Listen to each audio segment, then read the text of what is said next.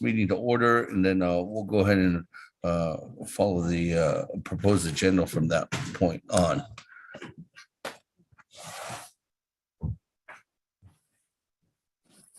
Good morning, everyone. Honorable Elmer Begay.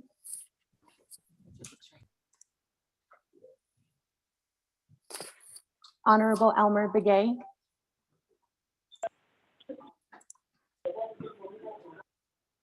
I'm Honorable present, Elmer, Dr. Begay. Honorable Elmer Begay answered. Roll call. Honorable Kealan Begay Jr. Delegate Callis present. Thank you. Honorable Kealan Begay Jr. answered. Roll call. Honorable Paul Begay. Honorable Paul Begay answered. Roll call and is present.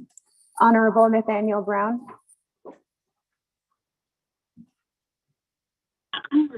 Delegate Brown is present. Honorable Nathaniel Brown answered. Roll call. Honorable Eugenia Charles Newton. Charles Newton is present. Honorable Eugenia Charles Newton answered. Roll call. Honorable Amber Knez Bakrati.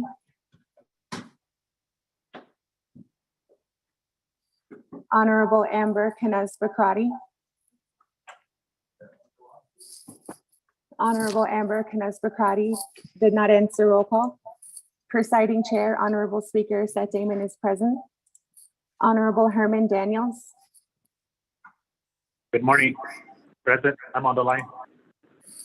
Honorable Herman Daniels answered. Roll call. Honorable Mark Freeland. I'm present. Good morning.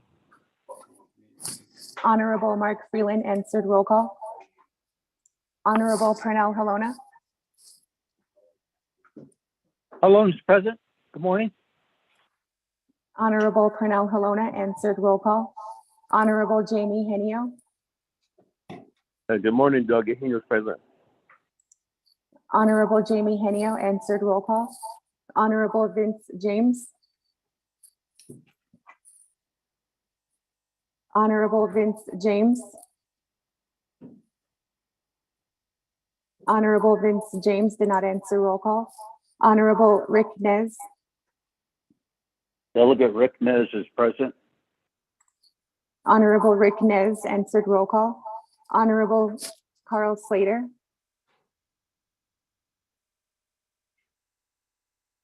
Honorable Carl Slater. Honorable Carl Slater did not answer. Roll call. Honorable Raymond Smith Jr. Good morning. I'm present. Honorable Raymond Smith Jr. answered. Roll call. Honorable Wilson Stewart Jr. Present. Honorable Wilson Stewart Jr. answered. Roll call. Honorable Charlene So. Honorable Charlene So. Honorable Charlene So did not answer. Roll call. Honorable Daniel So.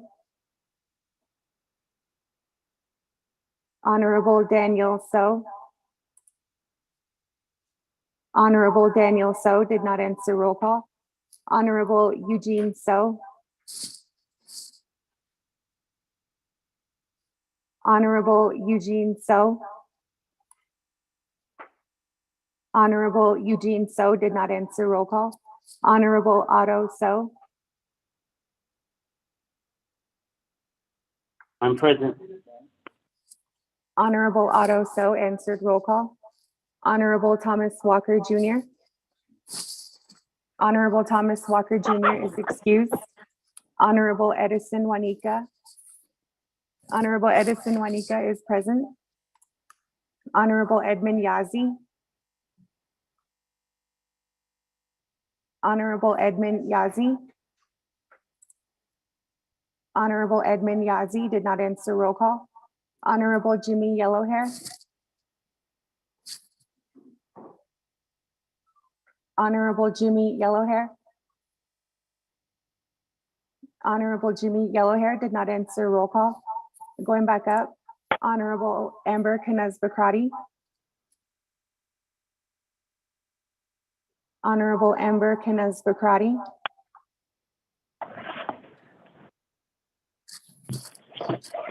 Honorable Amber Canes-Bacrati did not answer roll call. Honorable Vince James. Honorable Vince James. Honorable Vince James did not answer roll call. Honorable Carl Slater. Honorable Carl Slater.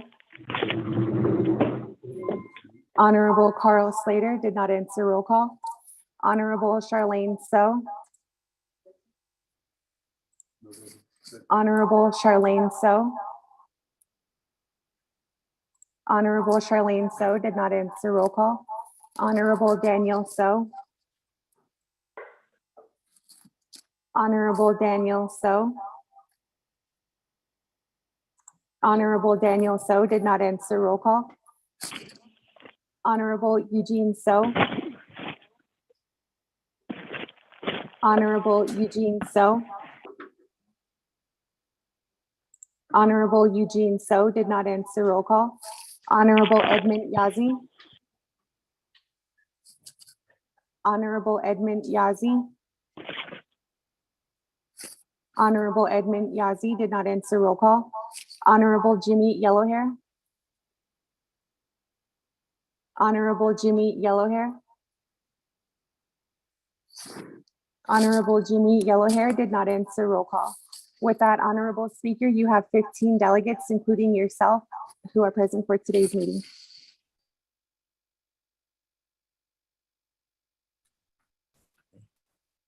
Thank you very much. With that, colleagues, at this time, can I go ahead and ask for a member of the Naabik'íyáti committee to do an invocation for us this morning? Speaker, Delegate So, I can provide the invocation this morning. Okay, thank you. Good morning, Honorable Otto So. Floor is yours at this time. Good morning.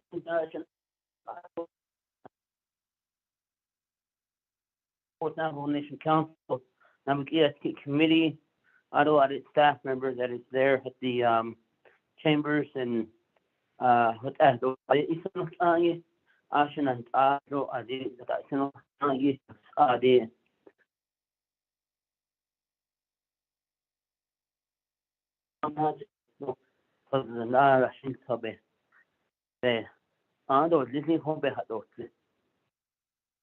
Rojo is not done hima. That is his heart. The strange is come. And this heart is big.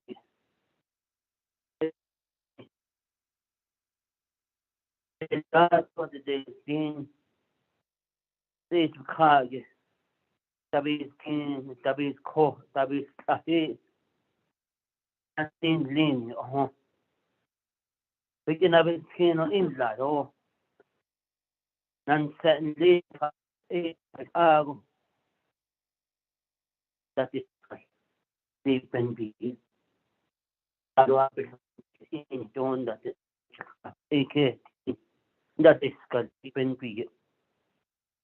That is so deep and big, and do, and success, do, and not again, so that is case in her cat. Ibe Sahato Niso, Ibe Shadows Nisat, no. She had and started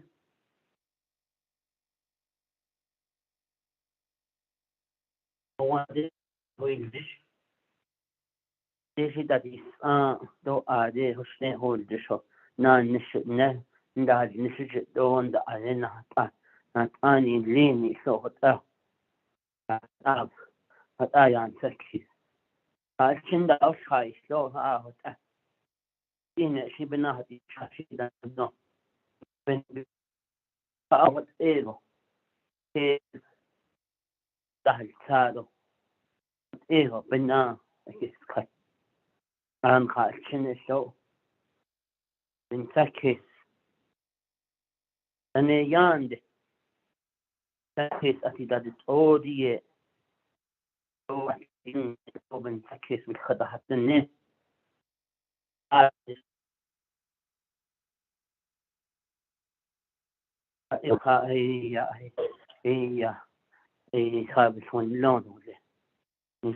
so ashin sago so da ho adi shinga ni chana na da khedo chana sti thon na ni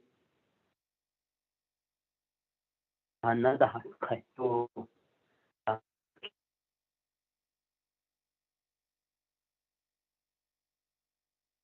ya bebjenda is so ko ki da hit ni do sa ya te ho ki ya te ho chuda a don da bebna shi shinga ko ha shop didn't in shinga ko opri has ni cha has ni ori na san ni do ya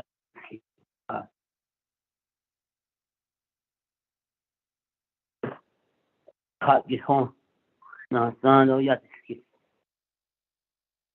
leni ho ke na ni san is kin ego a don watch it leni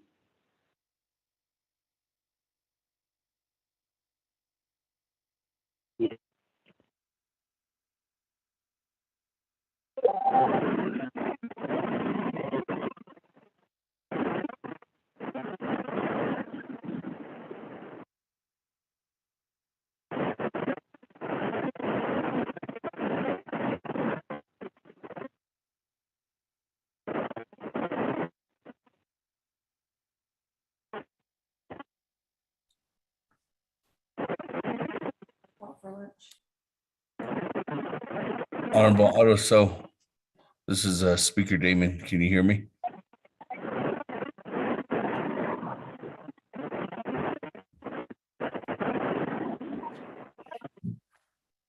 Honorable Otto, so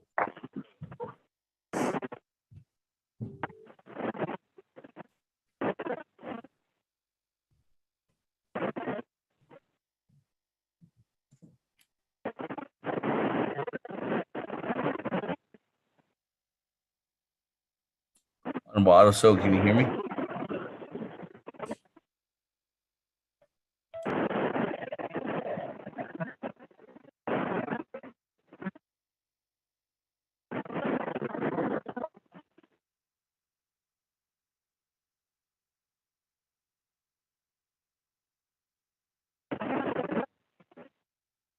Honorable Otto, so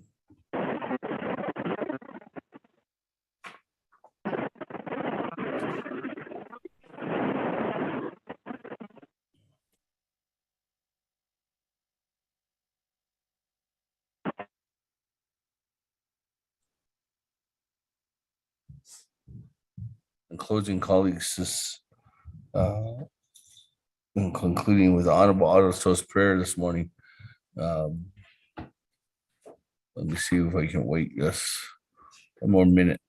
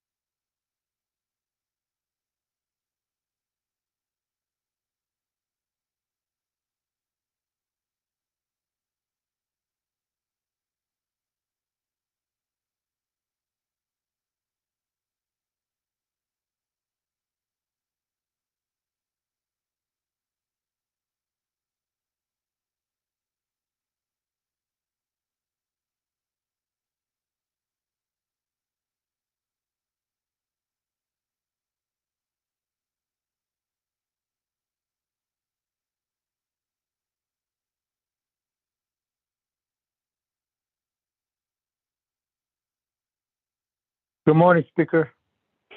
I was already on the line listening to Mr. Honorable Otto So's praying Thank for the Navajo Nation.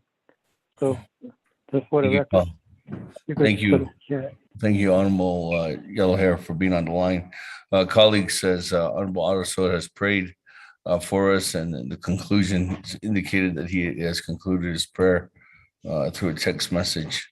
So again, thank you, Honorable Otto, for the prayer this morning and for blessing of the day. With that, colleagues, let's go ahead and continue to move on down as we are moving to item number 2, recognizing guests and visiting officials. This time, colleagues, is there any recognitions this morning?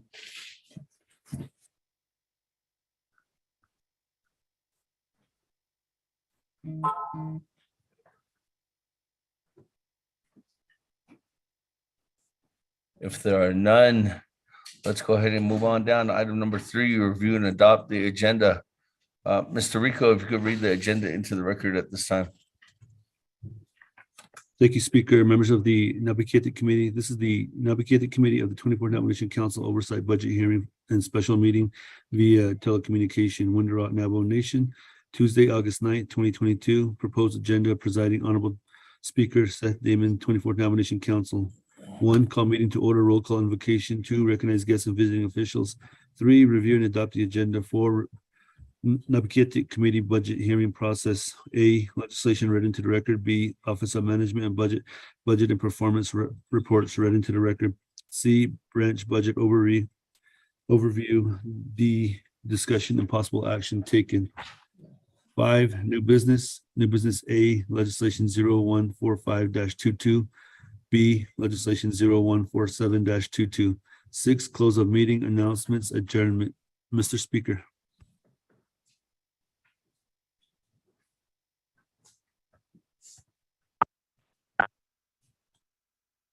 Thank you very much, Mr. Rico. With that, colleagues, is there a motion? Delegate Yellow Hair. Good morning, Honorable Yellow Hair. Motion second. Mahinio. Second by Chairman Genio. That, colleagues, any comments, questions on our agenda this morning?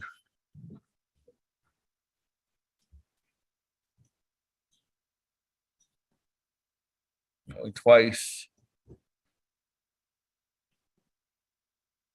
Or 3 times. That, let's go to the board on the main motion. Honorable Elmer Begay, how do you vote? I vote green. Honorable Elmer Begay votes green. Honorable Kealan Begay Jr., how do you vote? Delegate Cal votes green. Thank you. Honorable Kealan Begay Jr. votes green. Honorable Paul Begay, how do you vote? Delegate Paul Begay votes green. Honorable Paul Begay votes green. Honorable Nathaniel Brown, how do you vote? Delegate Brown votes green. Honorable Nathaniel Brown votes green. Honorable Eugenia Charles Newton, how do you vote? Delegate Charles Newton votes green. Honorable Eugenia Charles Newton votes green. Honorable Amber Canes Bacrati, how do you vote? Yes, this is Delegate Amber Canes Bacrati. I'll vote green. Thank you. Honorable Amber Canes Bacrati votes green. Presiding Chair, Honorable Speaker Damon not voting. Honorable Herman Daniels, how do you vote? I vote green. Honorable Herman Daniels votes green. Honorable Mark Freeland, how do you vote? I vote green. Honorable Mark Freeland votes green. Honorable Cornell Halona, how do you vote? I vote green. Honorable Cornell Halona votes green. Honorable Jamie Henio, how do you vote? I vote Henio votes green. Honorable Jamie Henio votes green. Honorable Vince James, how do you vote? Honorable Vince James. Honorable Vince James did not vote. Honorable Rick Nez, how do you vote? Delegate Rick Nez votes green. Honorable Rick Nez votes green. Honorable Carl Slater, how do you vote?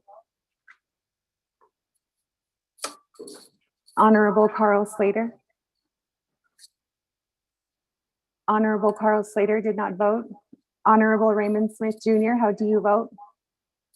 Green. Honorable Raymond Smith Jr. votes green. Honorable Wilson Stewart Jr., how do you vote? Honorable Wilson Stewart Jr. votes green via text. Honorable Charlene So, how do you vote? I vote green. Honorable Charlene So votes green. Honorable Daniel So, how do you vote? Honorable Daniel So. Honorable Daniel So did not vote. Honorable Eugene So, how do you vote? That is Shehu. Honorable Eugene So votes green. Honorable Otto So, how do you vote? Honorable Otto So. Honorable Otto So did not vote.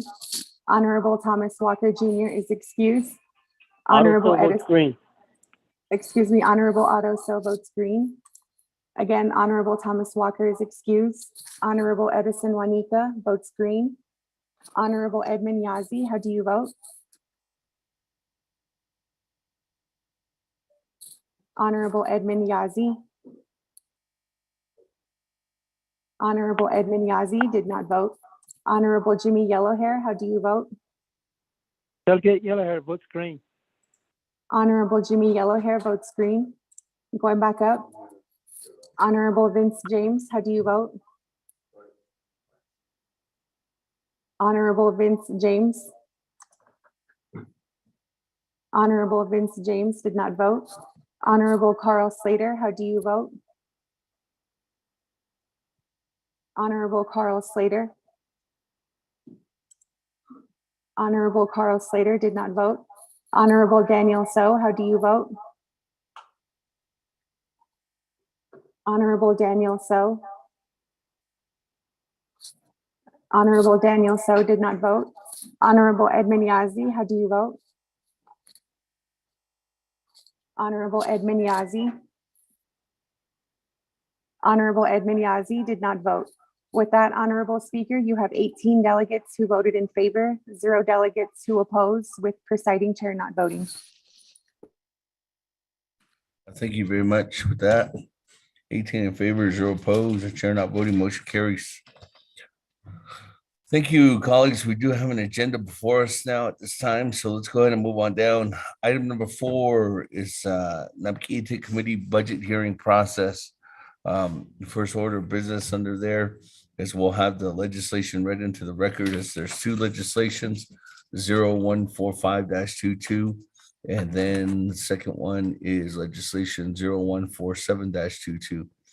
And then from that point, we'll go to Office of Management and Budget, which they'll go ahead and staff from OMB will go over the budget and performance reports, read those into the record, and then we'll go to the branch budget overview.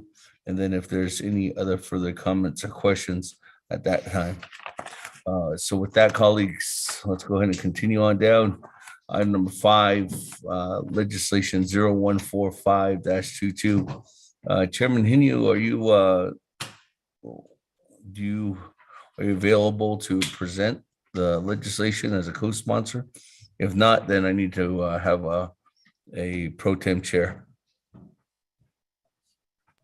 I can sit in, Speaker Damon, Chair. Okay. I can sit in this morning.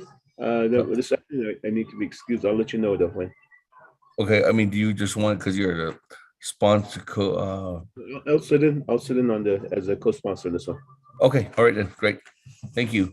So with that, on legislation 0145-22, sponsors by myself, Seth Damon, as co-sponsors by Chairman Tino.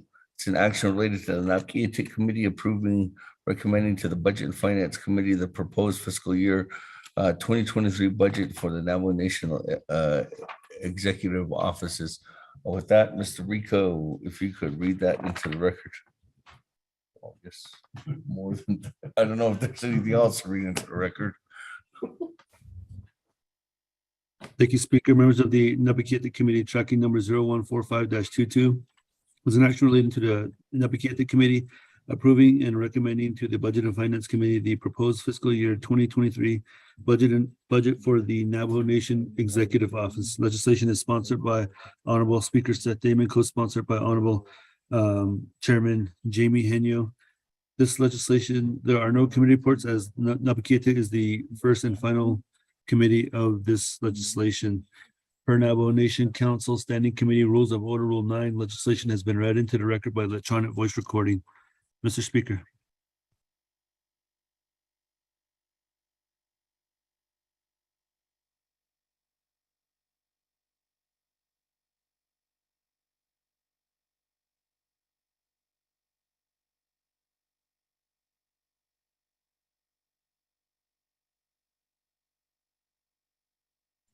Okay, thank you.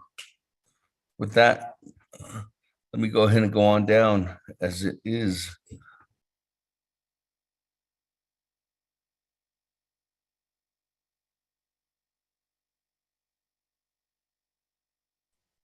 That colleague's gonna get a motion on legislation 0145-22.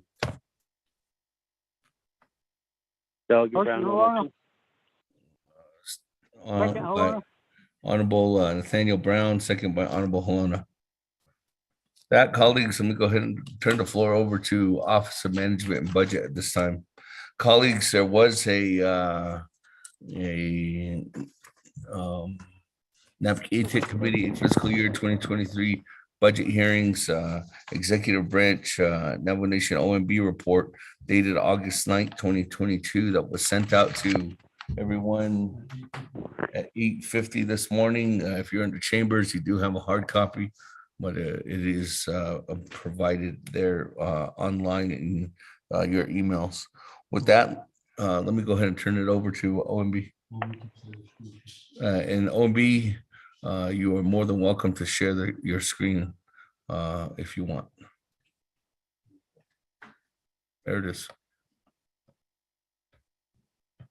Good morning, committee members. This is Nanette Francisco with OMB. Good morning. I'll be reading in the information. The first, you have the cover sheet, says the Navajo Nation Naabik'íyáti Committee Fiscal Year 2023 Budget Hearings, Executive Offices, August 9th, 2022. Going to the next slide, you have the table of contents. You have item A, B, C, D, E, F, and G, and we'll go through each one of these. Okay, A is your FY 2023 Fund Type Budget Summary. This is for the executive offices. The first column is your business unit. Second column is your program titles. Your next column is your FY 2022 budget amounts. I'll read the bottom line total, $7,550,740. The next column is your proposed general fund budget for FY 2023.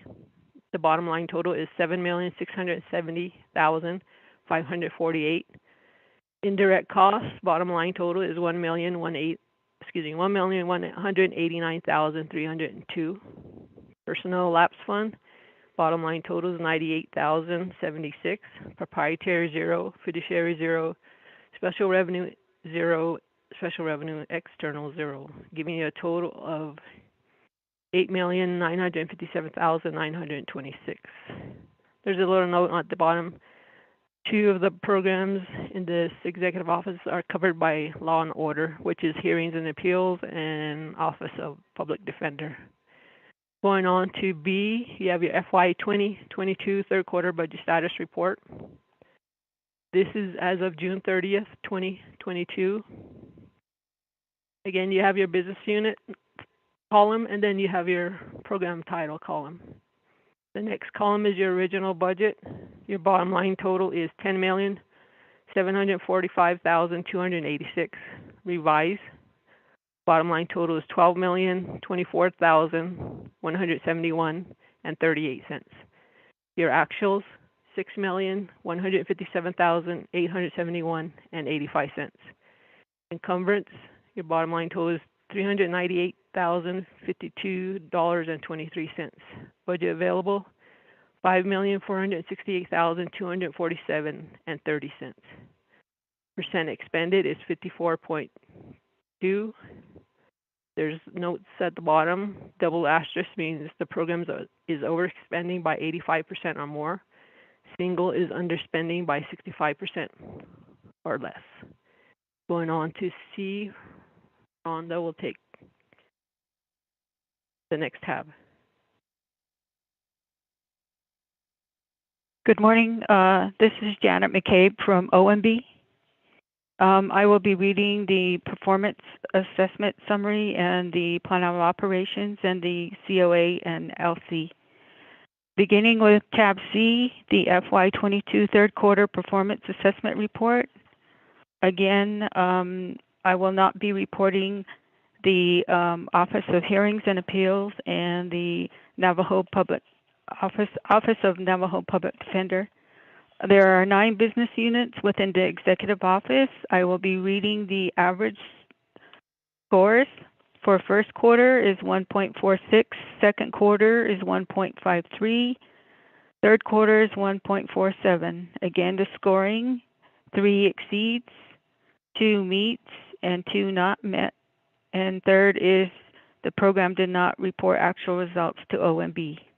Moving on to tab D, the FY22 third quarter plans of operation status report. Again, there are 9 business units. The gray shaded or colored means the outdated plan of operations that are older than 2012. Again, below is listed the legislative resolutions for each of the business units above. Moving on to tab E, the FY22 conditions of appropriations and legislative concerns. The Office of the President and Vice President has 1 COA and 3 LCs.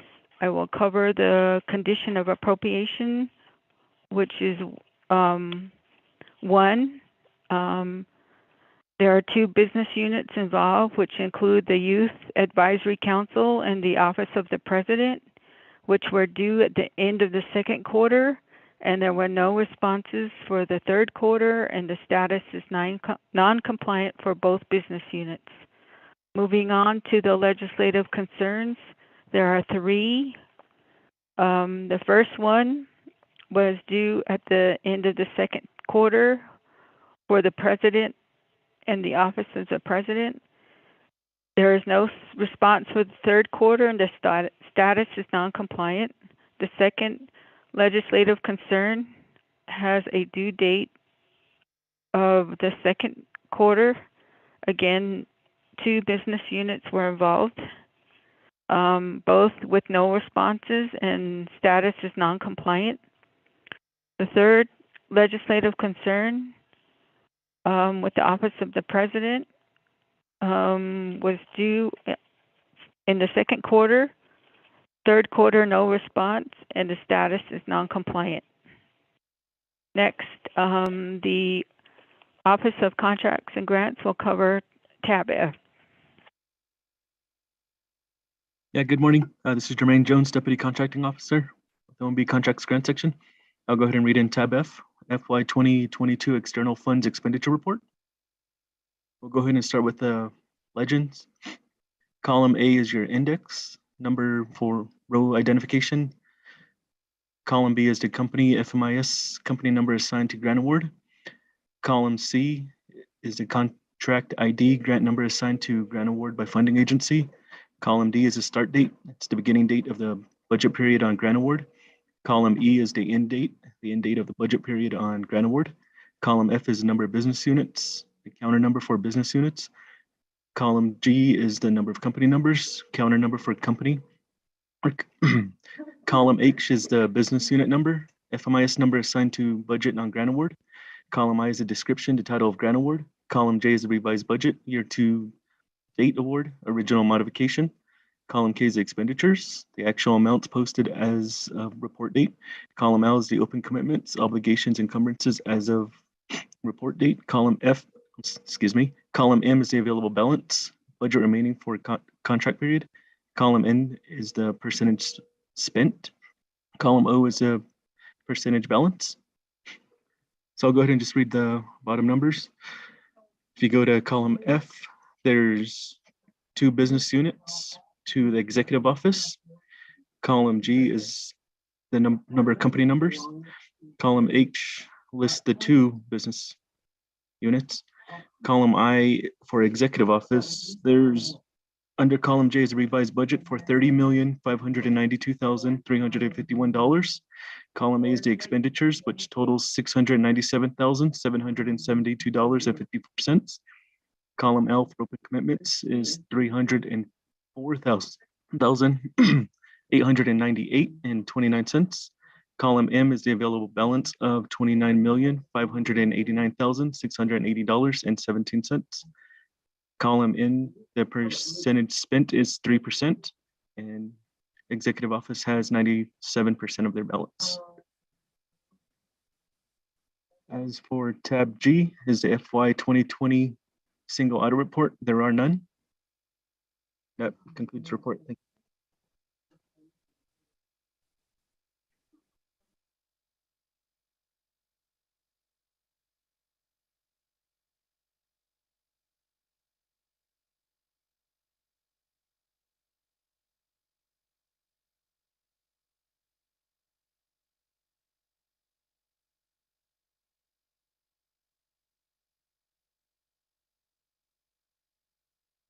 Mr. Pro Temp Chair, this is Nanette. That completes OMB's report. Thank Okay, you. thank you very much, Annette, for that. That colleagues, any comments, questions at this time before we go to the branch budget overview? Actually, colleagues, I'm going to go to the branch budget overview first, and then I'll go back to the discussion as it is approved on the Naabik'íyáti committee budget hearing processes at that time. So let me go ahead and go to where were these sent out? Colleagues, Mr. Paulson Chaco, are you on the line? Or Mr. President, Vice President? Or who is the individual that's going to be going over the executive office's FY 22-23 budgets?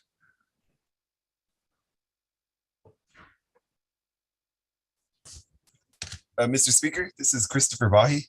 Mr. Bahi. Arvin Mitchell will be presenting the budgets. Okay, you, Mr. Mitchell, we requested for electronic copies and we still haven't received electronic copies. All we have is the hard copies. Mr. Speaker, our office is scanning them at the moment and they'll be sent over to Ms. Yazi and Mr. Rico. And what is that? What's the ETA on that? I'd say within 5 minutes, sir. Or less. Because we're going over that right now and my colleagues don't have that in front of them.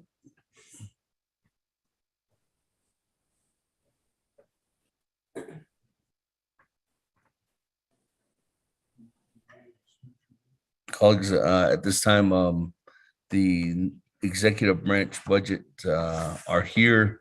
Hard copies are here in the chambers, and Honorable Paul Begay, Honorable Ennis Winika, the staff, and myself have copies. But as you heard from Mr. Christopher Bahi and him and Mr. Mitchell are working to scan these documents right now so that we can send them out to you virtually via email. So as soon as we get that, we can go ahead and move forward.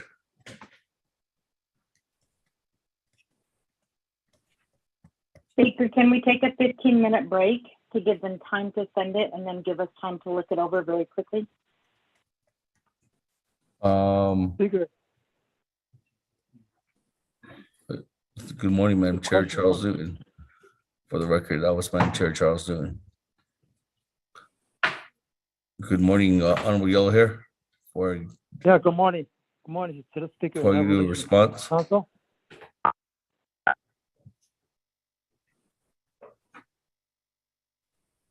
Again, Speaker, do we have a copy on electronic on a computer on the budget that was just read by from OMB? Yes, that was sent out. OMB's report on Yellow Hair was sent out at 8:50 a.m. to your email address. We are waiting for we are waiting for the actual budget forms for each one of the OPVP executive offices to be sent out. So with Thank that, you. once they send that to us, we'll forward it over to you all. So at this time, colleagues, it's 10 o'clock. I'm going to recess. Once we sent that out, colleagues, give you some time to review it too as well. The legislative branch was sent out 8:52, the OMB report. And then the hard copies were sent out. I mean, the budget forms are being sent out right now too as well. So you have time to review both of those. With that, colleagues, give me some time to OPVP. Time is 10 o'clock. Let's go into recess for 30 minutes. Come back in at 10:30.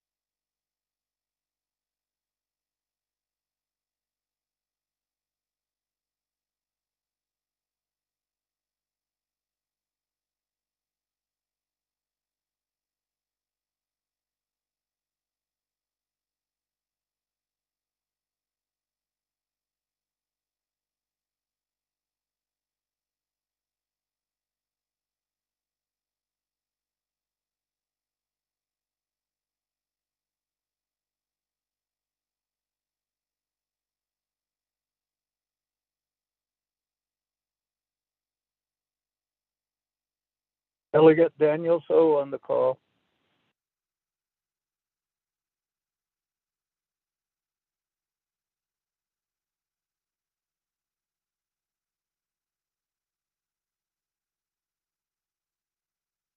Chair, so this is Delegate Charles Newton. We're on recess until 10:30.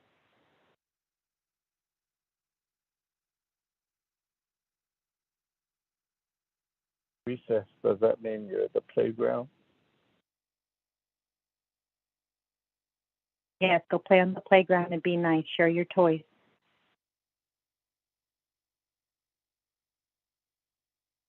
I'll go where the swings are.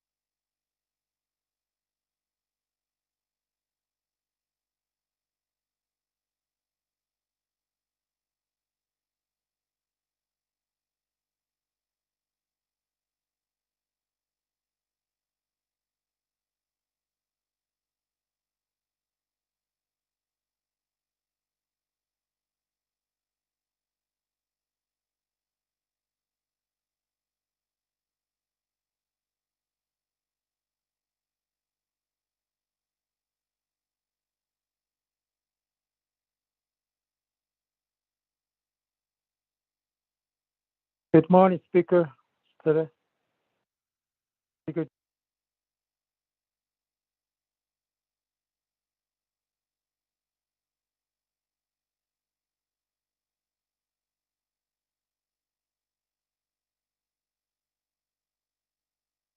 Good morning, this is Delegate Yellowhead. There's Honorable Yellow Hair. The Speaker Damon, we're in recess until 10:30 a.m. okay, thank you. All right, it's over 15 minutes. Anyway, yeah, Speaker. Okay, thanks.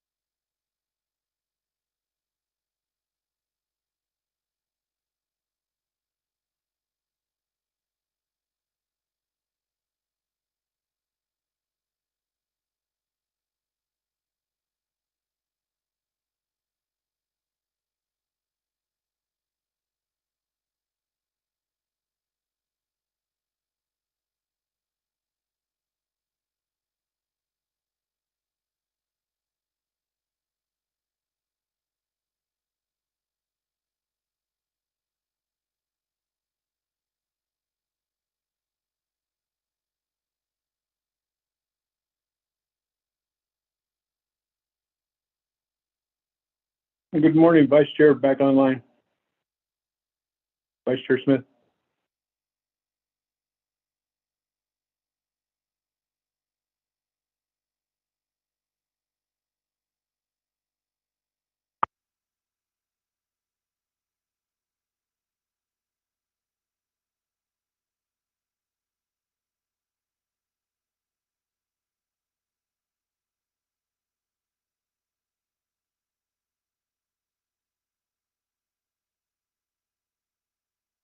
Thank you very much. With that, colleagues, let's go ahead and get back into session at this time. We are at Naabik'íyáti Committee Oversight Hearing and Special Meeting. Let's go ahead and get a roll call at this time. Time now is 10:33, going back into session. Good morning, everyone. Honorable Elmer Begay.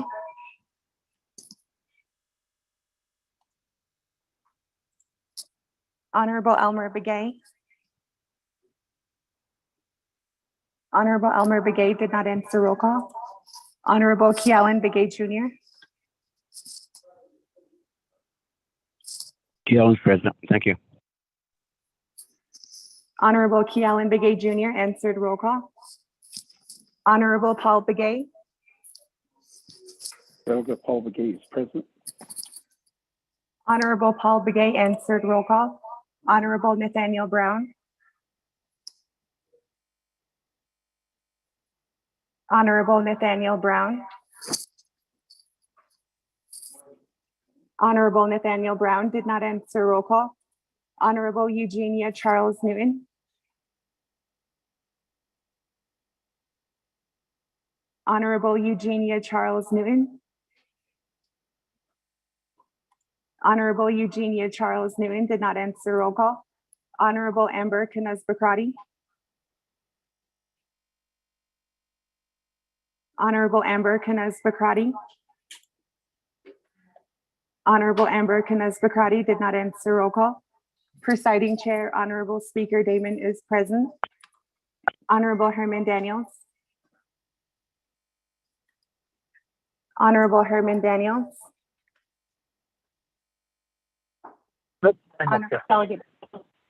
Honorable Herman Daniels answered roll call. Honorable Mark Freeland. Honorable Mark Freeland. Honorable Mark Freeland did not answer roll call. Honorable Pernell Halona. Freeland's here. Hello, Mr. President. Honorable Mark Freeland and Honorable Pernell Halona both answered roll call. Honorable Jamie Henio. Delegate Henio is present. Honorable Eugenia Charles Newton and Honorable Jamie Henio both answered roll call. Honorable Vince James. Honorable Vince James. Honorable Vince James did not answer roll call. Honorable Rick Nez. Delegate Rick Nez is present. Honorable Rick Nez answered roll call. Honorable Carl Slater. Honorable Carl Slater is excused. Honorable Raymond Smith Jr. Present. Honorable Raymond Smith Jr. answered roll call. Honorable Wilson Stewart Jr. Honorable Wilson Stewart Jr. Present. Honorable Wilson Stewart Jr. answered roll call. Honorable Charlene So. Honorable Charlene So. Honorable Charlene So did not answer roll call. Honorable Daniel So is present. Honorable Eugene So. Honorable Eugene So answered roll call. Honorable Otto So is present. Honorable Thomas Walker Jr. is excused. Honorable Edison Juanica is present. Honorable Edmund Yazi. Here. Honorable Edmund Yazi answered roll call. Honorable Jimmy Yellowhair. Delegate Yellowhair is present. Honorable Jimmy Yellowhair answered roll call. Going back up, Honorable Elmer Begay. Honorable Elmer Begay. Honorable Elmer Begay did not answer roll call. Honorable Nathaniel Brown.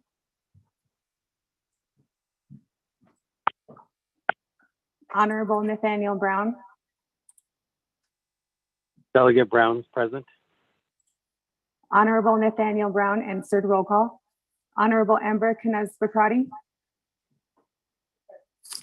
Honorable Amber Canez Bacrati answered roll call via text. Honorable Vince James. Honorable Vince James. Honorable Vince James did not answer roll call. Honorable Charlene So. Honorable Charlene So. Honorable Charlene So did not answer roll call. With that, Honorable Speaker, you have 19 delegates, including yourself, that have returned to the meeting. Thank you very much. With that, colleagues, 19 members present this morning. Again, as we were going through the process, colleagues, let me just recap. We did approve our agenda. We moved down and we did hear legislation 0145-22 sponsored by myself and co-sponsored by Chairman Hino. It was read into record. We did get a motion by Honorable Nathaniel Brown, second by Honorable Pernell Holona. With that, we did hear from Nanette Francisco and her team there at OMB from the Office of Management and Budget, who did the overview for the budget and performance reports that were read into the record. And now we're going on down to Mr. Christopher Bahi and Mr. Arvin Mitchell, who will be representing the Office of the President and Vice President, executive offices, to do the overall budget breakdown. With that, let me go ahead and turn the floor. Well, actually, the reason why we did go into recess was because we were waiting for the Office of President and Vice President, executive offices FY 2023 budgets to be sent out, and those were actually sent out at 10:26 a.m. So colleagues, you do have that information. So with that, let me turn the floor over at this time to Mr. Bahi and Mr. Arvin Mitchell. Mr. Bahi, floor is yours. Good afternoon. Good morning. Oh, Good morning, Yate. Arvin Mitchell, also the President, Vice President, and I also have Mr. Bahi here on the line. Let me just go ahead and do a top-level overview for the executive offices. Yate na sinanta kwagi Naabik'íyáti committee. As what was, you should have three documents in front of you. The legislation 145022, which was dropped on July the 22nd. And then also another document, the OMB report, which was just written to the record not too long ago. And then also the executive office budgets, hard copies were delivered to the speaker's office. And then also the electronic copies were just sent just a while ago. So you should have those documents before you. Like what I said, July 22nd was when the legislation was dropped. So thereafter, we made a couple of changes within the legislation. There's Exhibit A, B, C, D, and E. So on Exhibit A, then also on Exhibit B, OMB read the correct report numbers for Office of the President and Vice President. Though we did send a revised Exhibit A revised Exhibit B to Mr. Pahi, and then also Mr. Mark Freeland. So we'll be needing an amendment to make those changes so for the Office of the President and Vice President. Other than that, all the other programs have the same numbers. What was dropped by legislation 145-22, and then OMB's report, what's in the executive office report. Again, So then also when you go to the unmet needs, Exhibit E, I believe it is, unmet needs. Each program, they should all be on the line. They'll go over the program exhibit, probably form 1, because that one has the overall information on the budget, what was last year's budget, and then also what the proposed budget is. So each program will go down, present their budget knowledge. So when it comes to Exhibit E, they'll have their own unmet needs requests. And then we can forward that to Budget and Finance Committee. Then also based on the 3-branch chiefs agreement, the 3 branches are supposed to submit the unmet needs budget to the Budget and Finance Committee.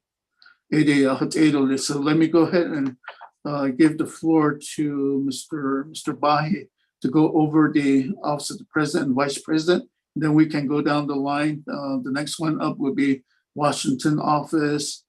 Then thereafter, Navajo Hopi Land Commission, Office of Miss Navajo, Telecommunication Regulatory, Executive Protection Services, Office of the First Lady, Navajo Youth Advisory Council, and then the Uranium Advisory. Just note that when OMB was reading this into the record, there's 2 programs, Office of Hearing and Appeals, and then also Public Defender. They're under the Law and Order Committee. So when you look at OMB's report, the total number will be a little different than our numbers because those 2 programs are not captured within our bottom line number. Speaker Damon, so let me go ahead and turn it over to Mr. Bahi.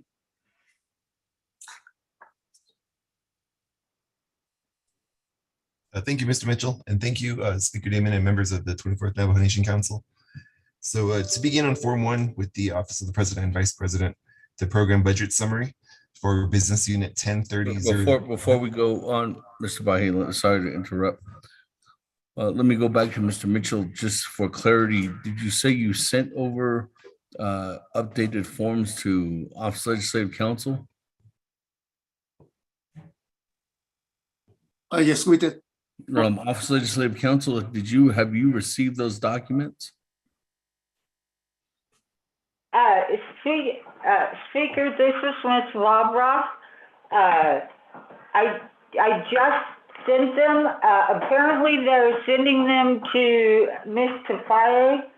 I would prefer that they at least copy me on them, as I will be handling Navi.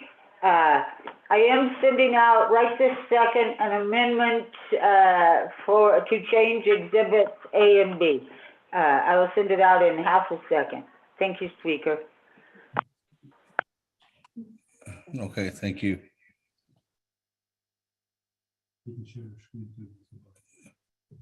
All right, with that, let me go to Mr. Bahi. Sorry, Chris. The floor is yours again. If you want to share your screen, you're more than welcome to.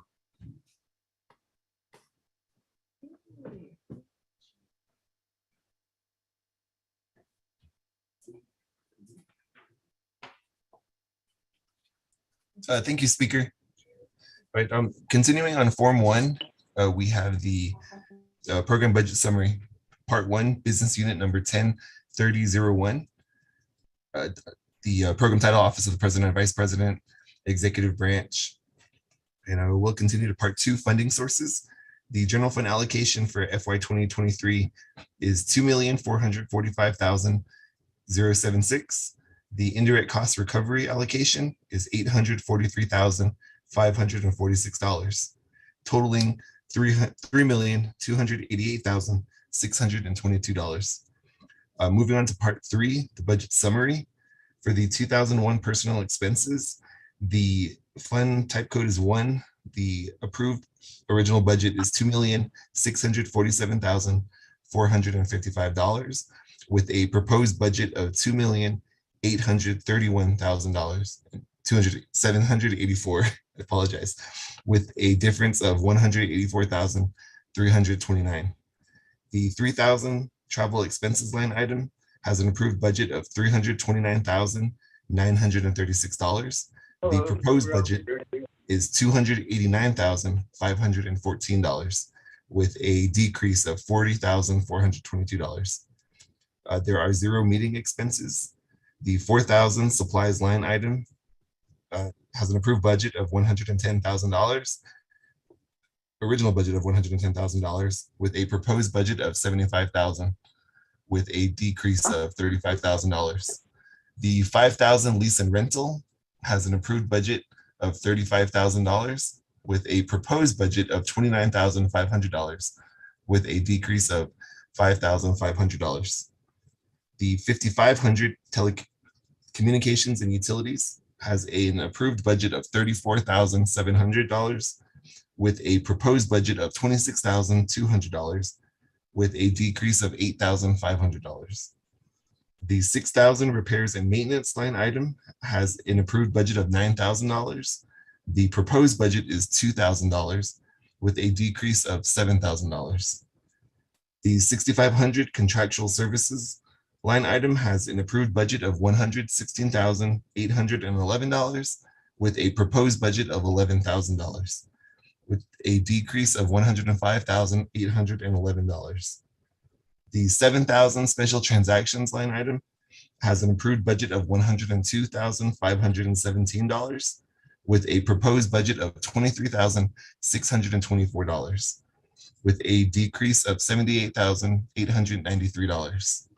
There are no funds budgeted within the public assistance, capital outlay, matching funds or indirect cost line items. The current approved budget was at $3,385,419 for the current fiscal year. The proposed budget for the FY23 fiscal year is $3,288,622 with a decrease of $96,797. Moving on to part 4, positions and vehicles. The approved budget had approved 27 positions within the budget, and the proposed budget going forward is 27 positions remaining the same. The current number of vehicles assigned to the Office of the President and Vice President was approved at 11 for the current fiscal year, and the proposed budget is 11 vehicles again. In part 5, the budget was submitted by Paulson Chaco, Chief of Staff, and approved by President Jonathan Nez with revisions approved on August 5th.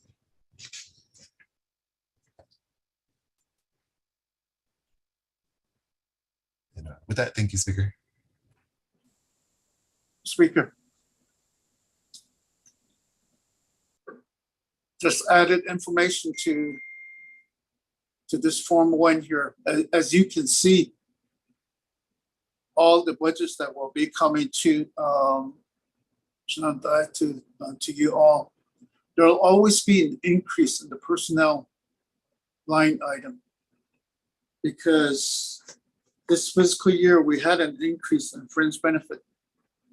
Then also there was an additional allocation to cover FY22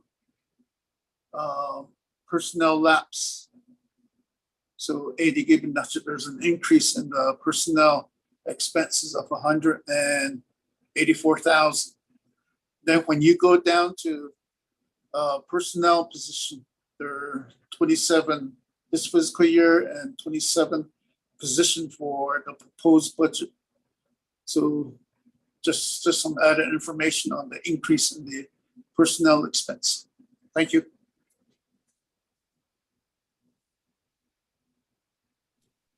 You can continue on down, Chris. And then when we're done with the entire thing, then I'm going to the floor. Thank you, Speaker. From that, just to clarify, are we just covering Form 1s? So is that questions to OMB? Okay. Well, from there, Speaker, we'll move over to the Navajo Nation Washington office. Their Form 1s. And I believe the Navajo Nation Washington office is on the line. The director, Ms. Lashana. So I'll hand her the floor.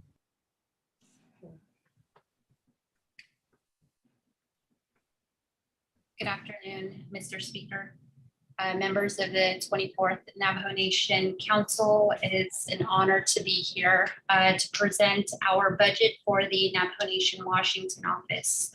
For the record, my name is LaShawna So. I'm the Executive Director for the Navajo Nation Washington office. To begin, we have Form 1. Chris, will you be sharing your screen?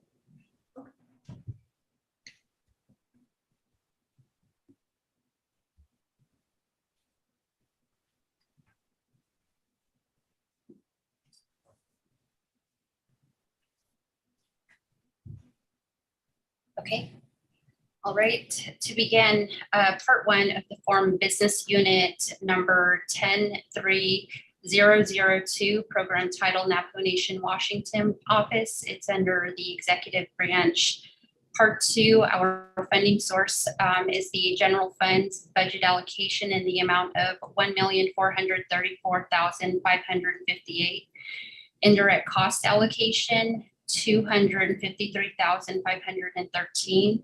The GWA allocation is $23,292 for a total of $1,711,363. Under Part 2, 001 personnel expenses, fund type code 1. The NNC approved original budget is $1,005,408. The proposed budget is $1,244,087, with a difference of $238,679. Under travel expenses, $3,000, funding code 1. The original budget is $39,152, with a proposed budget of $32,720, with a difference of $6,432. Under 4,000 supplies, code 1, original budget $69,483, proposed budget of $52,150, with a difference of $17,333. 5,000 lease and rental, code type 1. The original budget is $325,629, with the proposed budget of $170,000, with a difference of $155,629. 5500 communications and utilities, code type 1. 14,000, original budget is 14,970, proposed budget of 11,506, with a difference of 3,464. Under line item 6,000 repairs and maintenance, type code is 1. Original budget is 1,480, with a proposed budget of 68,000, with a difference of 66,520. 6,500 contractual services, fund type code, original budget of 130,000, with a proposed budget of 32,000 and a difference of 98,000. 7,000 special transactions, fund type code 1, original budget 22,202, proposed budget of 25,900, with a difference of 3,698. Line item 9,000 capital outlay, fund type code 1, original budget 2,000, proposed budget 75,000, with a difference of 125,000. The original budget total amount was $1,808,324, with a proposed budget of $363, with a difference of 96,961.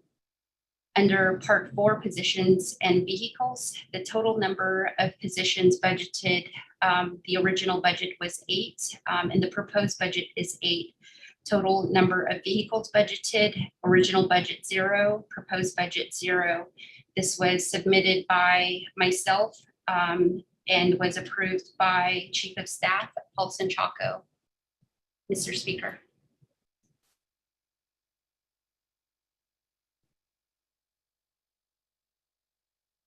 Speaker, this is Delegate Young at a point of order.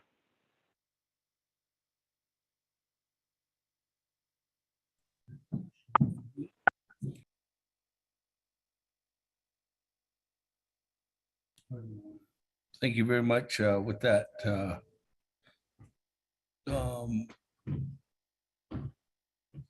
Honorable Yellow Hair, what is your point of order this morning? After I'm looking at the Form 1, it's an incomplete budget. Example, if you look at under 3,000, say, for travel expense, this year original budget 39,152. For FY23, proposed budget 32,720. Under that, in column C, difference or total, there's zero. There should be a number in there. The same way, under 4,000 series, the same way. 55,000 series, communication itself, the same way. Incomplete budget. Yeah. Honorable Yellow Hair, it's there, but it's really faint when they scan the document. There's a number that's in there. It's in there. On a hard copy, we can see it, but I understand what you're saying, that there's a difference in there. And that first one right there where the pointer is, it has minus $6,432. Under supplies, minus $12,333. Under lease and rental, 5,000 is minus $155,629. So it's there, Honorable Yellow Hair, but it's the way that the documents were photocopied or scanned and sent out. Okay, thank you, Speaker. Very important is that the total, under the total is very important. I've seen nothing here too. That's why I bring this before to Navajo Nation Council attention. Yeah, see on the very bottom. I don't know why this is zero. Shouldn't be like this. There should be all the numbers in there, because these are legitimate. The documents were sent to us, so therefore I'm speaking on based on this one. There's none for me. Maybe all the committees. Point of order, Speaker. Honorable Yellow Hair, on the bottom, there is a number. It's minus $96,961. That's the difference under column C under total. But again, because the documents are scanned in a certain fashion, it's not showing up on there. Point of order by Honorable Otto. Hold on. Good morning, Honorable Otto. What's your point of order? Good morning. Could we get through the report before we start asking questions? Because I believe at the end of the presentation is when we start, when the questions are asked. And this is when Mr. Yellowhair Honorable Yellowhair can ask these questions pertaining to the budget. Let's get through the report that's being presented by the executive branch. Thank you.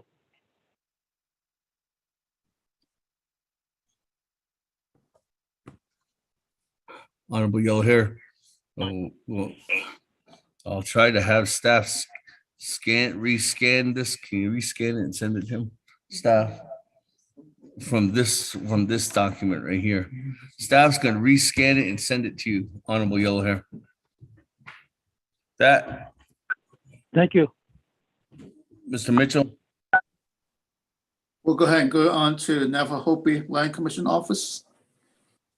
Mr. Black. Thank you, Speaker. Thank you, Mr. Mitchell.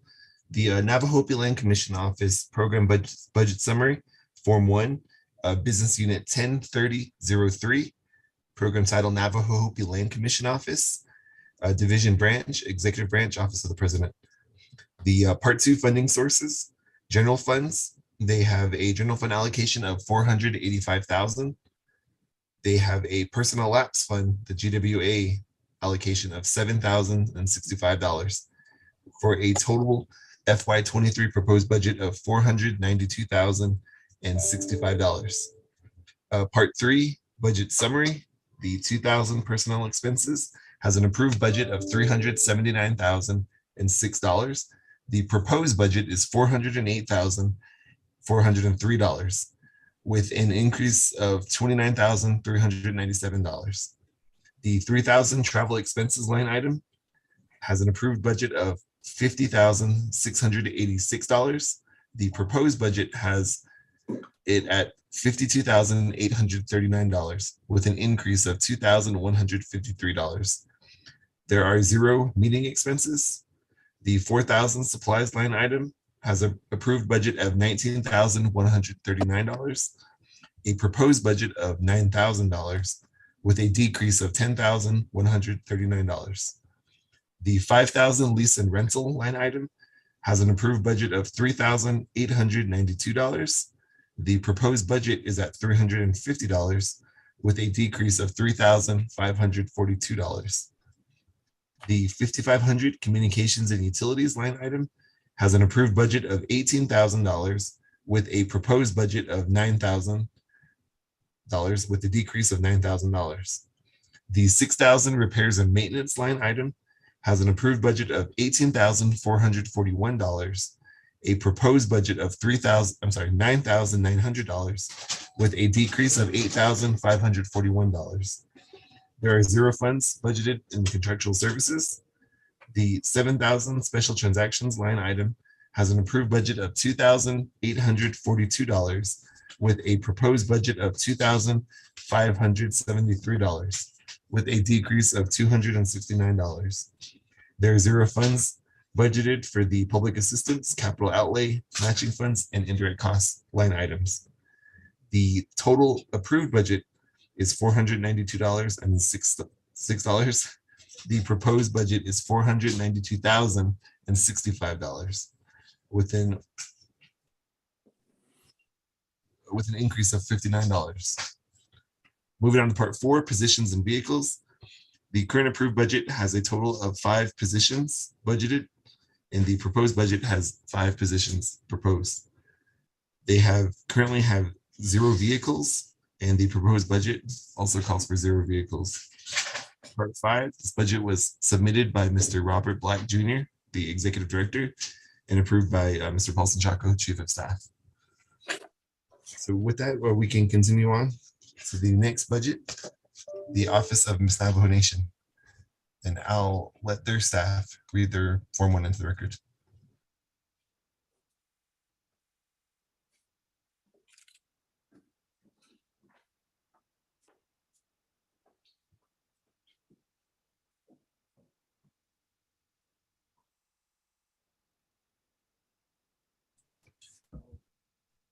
Speaker, I'll go ahead and continue reading on to Ms. Navajo's budget. The program budget summary for business unit number 103005, that is Office of Miss Navajo Nation under the Division and Branch, Executive Branch. The Part 1 funding sources, their general fund allocation was $250,000. Their general wage adjustment allocation was $4,879 for a total proposed budget of $254,879. Moving on to Part 3, the budget summary.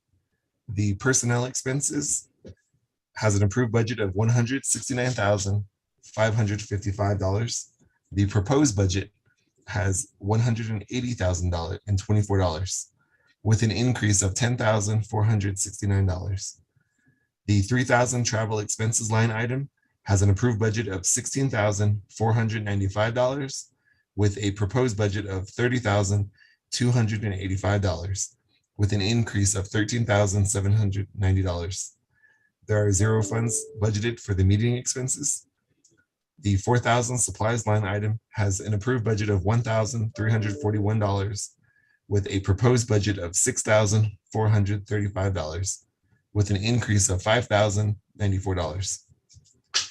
The 5,000 lease and rental line item has an approved budget of $7,551, with a proposed budget of $7,556, with an increase of $5. The 5,500 communications and utilities line item has an approved budget of $254 and a proposed budget of $5,500, with an increase of $5,246. There are zero funds budgeted in the repairs and maintenance line item. The 6,500 contractual services has an approved budget of $0. The proposed budget is $1,500 with an increase of $1,500. The 7,000 special transactions line item has an approved budget of $2,140, a proposed budget of $16,079 with an increase of $13,939. The 8,000 public assistance line item has an approved budget of $7,500. The proposed budget is at $7,500, and there is no decrease or increase. There are no funds budgeted in the capital outlay, matching funds, or indirect cost line items. The current approved budget was set at $204,836 with a proposed budget of $254,879 with an increase of $50,043. Moving on to part 4, positions and vehicles. The total number of positions budgeted for the current approved budget is at 3. The proposed budget is also proposing 3 positions. The total number of vehicles budgeted is 1 vehicle, the approved budget, and the proposed budget also has 1 vehicle.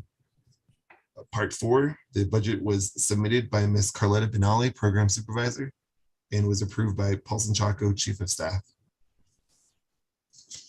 From there, we can move on to business unit for the Telecommunications Regulatory Commission.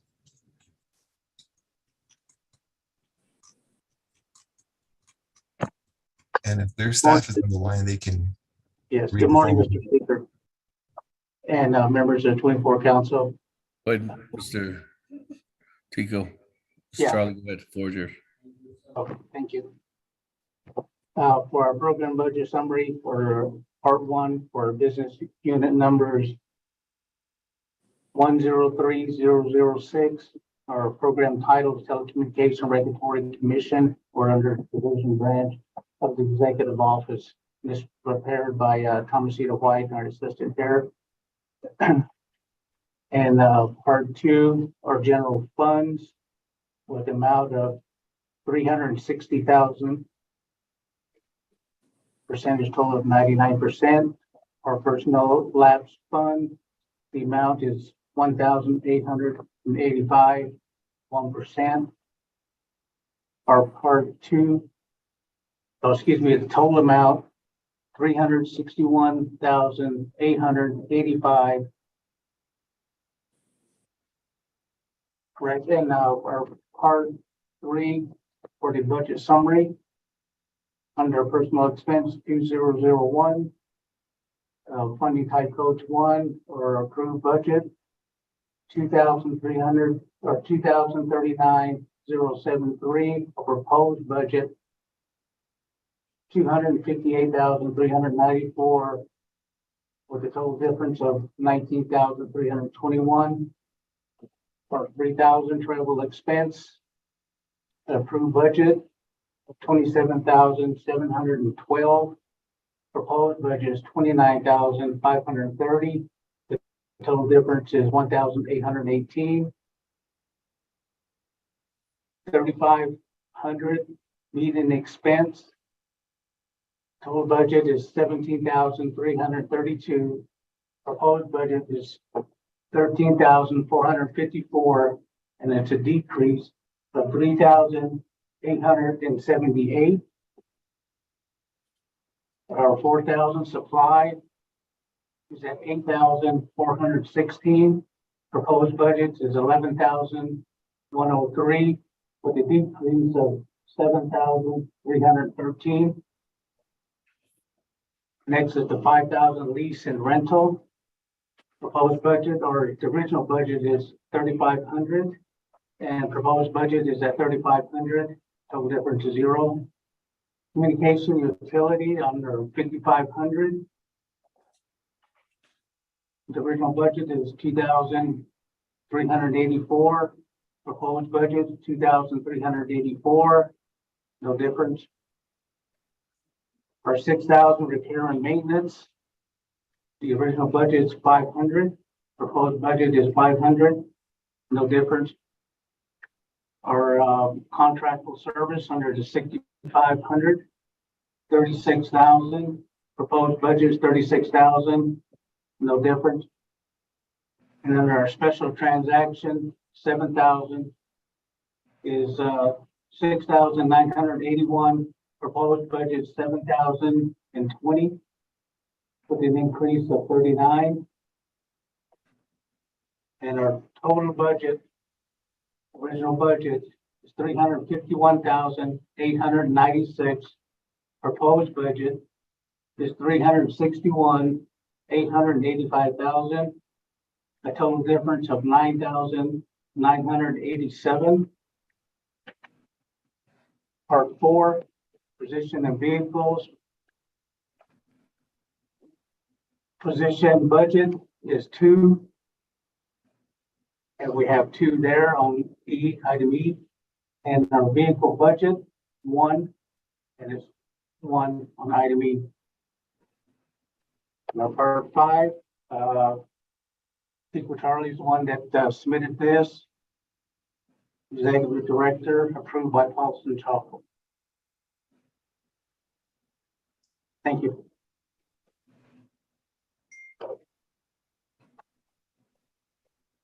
Thank you, Mr. Charlie. And speaker, we'll move on to the next program.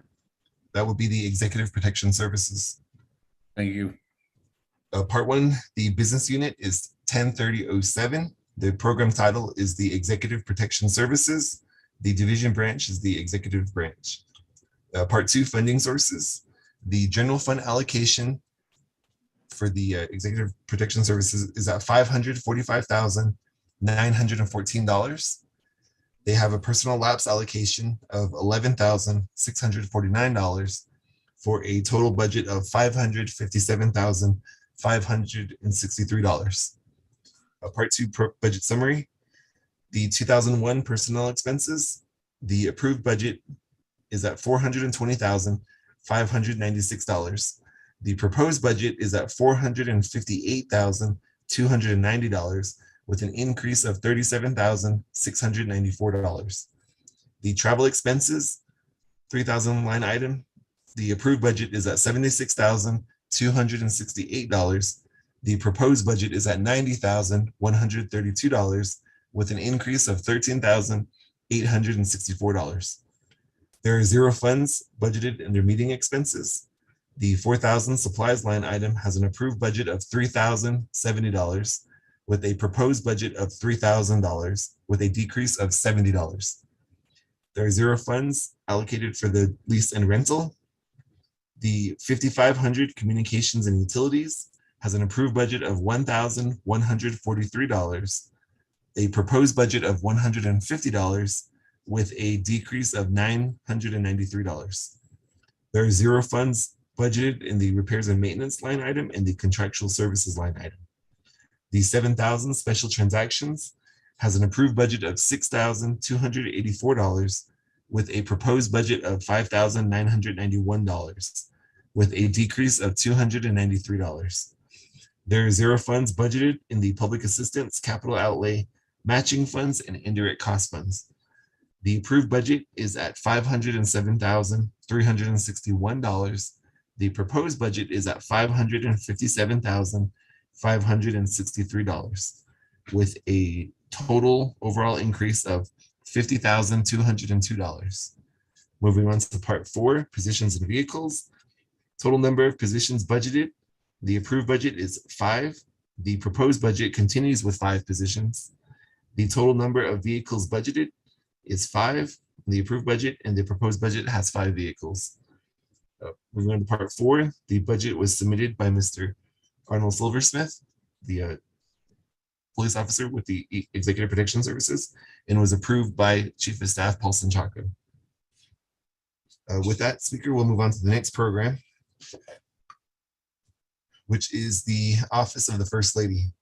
The Form 1, that's business unit number 103009, program title, Office of the First Lady, Division Branch, Executive Branch. The Part 2 funding sources, they have a general fund allocation of $150,000. And the overall budget is $150,000.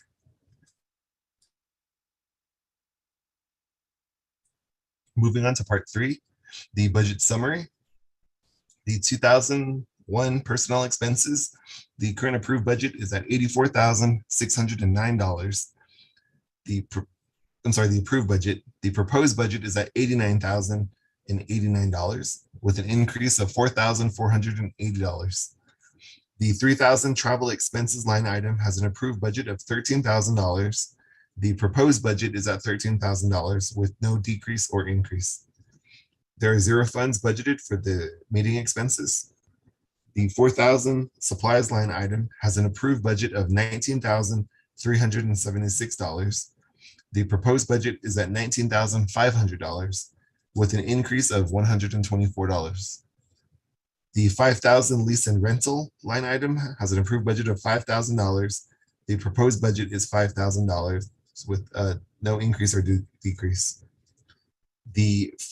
There's no funds budgeted in communications and utilities and repairs and maintenance. The 6,500 contractual services line item has an approved budget of $5,000 with a proposed budget of $10,000 with an increase of $5,000. The 7,000 special transactions line item has an approved budget of $23,015 with a proposed budget of $13,411 with a decrease of $9,604. There are no funds budgeted for the public assistance, capital outlay, matching funds, or indirect costs. The current approved budget is at $150,000. The proposed budget is at $150,000, remaining the same with no decrease or increase. Moving on to part 4, positions and vehicles. The total number of positions budgeted for the approved budget is 1 position. The proposed budget continues with 1 position. The total number of vehicles budgeted is 0 in the approved budget, and proposed also remains at 0. The part 5, the budget was submitted on behalf of the Office of the First Lady by Dr. James Davis, Deputy Chief of Staff, and was approved by Mr. Paulson Chaco, Chief of Staff. Moving on to the next program will be the Navajo Nation Youth Advisory Council.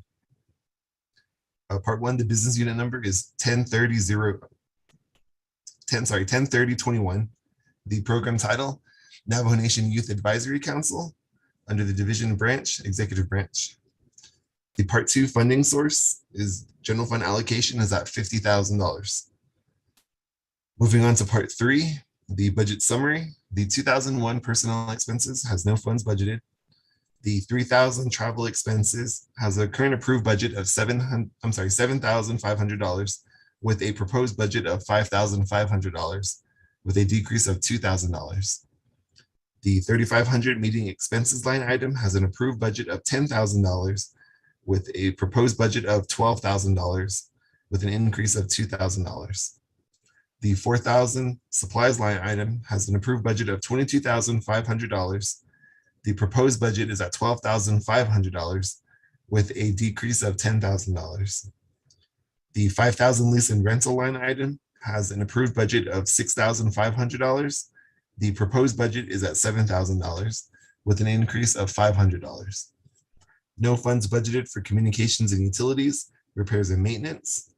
The 6,500 contractual services line item has a current approved budget of 0. There is a proposed budget of $5,000 with an increase of $5,000.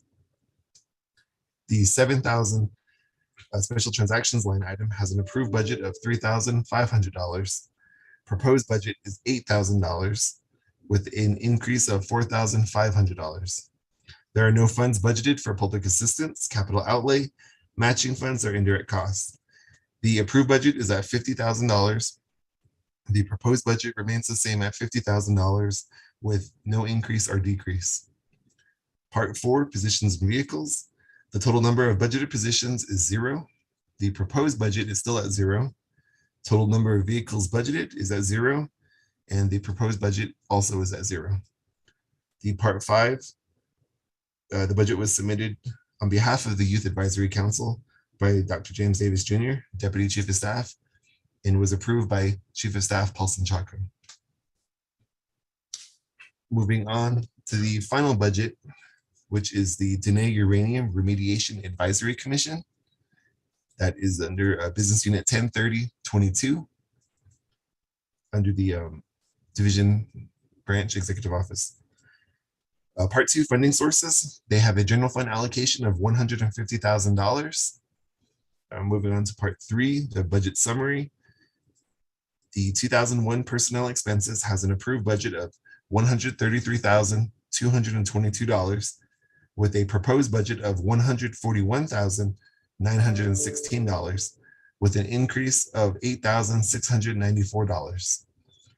The 3,000 travel expenses has an approved budget of $5,706, a proposed budget of $3,042 with a decrease of $2,664. There are 0 funds budgeted for the meeting expenses. The 4,000 supplies line item has an approved budget of $4,567, a proposed budget of $180 with a decrease of $4,387. There are no funds budgeted for the 5,000 lease and rental. The 5,500 communications and utilities has an approved budget of $954. There is a proposed budget of $1,118 with an increase of $164. The 6,000 repairs and maintenance line item has a proposed budget of $250. The proposed budget remains at $250 with no decrease or increase. The 6,500 contractual services line item has an approved budget of $4,000. The proposed budget is at $2,300 with a decrease of $1,700. The 7,000 special transactions line item has an approved budget of $1,301 with a proposed budget of $1,194 with a decrease of $107. There are no funds budgeted for the public assistance, capital outlay, matching funds, or indirect costs. The current approved budget totaled $150,000 with a proposed budget of $150,000 with no increase or decrease. Excuse me. Part 4, positions and vehicles. Total number of positions budgeted is 1. The proposed budget remains at 1.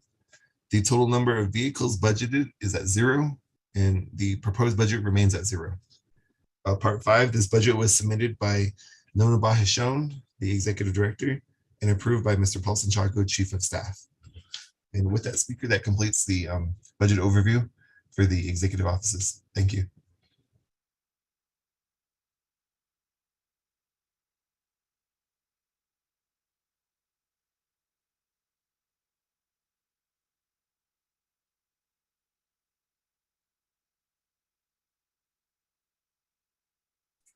Thank you very much, Mr. Bahi and Mr. Mitchell for that overview, and then to many of your staff there at the Office of President and Vice President under each one of the line items there that was given. So colleagues, at this time, we're on to discussion and possible any requests or actions on legislation 0145-22, and that is the oversight again, as was read off by the Department of Office of Management and Budget.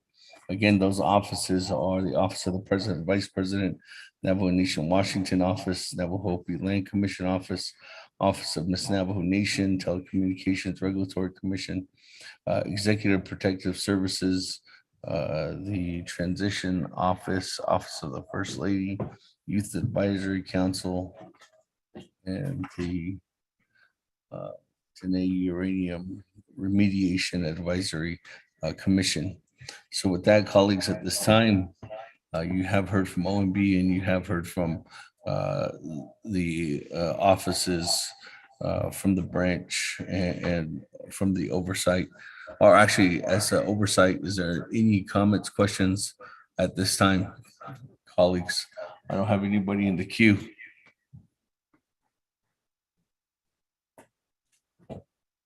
Speaker, this is Delegate Yellow here. Yes, Honorable Yellow Hair. Good morning, the floor is yours.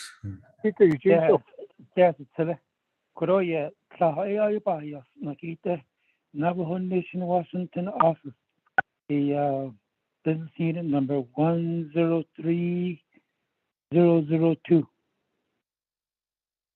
Speaker, I don't think this budget was read. That's my my questions. Speaker Chat, thank you for time. Chat.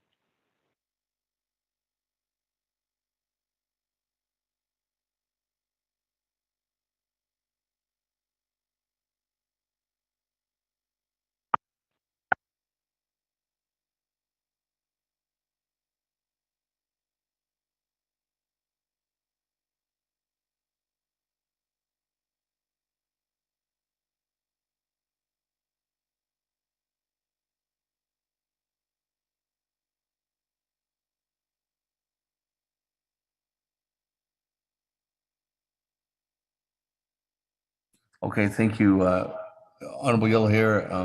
Did you send it directly from you?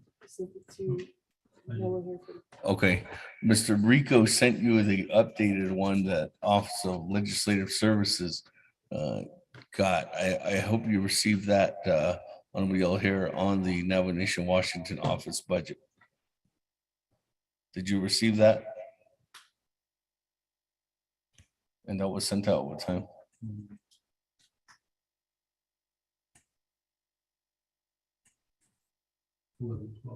Sent out at 11:12 a.m. Okay. I got a copy, so thank you very much. Yeah. Okay, thank you. Yeah, thank you. All right, with that, colleagues, let me go ahead and go down to Honorable Eugene So at this time.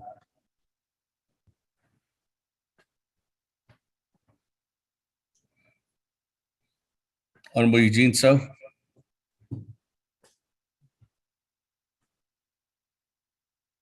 Okay. Oh, I just got one question. I kind of am confused here. This is the executive branch. If we're not going to question it, I guess it's all right. But who's going to question us when the legislative branch budget gets on the floor? People who need to question us out of this town. Or we're just going to question the president and not ourselves. Thank you. That's my only question. Save my time. Honorable Eugene So, if you can see on our agenda that we have, this first legislation 0145-22 covers what we're now calling the Navajo Nation Executive Offices. That's what was just over OPVP offices. On the next legislation 0147-22, that's when you can ask questions regarding the legislative branch budget. Speaker, my question is, who's going to question us?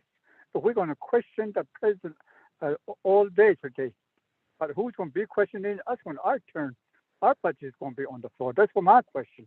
Say my.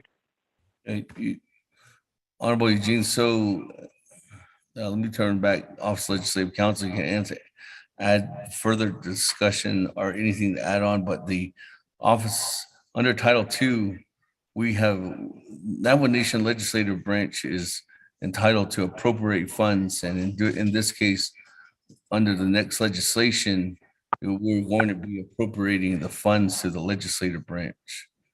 If there was any comments or questions, there would have been something uploaded, I guess, from any of the community members, staff, Office of the President, Vice President, but there's nothing added on there. Office of Legislative Counsel, I don't know if you have anything more to add.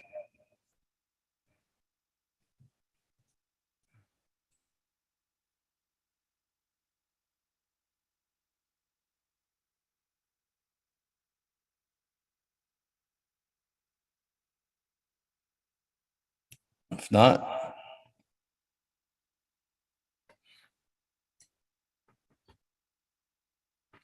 colleagues, we'll go back to the floor. Any other further comments or questions on the budget? Speaker Damon, this is Delegate Crotty. Yes, good morning, Madam Chair. Crotty, floor is yours at this time. Yes, thank you, Speaker.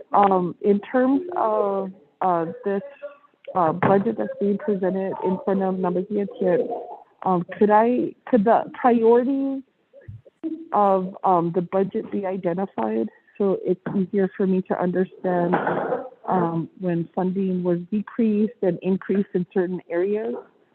I'd also like to ask the executive security staff what type of training they participate throughout the year, and also looking at then how that training is going to be used for the upcoming parades and events that are scheduled for the remaining year. And the last, I'm sorry, and I shouldn't be saying that. The last question would be towards the Office of the First Lady, and what would be some of the major accomplishments in moving forward, and if there's opportunity to partner with nonprofits rather than using general funds to support some of the initiatives. Thank you, Speaker. I would appreciate the response. Thank you for that, Madam Chair McCarty. With that, let me go ahead and go back to Mr. Arvin Mitchell or Mr. Christopher Bahi from Office of the President, Vice President, to go ahead and respond at this time to Madam Chair Amber Crotty's question.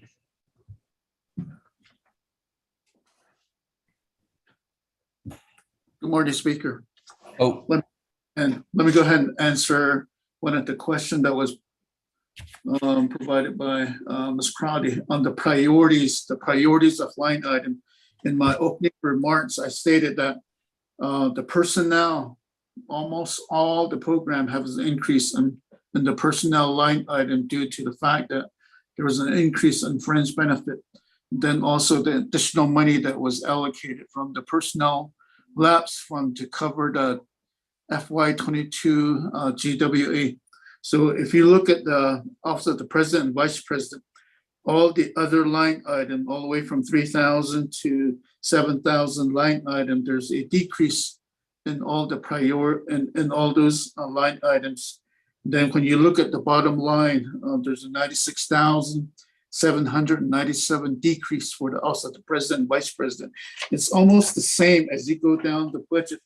There's decreases in probably the majority of the line item other than the personnel expense. So the priority where most of the money went is into personnel and all the programs within the executive branch or like that.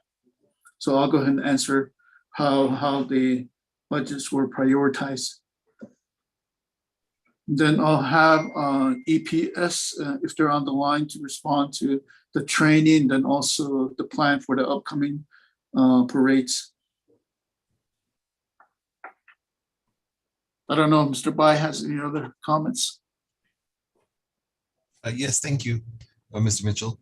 Delegate Crowdy, thank you for the question. And related to the priorities question, there are 3 programs that received significant increases due to, of course, as Mr. Mitchell mentioned, the increase in personnel costs and other internal rates throughout the Navajo Nation, including the rates for insurances and vehicle rentals through the Navajo Nation Fleet Management Department.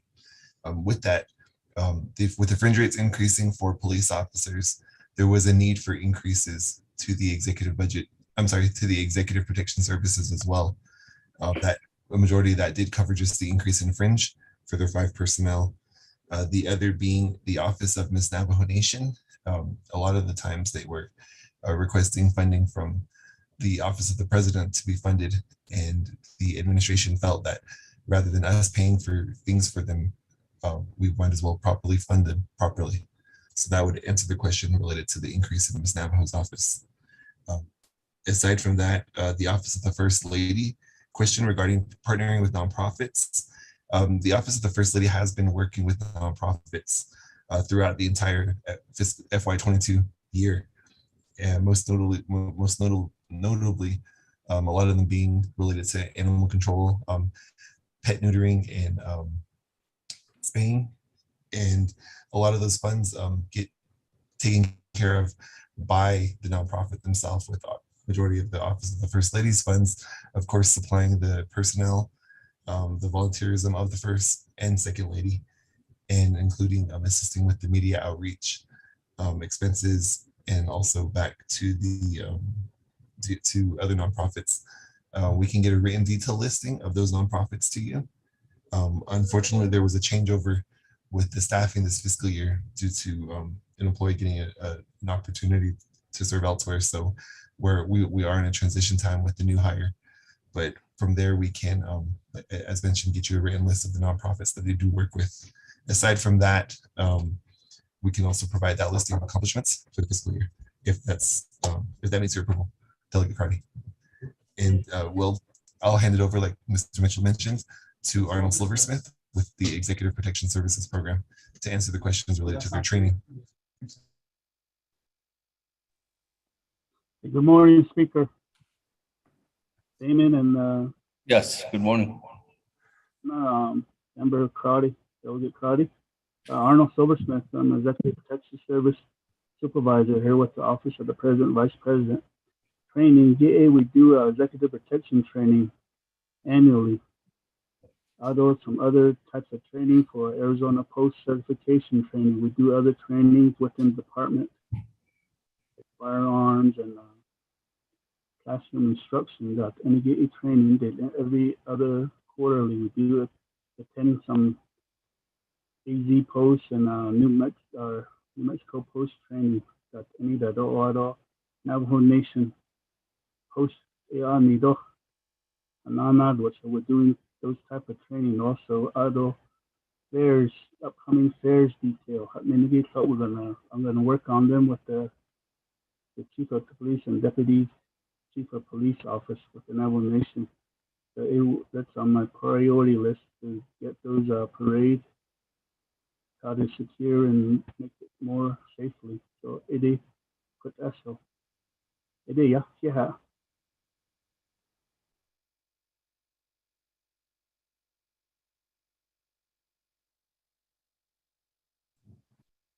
Thank you. Does that conclude your response at this time, Mr. Mitchell? Yes, Speaker. Thank you. That colleagues, is there any other comments or questions at this time? Speaker Damon, this is Delegate Crowdy with the question. Yes. Madam Chair Cardi, let me go ahead and go back to you. Floor is yours. Yes, thank you. I'd like to ask Mr. Bahi, appreciate the overview. Are there any unmet needs that are being requested? I apologize, I'm not able to download the complete budget document, but I do see that in some of the discussions and some of the memos, if there's an area for unmet need or carryover. My second question would be regarding the incident that occurred at Gallup. If I could ask your executive team if we could have a follow-up meeting with the mayor and the city of Gallup and other entities regarding the prevention efforts, as we, my opinion is we were all a victim of a crime, and yet that individual is not being the type of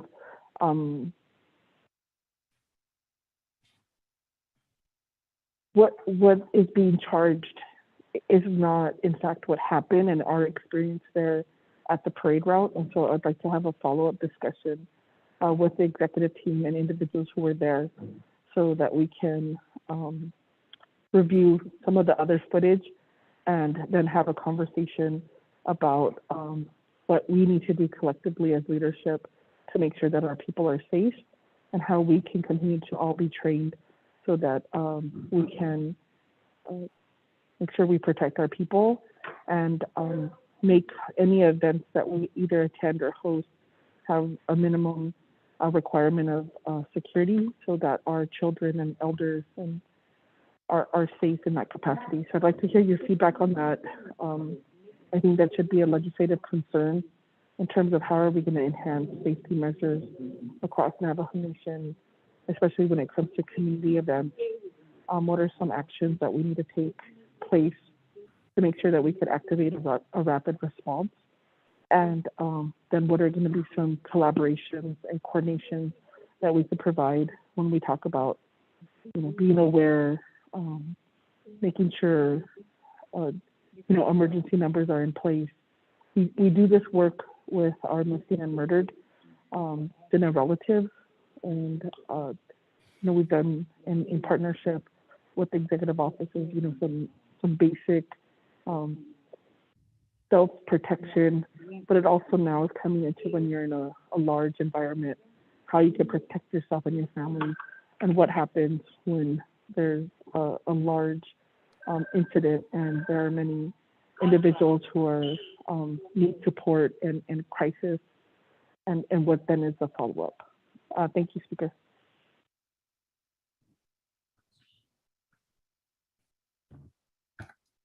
Thank you. That, let me go back to you, Mr. Mitchell.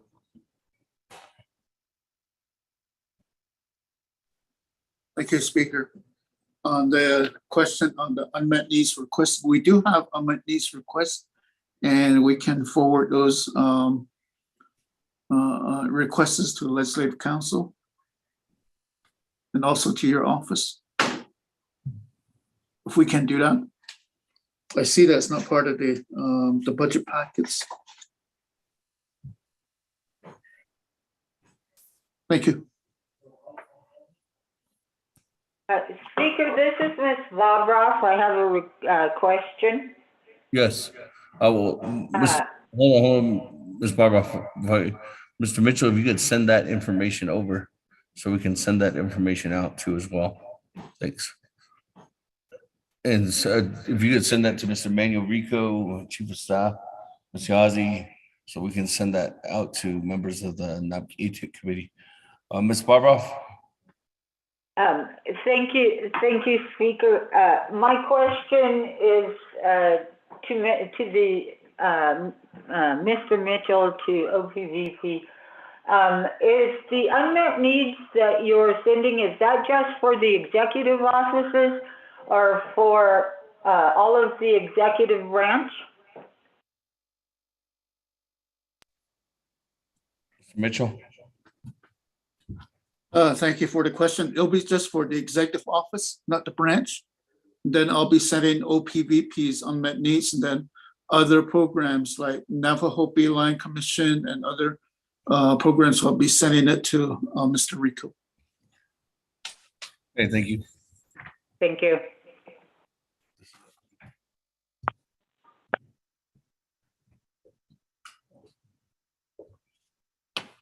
With that, thank you very much.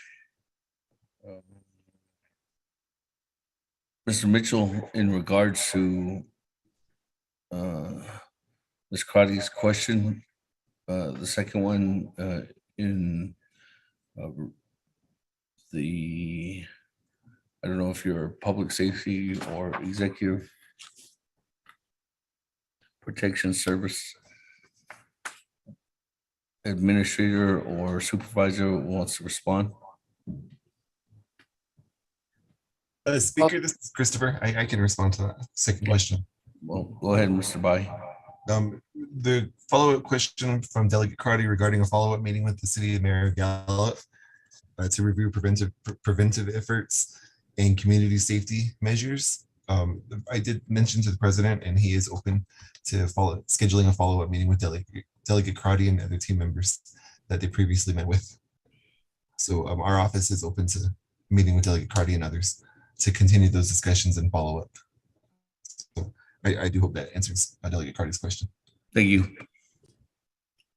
With that, colleagues, I'm gonna go ahead and go back to the floor at this time. Is there any other further comments or questions? Speaker, I do have one. This is Christopher. Why? Yes, Mr. Bai, let me go back to you. I'm sorry. Just to note and add on to Mr. Mitchell's previous message, the unmet needs coming from both the Office of the President and some of the executive offices, and most notably, you'll note that the previous amendment that we requested to Exhibits A and B will remove the transition office, Business Unit 103008, due to I guess just due to a shortfall of funds from our allocation, but that will be part of the unmet needs.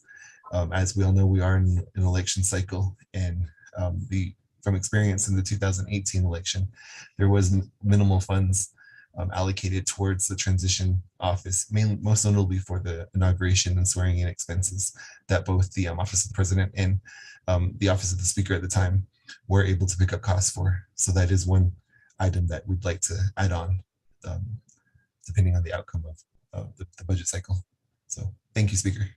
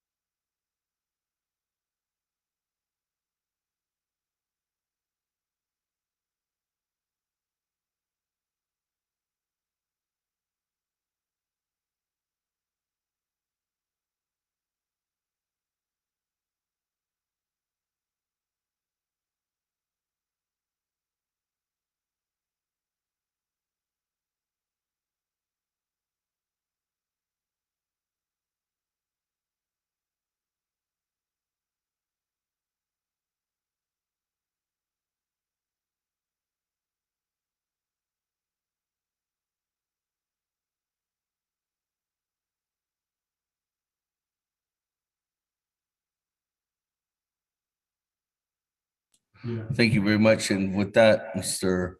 Bahi and Mr. Mitchell, there, as indicated in your opening remarks, there was a request for that amendment, and that amendment was sent out. So colleagues, there's a recommendation not only from the Office of the President, Vice President, but also the amendment that is drafted and ready to go from Office of Legislative Counsel. Someone would like to raise that.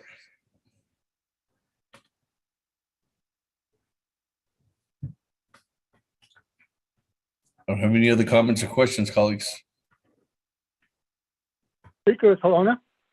Yes, Honorable Halona. Thank you, Speaker and members of the 24th Navajo Nation Council. I did have a question on the personnel expenses. There was two different ones I saw that were raised, and I know Mr. President had told us that the personnel expenses were a lot of items that were added on to the salaries. But the only one I have a question on right now is that on the president's salary, it was $184,000 increase, and then on the personal expenses for the 2003, the Washington office, there's an increase of $238,000. And the first one only has 27 positions, but the second one only has 5 positions on the enrollment. So that's the only question I had, is why the increase is so great in that cost, Speaker, and personnel expenses. Speaker, thank you.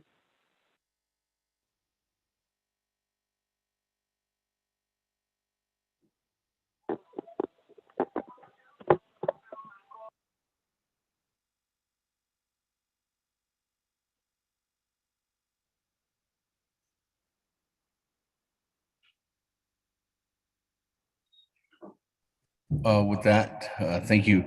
Let me go ahead and go back to Mr. Mitchell or Mr. Bahi. I'll have Mr. Bahi and then also Ms. Su respond to the question. Thank you. Thank you, Speaker, and thank you for the question, Delegate Halona. So for the current fiscal year, FY22, the fringe rates for personnel is budgeted for the president and vice president and elected officials at 62.68%. The proposed budgets for FY23, the elected officials fringe rate rose to 70.78%. In addition to that, the political appointee fringe rate for FY22 was at 52.68%. The proposed budgets fringe rate for political appointees is at 60.78%. So there was a significant increase in fringe rates, which, as you know, we calculate our budgets utilizing the personnel costs for salaries, and then we calculate the fringe benefit on top of that. And with that, that's how a majority of the increase for the office of the president and vice president, because we do have a mixture, of course, with the president and vice president as elected officials, and then the political appointees rates. We also have a small budget for temporary employees, mainly for summer college interns, and that rate remained the same for temporaries between the 2 fiscal years. So that's most notably, that is the increase for the personnel line item. And so I'll let the Navajo Nation Washington office director answer for the Washington office. Thank you, sir. Mr. Speaker and Delegate Helona, thank you for your question. As stated by Mr. Bahi and at the beginning of this presentation by Mr. Mitchell, the increase, again, is due to the fringe benefits and the general wage adjustment. We have not increased the number of positions. We have the original budget was set for 8 positions, and we carried that over and budgeted for 8 positions this year as well. We currently have 7 of the 8 positions filled, and we're currently advertising for the last vacancy. Mr. Speaker. Thank you. With that, Mr. Mitchell, does that conclude your response, or Mr. Bahi? Yes, Speaker.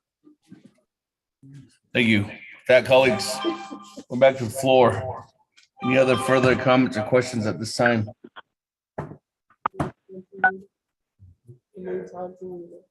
Honorable Atu So, what was yours? Thank you very much. Urban, Sinanta, Kodo, I don't know, report budget. I really don't have anything to say about the budget, because a lot of the issue is I thought the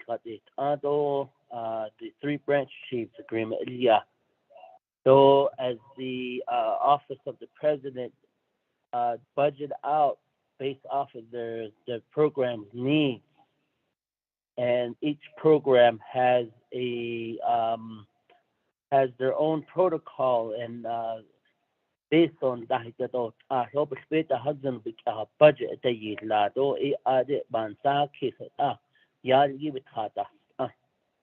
that I don't have an issue with. But one area is the patrol, or correction, the executive security. I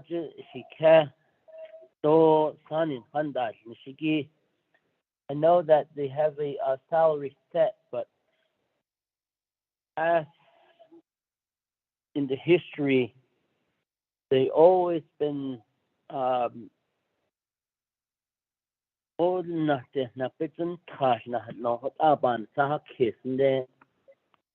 meaning that they weren't getting the adequate pay. And I believe at one of the couple of budget seasons, I did ask this, and the pay was a big issue.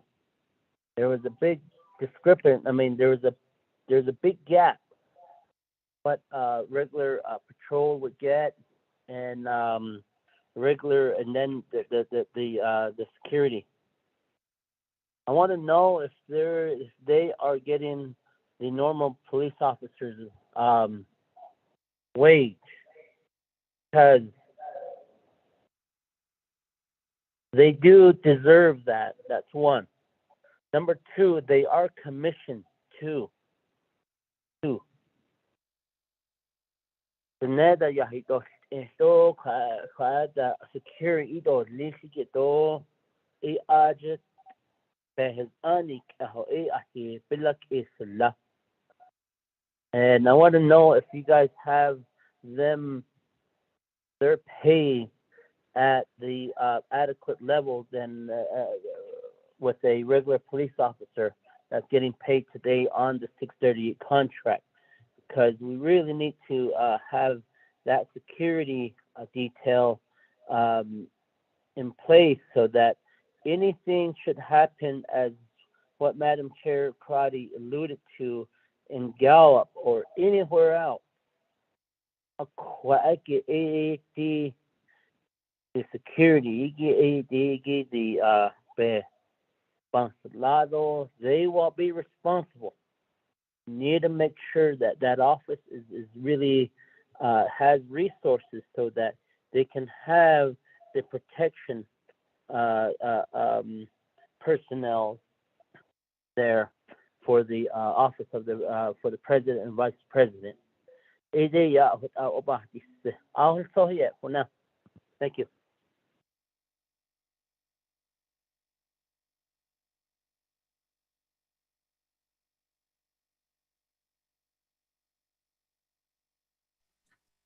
Thank you. With that, if there's a response at this time, I'm gonna go back to you, Mr. Mitchell. Go ahead. Mr. Speaker, this is Vahi. I can answer the question. Go ahead, Ms. Spy. Thank you, Mr. Speaker. Delegate, so thank you for that question on behalf of our executive protection team. In 2017, the council and the Law and Order Committee approved a separate salary wage for the commissioned police officers under the Division of Public Safety. Once this administration came into office in 2019, for the fiscal year 2020, we did work with the Department of Personnel Management and the Division of Public Safety to get the Executive Protection Commissioned officers properly raised to the police officer rates that were approved in 2017 for commissioned police officers. So that did require a title change from the old titles of senior police officer to the new base standard salary of the police officer. So yes, we did get that taken care of for all 5 of the positions under the Executive Protection Services Program. So thank you for that question. And yes, they are at the appropriate salary scale for police officers for the service that they do and for the law enforcement commission officer requirements that they uphold. Thank you for that question.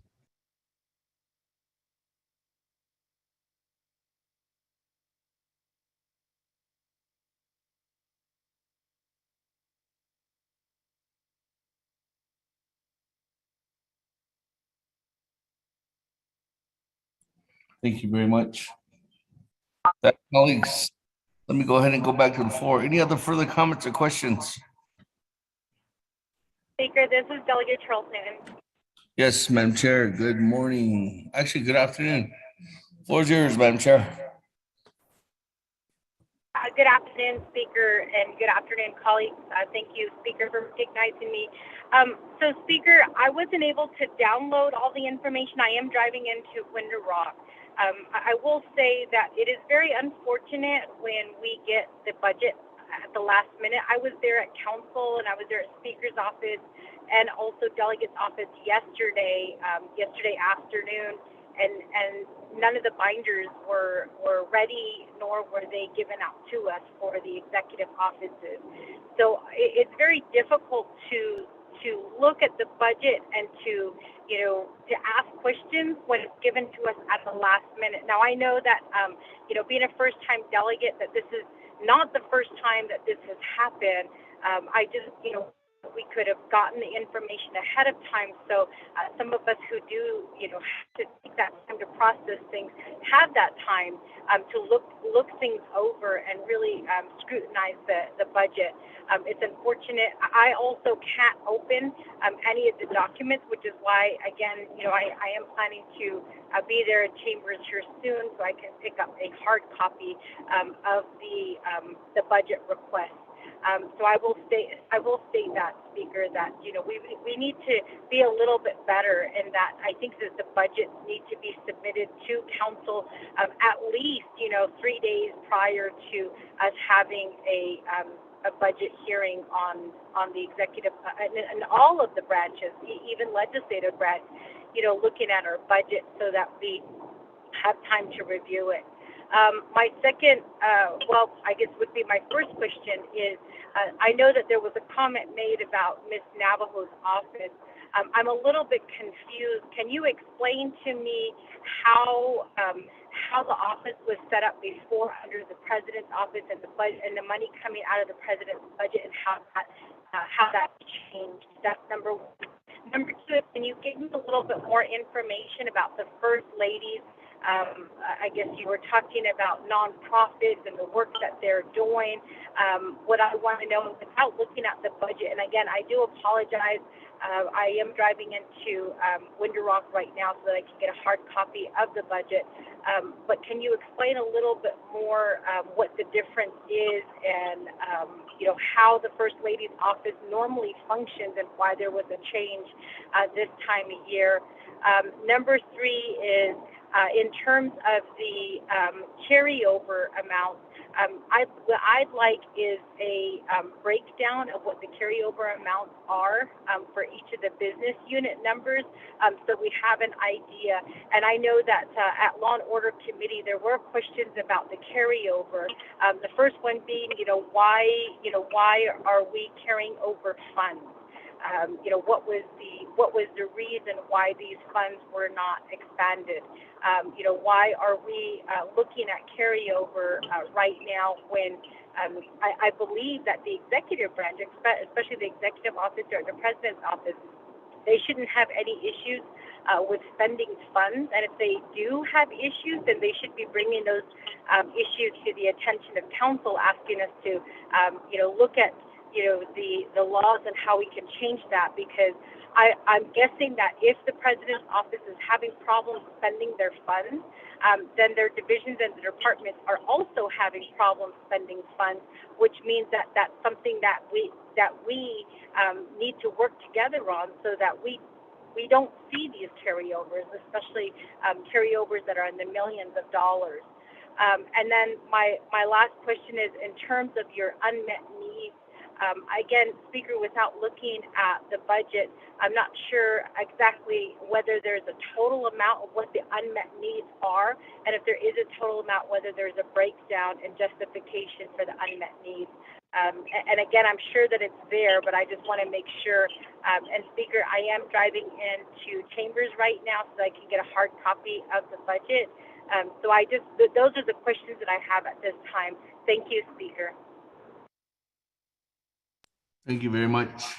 That, Mr. Mitchell, Mr. Bahi, turn the floor over to you for response.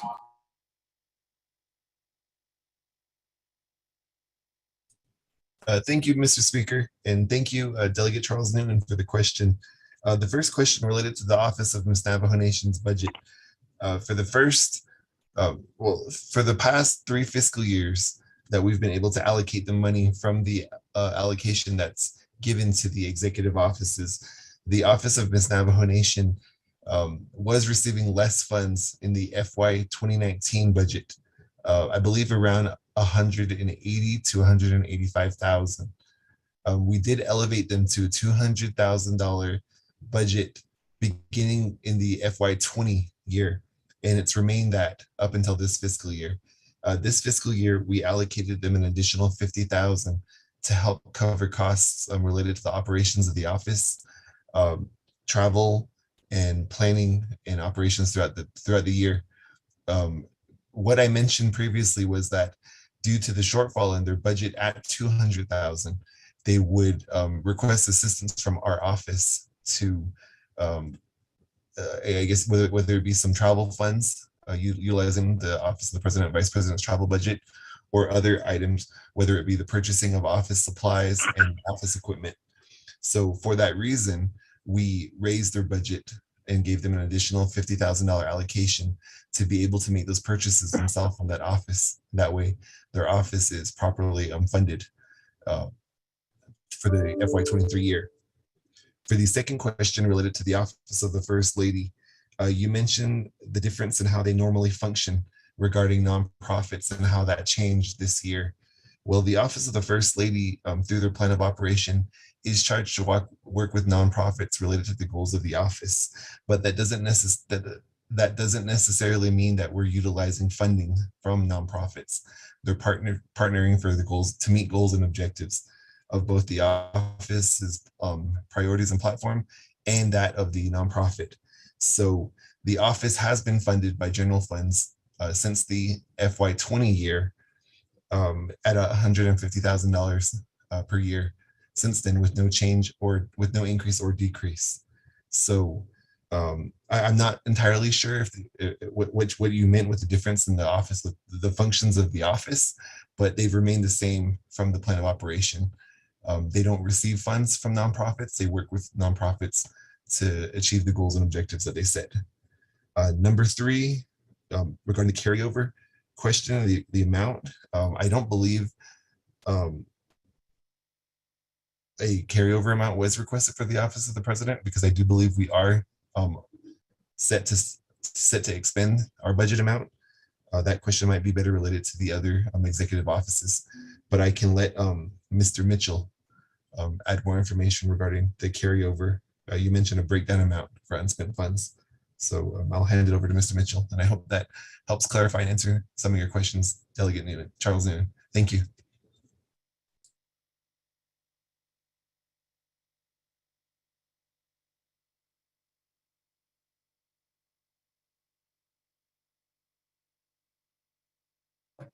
Mr. Mitchell?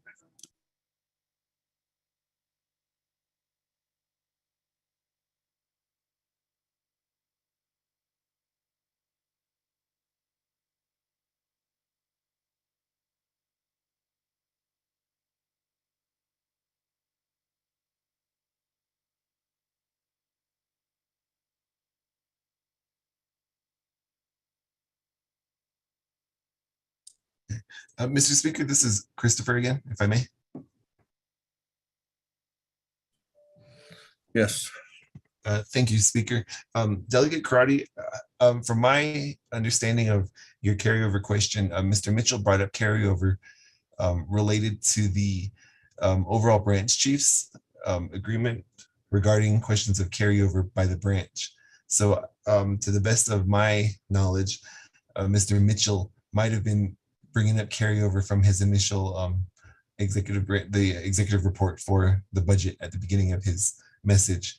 So if there is a question, if I can get you additional clarification on carryover amounts, Mr. Mitchell and I can send over a written breakdown of carryover amounts by business unit for the executive offices, if that meets your approval. Thank you.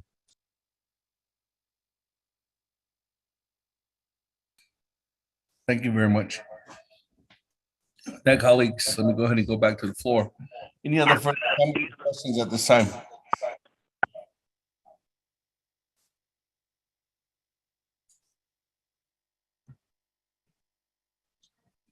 We are in executive branch. Our executive offices under the Office of the President, Vice President. Yeah, Speaker, this is Delegate Yo here. I have a question. Yes, we are here. Floor is yours. Okay, yeah, there's been any compliment finishing out on the president office. And yeah, good morning. Christopher Bahi out on the Boston Chaco. Ask Mr. Nance. Yeah, that in Michigan, that's division director. Okay, I'd like to bring this a very important matters that probably pertains to just to OMB. This is, I'm looking at it, fiscal year 2023 budget summary by fund type. Didi Nashia, Dil Set OMP Nichita Didi under column, the third column when they budget 22 FY22 budget because party president passed the Kati approval budget 2,320,076 what up car a particular budget general on Farm 1 approved FY22. It shows $3,385,419. What I don't know, shut off Nevada office, Navajo Nation, Washington office, a corny, Washington office, Kojiki, on that FY23 budget summary by fund I able on not self stocking Siki, Kojiki, 1,452,551. What up a car? A conde, Kojiki number, I think it's 1,808,324 per car. A quadrant is ada. Already, it is that in a Kigo program, in a 8 or his elbow. So, revise that earlier, it is a bella. I don't know where all the money coming in. It is an adequate to OMP. J. Budget at the Haliasto. Out of share speaker. Thank you very much. And go back on mute now. Thank you for the floor, Speaker. Thank you very much.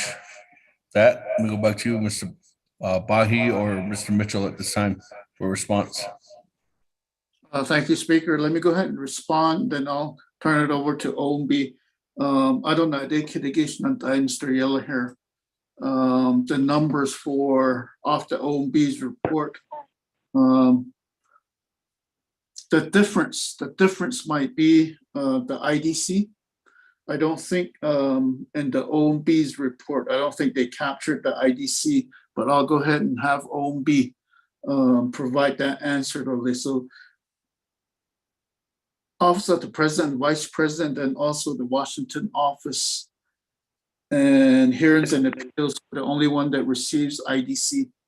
But hearings and appeal is not part of budget presentation. So I'll turn it over to OMB.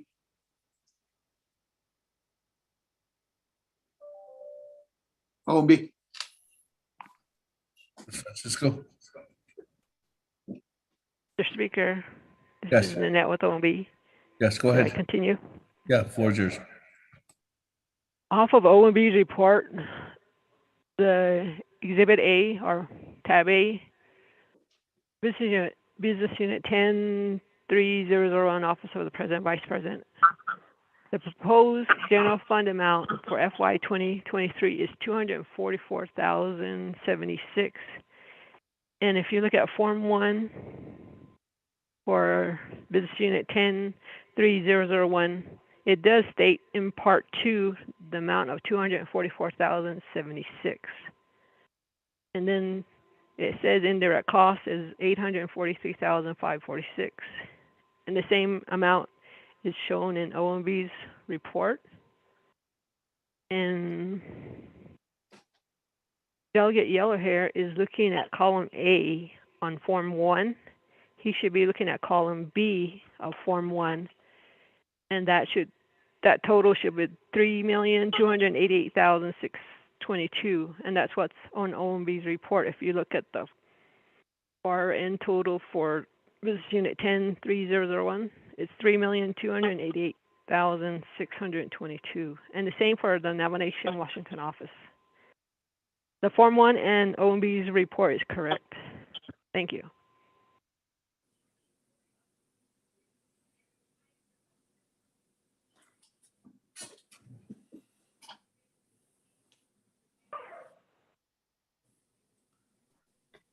Ms. Francisco. Mr. Mitchell? Francisco, I think the question by Honorable Yellow here is the FY 22 numbers. Oh, the 20, okay. 22. And my response is that FY 22 on the OMB's report, it's probably doesn't capture the IDC. But on Form 1 on the budget, it probably captures the IDC. That was his question. Thank you.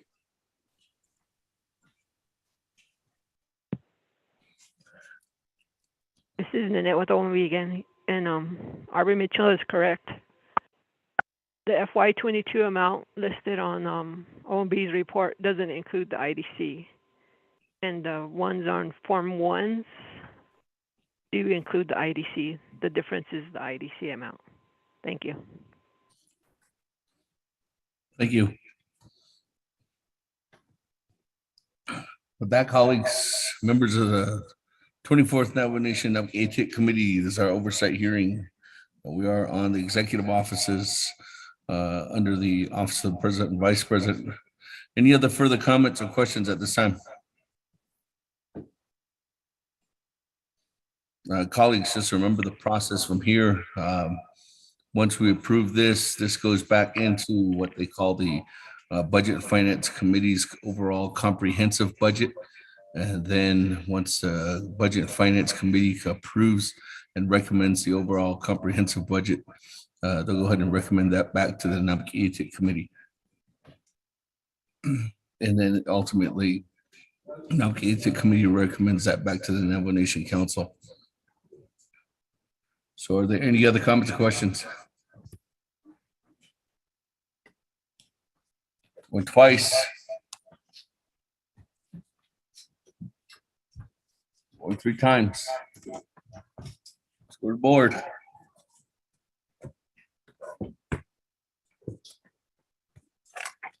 On the main motion on legislation 145-22. Honorable Elmer Begay, how do you vote? Honorable Elmer Begay votes green. Honorable Kealan Begay Jr., how do you vote?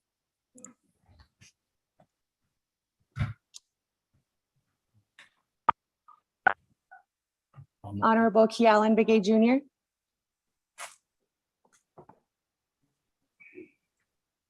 Honorable Kealan Begay Jr. did not vote. Honorable Paul Begay, how do you vote? Delegate Paul Begay votes green. Honorable Paul Begay votes green. Honorable Nathaniel Brown, how do you vote? Honorable Nathaniel Brown. Honorable Nathaniel Brown did not vote. Honorable Eugenia Charles Newton, how do you vote? Charles Newton votes green. Honorable Eugenia Charles Newton votes green. Honorable Amber Kanaz Bakrati, how do you vote?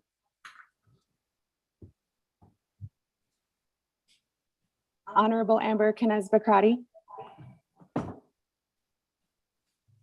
Honorable Amber Kanaz Bakrati did not vote. Presiding Chair, Honorable Speaker Damon not voting. Honorable Herman Daniels, how do you vote? Honorable Herman Daniels. Honorable Herman Daniels votes green. Honorable Mark Freeland, how do you vote? I vote green. Honorable Mark Freeland votes green. Honorable Pernell Halona, how do you vote? Honorable Pernell Halona votes green. Honorable Jamie Henio, how do you vote? Henio votes green. Honorable Jamie Henio votes green. Honorable Vince James, how do you vote? Honorable Vince James. Honorable Vince James did not vote.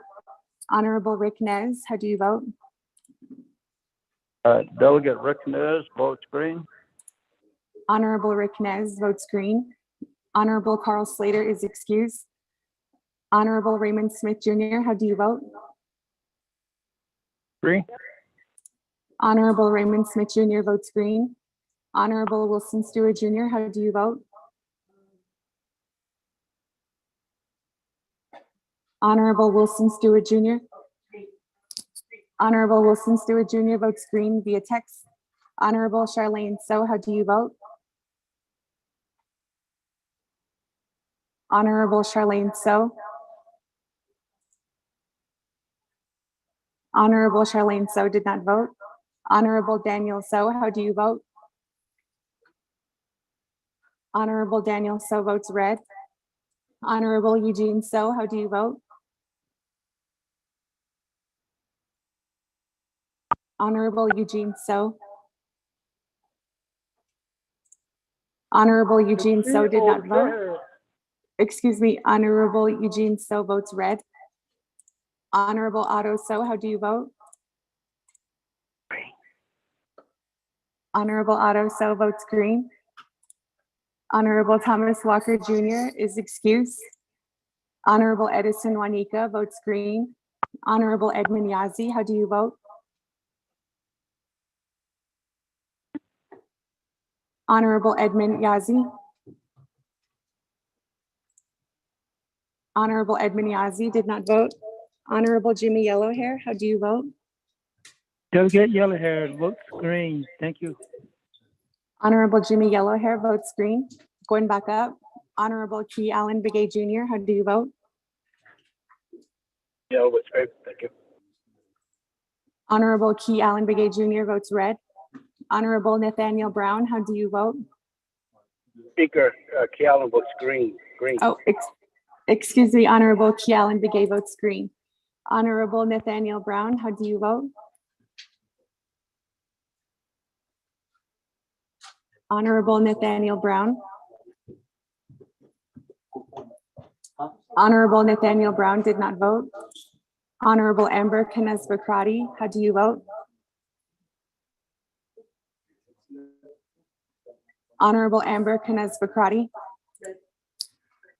Honorable Amber Kines Bakrati votes red.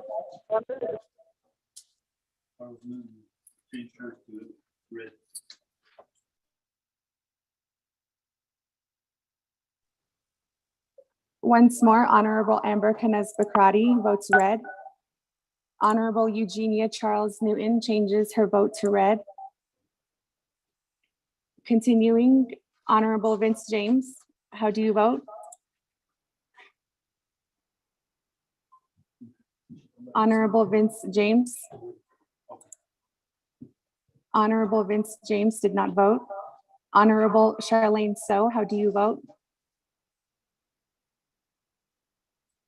Honorable Charlene So. Honorable Charlene So did not vote. Honorable Edmund Yazzie, how do you vote? Honorable Edmund Yazzie. Honorable Edmund Yazzie did not vote. With that, Honorable Speaker, you have 13 delegates who voted.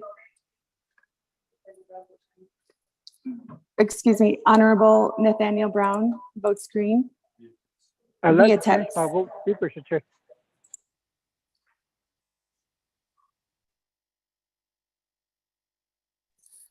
Honorable Jimmy. That's the wrong button. I Oh, want to punch excuse the me. green one. Honorable Eugene So changes his vote to green.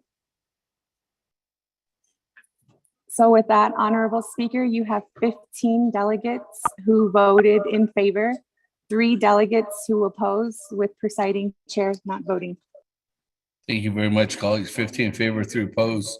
Chair not voting, motion carries. Again, the process, colleagues, for this legislation goes on, recommending this back to the Navajo Nation Budget and Finance Committee, and then the Budget and Finance Committee will go ahead and take the recommendation to put it in the overall comprehensive budget, and that comprehensive budget, once approved by the Budget and Finance Committee, will go ahead and move forward back to Naabik'íyáti Committee, and then ultimately to the Navajo Nation Council, colleagues. Speaker, this is Delegate Charles Newton. Did you get my vote as read? Yes, we did. Thank you, Speaker. Hey, thank you, Madam Chair Charles. That, colleagues, moving on down. Item number B, legislation 0147-22. With that, colleagues are respectfully asking for somebody to take over the helm.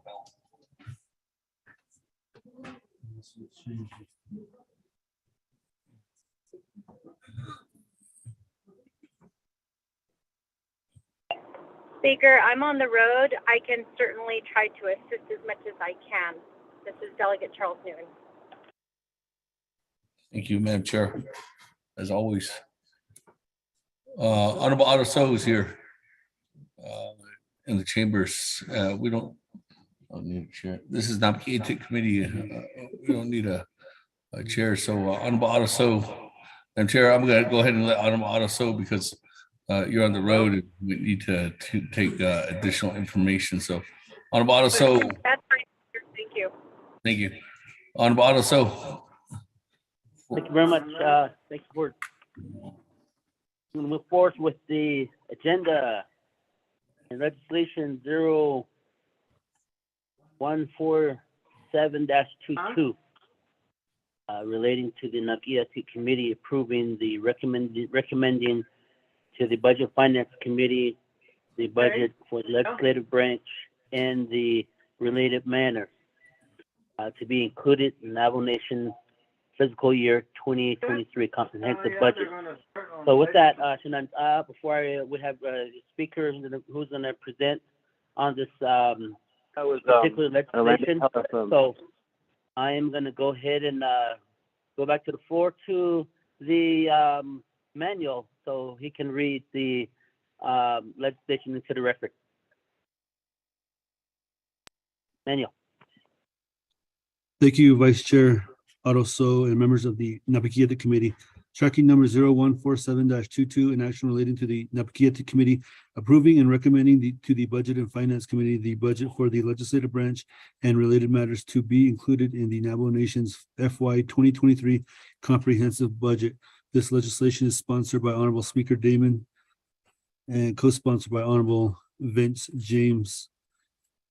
There are no committee reports as Naabik'íyáti is the first and final committee of this legislation per Navajo Nation Council Rules of Order. Navajo Nation Council Standing Committee Rules of Order Rule 9 legislation has been read into the record by electronic voice recording. Back to you, Vice Chair. With that, Shannon, with the agenda first, with the budget hearing and special meeting both crammed into one. I'm going to go ahead and go to to the sponsor, your speaker. Hold on. Point of order. Point of order. Vice Chair Smith. Hold on. Point of order. Vice Chair Smith. Do we have a motion first before we do this? Question of privilege. No, we don't have that in place. So we're going to bring the motion after the presentation, but we can go ahead and ask for a motion at this time. So I'm going to call for a motion. Vice Chair will motion. Second, Charles Newton. Motion by Honorable Raymond Smith and second by Madam Chair Charles Newton. And this is particularly to the legislation 0146-22. With that, Mr. Speaker, you're the prime sponsor of the legislation, and I'm going to turn the floor over to you. Hold on. Budget hearing. OMB. OMB and Company. Go ahead and do your presentation regarding legislation 0146-22.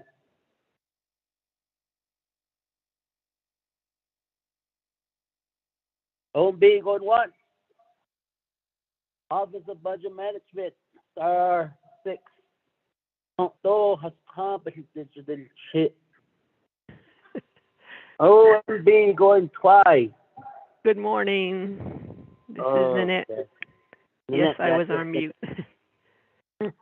You have the floor, Nanette.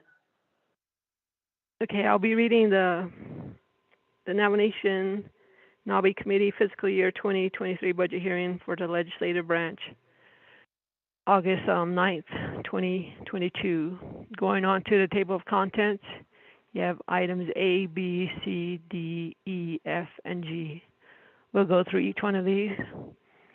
First one is A, your FY 2023 fund type budget summary for the legislative branch.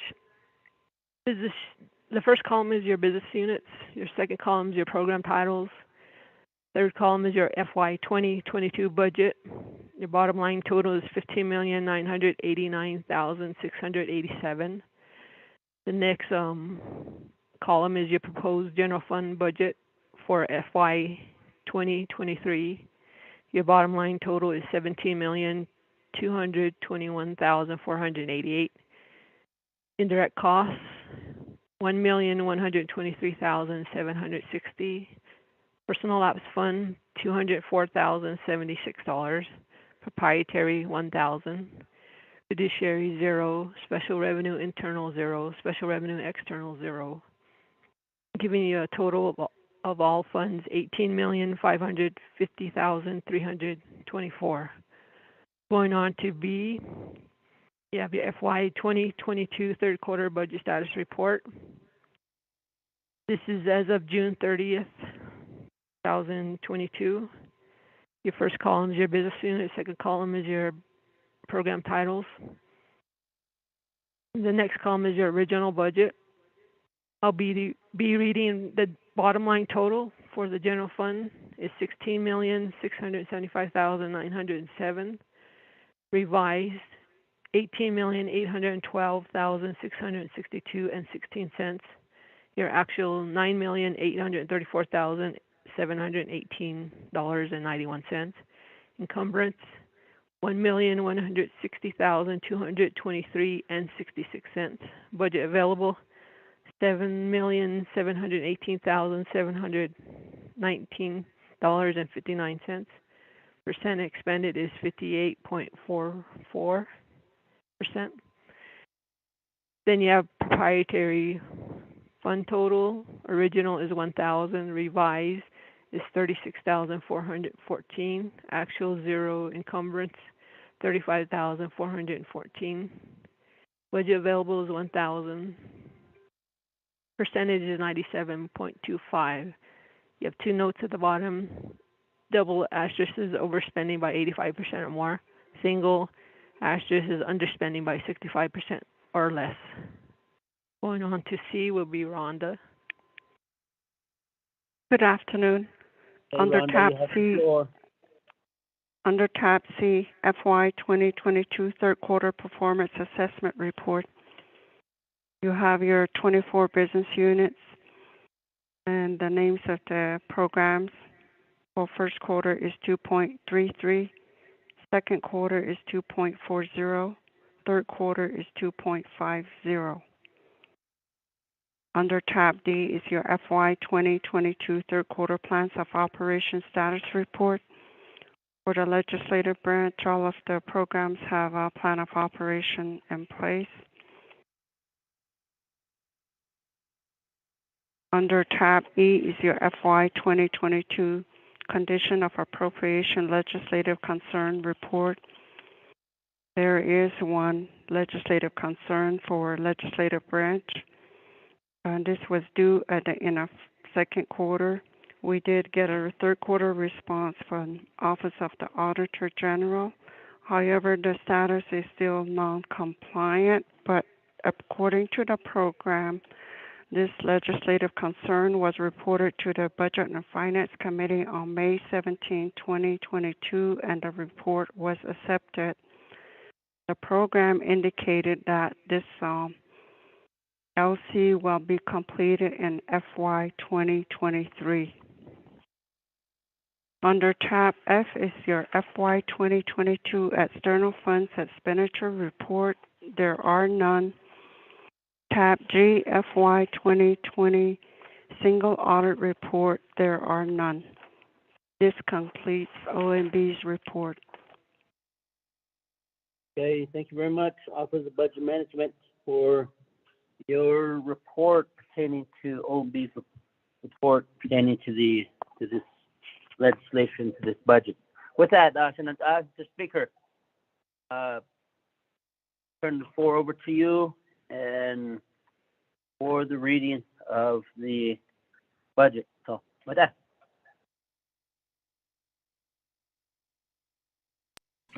Thank you very much,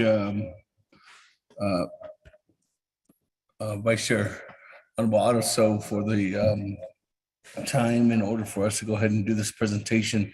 Thank you very much to the staff for putting the presentation together. The documents and colleagues. This was sent out to the everyone this morning.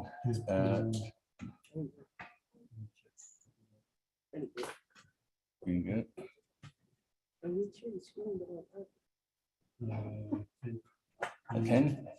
10 o'clock this morning with the fiscal year 2023 budget hearings. Thank you to Officer OMB for their assistance to the process.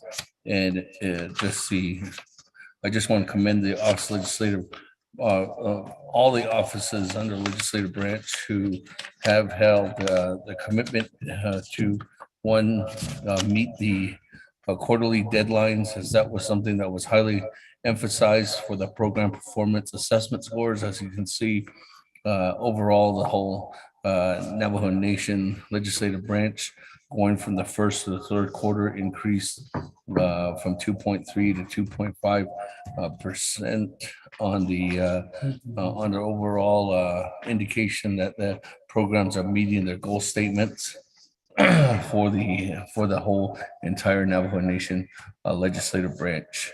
So with that, Mr. Chair, I'd like to go ahead and do individual budgets at this time, starting with Office Navajo Nation Council. And once we do have department managers on the line, Honorable Vice Chair Honorable Otto, and to the members of the Naabik'íyáti committee who will help assist too as well in doing that. I will be reading, as the Office of the President, Vice President did on the executive side, budget forms 1, and then part 1, part 2, and then the total amounts, so that we can go ahead and move forward. After that, I'd like to conclude with the recommendation on the overall amounts that were given with the GWA allocation, and then also every department that requested for an unmet need. We did address almost 90% of them, except for the Office of the Navajo Nation Elections Office, due to the fact that there was additional supplemental funding coming there as the Navajo Nation Council approved that. And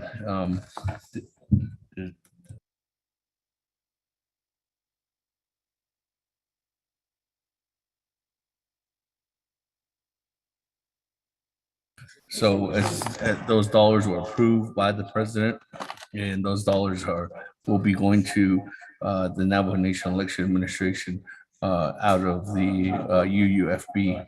So without further ado, let's go ahead and start off on Navajo Nation Council Business Unit number 101001. If you can see there on part 2, there's a general funds for fiscal year 2023, an amount of $2,840,288. There is a total amount of IDC that was part of that too as well, with $291,891 for a total amount of $3,123,179. If you look on part 3, that's an increase of $768,751. Majority of that for the increase is for our capital outlay on the Navajo Nation Council. One is to make sure that fixing out the building of the South Conference Room and the men and women's bathroom, and then also the front door of the Navajo Nation Chambers is part of that description in order for us to go ahead and move forward with that. And then also cost sharing with the Naabik'íyáti committee, dollars on the capital outlay for another trailer for additional resources to have the Health Education Human Services Committee building purchased within the FY fiscal year 2023 budget is in this document too as well. With that, colleagues, moving on down to the second budget, which is 101003. That's the Budget and Finance Committee. Under there, part 2, There's general funds is $21,576 with an IDC of $7,062, bringing total amount of $28,638. There's a decrease of this dollars, and that was decreased amount was in personnel expenses, travel expenses and by $4,248. That's under item number 3. Moving on down to the Navajo Nation Labor Commission. I'll go ahead and turn the floor over to the commission. Mr. Batsili? Mr. Batsili, are you on the line? This is Angela Bitsui. Can you hear me? Yes. Good morning. Good afternoon, Shanantai. Hey, Angela Bitsui. She didn't. I don't know that. Can you on inch? And it's a neighbor chain for the gene that should not not gene that should shave it. And they shot Chenny that there. I don't care, Shanantai. Speaker for 24th Navajo Nation Council, Naabik'íyáti Committee. Program 10-10-14. Kabeda initiate FY 2022 Nahabatra Osa here. I don't the Kodo Nadine don't Markimilna Nadine Ka Nahanana Haib Nada Nisto Lehi 2023 fiscal year 8 Benada Nisto Lehi Konda Nahabaja Nana Legi here. I think it was August July 28, Law and Order Committee, 24 Navajo Nation Council. Sabat and Hasid Ledo, Nahike and Agoshilan Hidoni. Alo Eda Nana Budget and Finance Committee, 24 Navajo Nation Council. Bago Yan Ashon Nahaye Lanada, Snee, Ako Ediba, Henningson, Kaden Hinanako. Do ya Benada Inishto Lehigi personal expense 316,627. Travel expense 6,000. Under personal expense, that includes personnel, 3 staff, and then commission stipend. A hearing Yana K Kona Peso Basaner. I don't did the travel expense 6,000. Not Nashin Lenido commission the Lego Sata. The way the Ade Nana so the unity could as aqua Shatayata. The Banahado is a no qua the yard qua Babaja, Nagi qua Chinoi, Idios Kasi, Hashidos Casto, the Gian, Benahado Nagi, a qua Kona Basanel. On the meeting expense cost 76,800. A commission for mileage, which is Lagi Ekone Babaja there. Supplies 39,784. That quite an any be a yard button on the lease and rental 3,000. In the way for the leader Nahahido yard. So yard I think on no law equality chidos in I don't connect communication utilities A5,000. A complex by Hanada 80 should on $8 basic chew. We are today been done. Should that another repairs and maintenance 36,400. Anyway, Kojidi can be the hot honey through the 1950 and Aliako. I see ya, but in the hot eco. The way Kojon Habet that Ajugo, I has honored so a hot sago. Yadi, then a student Hakone, not so the Neti Baba, no, Ajuda, Eva Jadia, I don't the special transaction 5,000. Without any Canadian soda. And there's nothing to me, I don't say, but they don't say, those partners that they know, so Satako, Aya, Hamaja, Nana, Little, Darko. One so now kind he just auto I need out there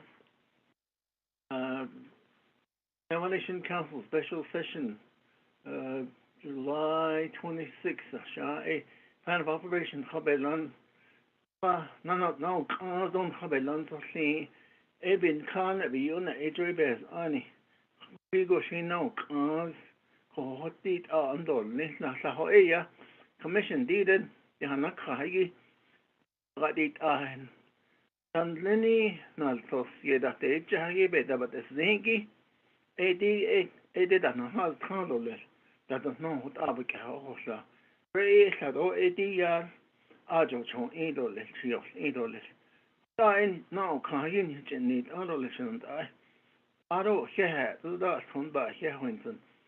Here do you here, he did need a seat, Lindy Sheen, the condensed here could here and hitch a seal, Ashen and I. Also a son hitchin, I don't know, can hitchin, adolescent. Speaker.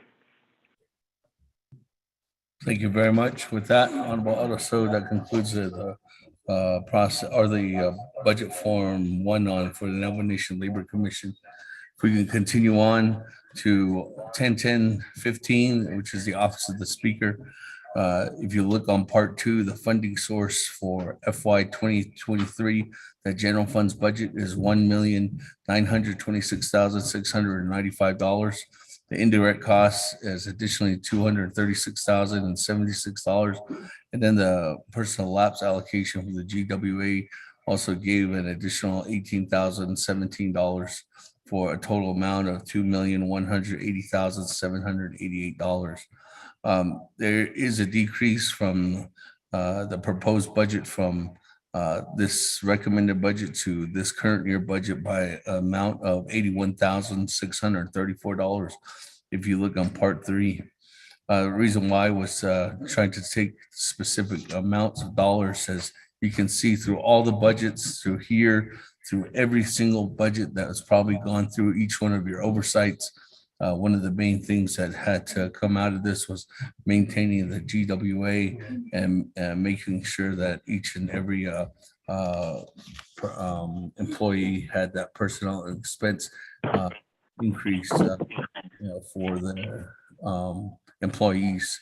So that's one of the areas of the cost that was cut down on that portion. That, moving on down, if you can move to the Office of Navajo Government Development, which is 10-10-16. I can go and turn it over at this time to Mr. Harrison Sosi. I do believe he's on the line.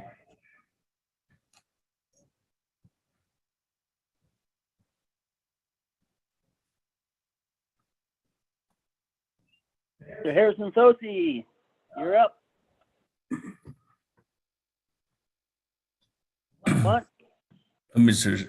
Honorable Araso, Vice Chair, if he's not available, I'll go ahead and do the breakdown. We didn't try to make sure all the directors were on the line. For this is 10-10-16 is an Office of Navajo Government Development. And if you see, there was $502,593 from the general funds that was allocated. The IDC amount was $53,926, and then there was also a GWA that 2% for $9,102 that was allocated to as well, for a total amount of $565,621. There was a lower amount of $878,780 that was lowered. The recommended budget that was given to them, they utilized to put that additional funds back into the personnel expense. So the total amount that was given as allocated from this for this year is $565,621. Moving on down, if you see next on Office of Legislative Council 10-10-17, FY 2023 general funds budget is $1,535,136. IDC that was given to them was $121,898, and then the personnel lapse fund was $35,926. In this amount too, as well, with the increase of funds through contract services,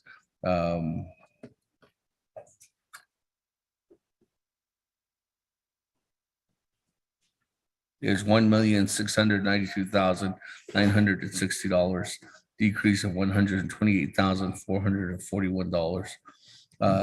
Again, the total amount of recommended decrease, if you can see, was contract services that was in there for $90,066. Moving on down, if we move on to Navajo Utah Commission, 10-10-18.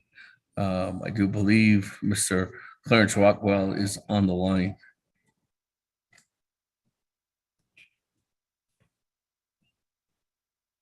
And Mr. Speaker, Mr. Rockwell, star 6. Council has competency. Shit.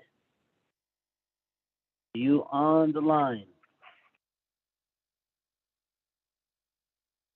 Once, twice. Good afternoon. Mr. Rockwell, you can proceed. Good afternoon, Naabik'íyáti Committee. Stephanie Hawley from my office will be providing budgetary information. Holly, go ahead and proceed.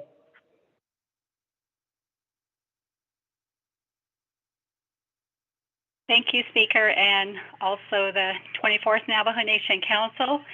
This is going to be for business unit number 10-10-18. Program title is Navajo Utah Commission. Part 2 is going to be funding sources.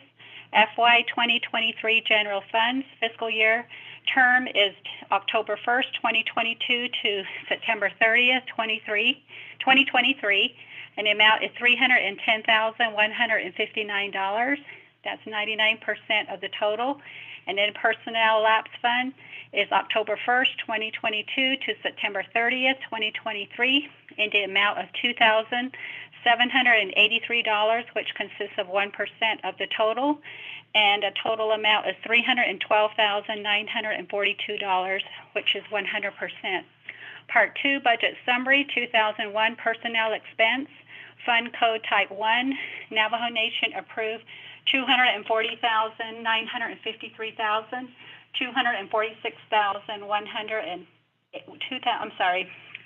A is $240,953. Column B is $246,188 proposed budget.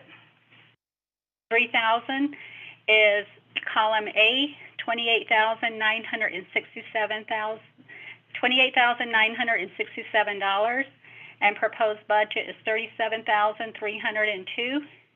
3,500 meeting expense. Column A is $10,026. Column B is $12,000. 4,000 supplies is going to be column A, $6,584, with column B, $5,860. Then there's none in 5,000. Then 5,500 communications and utilities. Column A is $6,528, and column B is $6,528, so there was no change there. And then 6,000 repairs and maintenance, we had 500 in column A, and then proposed budget we had none, so there was a decrease of 500, and then nothing in 6,500.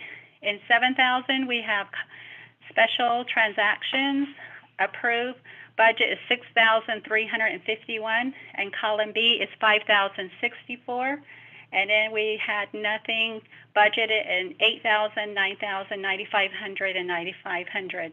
So we had column A total was $299,909. Proposed budget is $312,942. And in part 4, we have total number of positions budgeted is 3 for column A, and column B is also 3. And total number of vehicles budgeted is column A, we have 2 vehicles, and column B is 2 vehicles for the program. Thank you. Thank you very much. That Honorable Otto So, Vice Chair, and members of the Naabik'íyáti Committee, I can continue on to 10-10-19, which is Office of Legislative Services, and I can turn that over to Mr. Rico. Thank you, Speaker and Vice Chair Otto So, and members of the Naabik'íyáti Committee. Business Unit 10-10-19, Office of Legislative Services. Part 2, funding source, we have general funds at $2,048,013. Indirect costs at $208,135. Personnel lapse at $45,719 with a total amount of $2,301,867. Going to part 3. This is all fund type code 1. Column A under 2000 sub account 2001 personnel expense. Original budget $1,674,257. Proposed budget $1,884,778 with a total difference of $210,521. Sub account 3000 travel expenses. Original budget $95,307. Proposed budget $107,775 with a difference of $12,468. There are no changes in meeting expenses down to sub account 4000 supplies. Original budget $162,318. Proposed budget $53,022 with a difference of minus $109,296. 5,000 lease and rental, no amount. 5,500 communications and utilities. Original budget $20,120. Proposed budget $20,660 with a change of $540. Sub account 6,000 repairs and maintenance. Original budget $65,000. Proposed budget $75,000 with a change of $10,000. Sub account 6,500 contractual services. Original budget 0. Proposed budget $130,042. Difference of $130,042. Sub account 7,000 special transactions. Original budget $31,011. Proposed budget $30,590 with a difference of negative $421. The rest of the sub accounts, there are no amounts. Total number of positions budgeted on section 4, 27 in column D, column E, 27.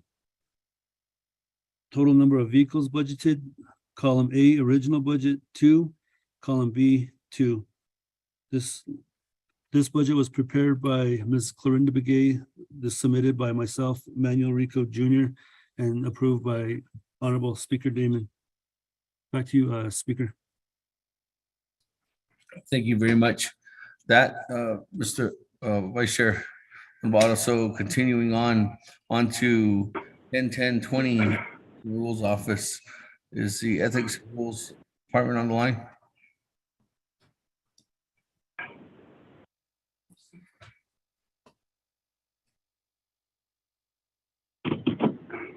Ethics and rules, going once, you on the line.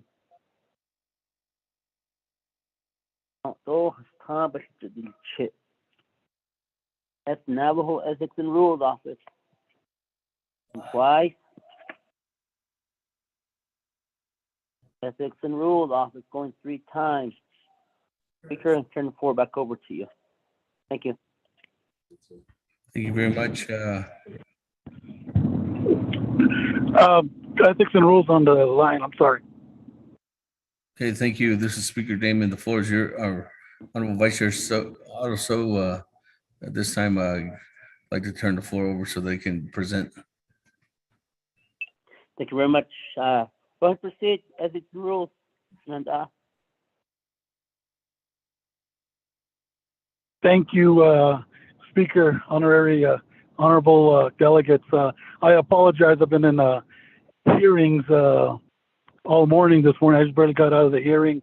If you could put me down one step down the list so I can get back to my office and I can read the budget for the council. Thank you. With that, Honorable Otto, so I'm just going to go ahead and read into the record for Mr. Harrison. With that, on business unit number 10-10-20, Ethics and Rules Office, Part 2, if you can see under general funds, there's $601,394 to the general fund. Indirect cost is $92,381 from the personnel lapse allocations. $12,272. And if you can see under Part 3, there's a total increase amount from $641,218, which was in the approved budget for FY 2022, to $706,047, which is an increase of $64,829. They have 8 positions budgeted, and that's no change. And then they also have 2 vehicles as well. Moving on down to Navajo Nation Election Administration, I do think I have either Ms. Kelly or Ms. Morgan on the line. Okay, I'm on the line. This is Rosita Kelly. Yes, Ms. Kelly, if you could read in the Navajo Election Administration and the Board of Elections Supervisors. Okay, there we go. Okay, this was prepared by Ms. Lavera Morgan.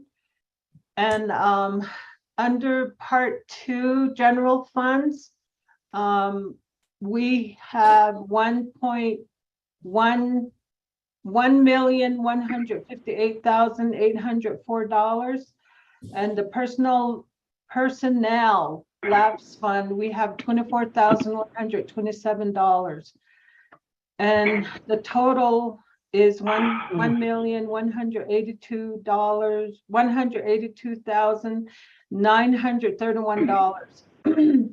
So the personnel expenses under column A, it was $921,039, and the proposed budget we have $997,879, with a difference of an increase of $76,840. And then under the 3,000 sub-account travel expenses, we had $69,368. The proposed budget is $55,968, and with a difference of $13,400.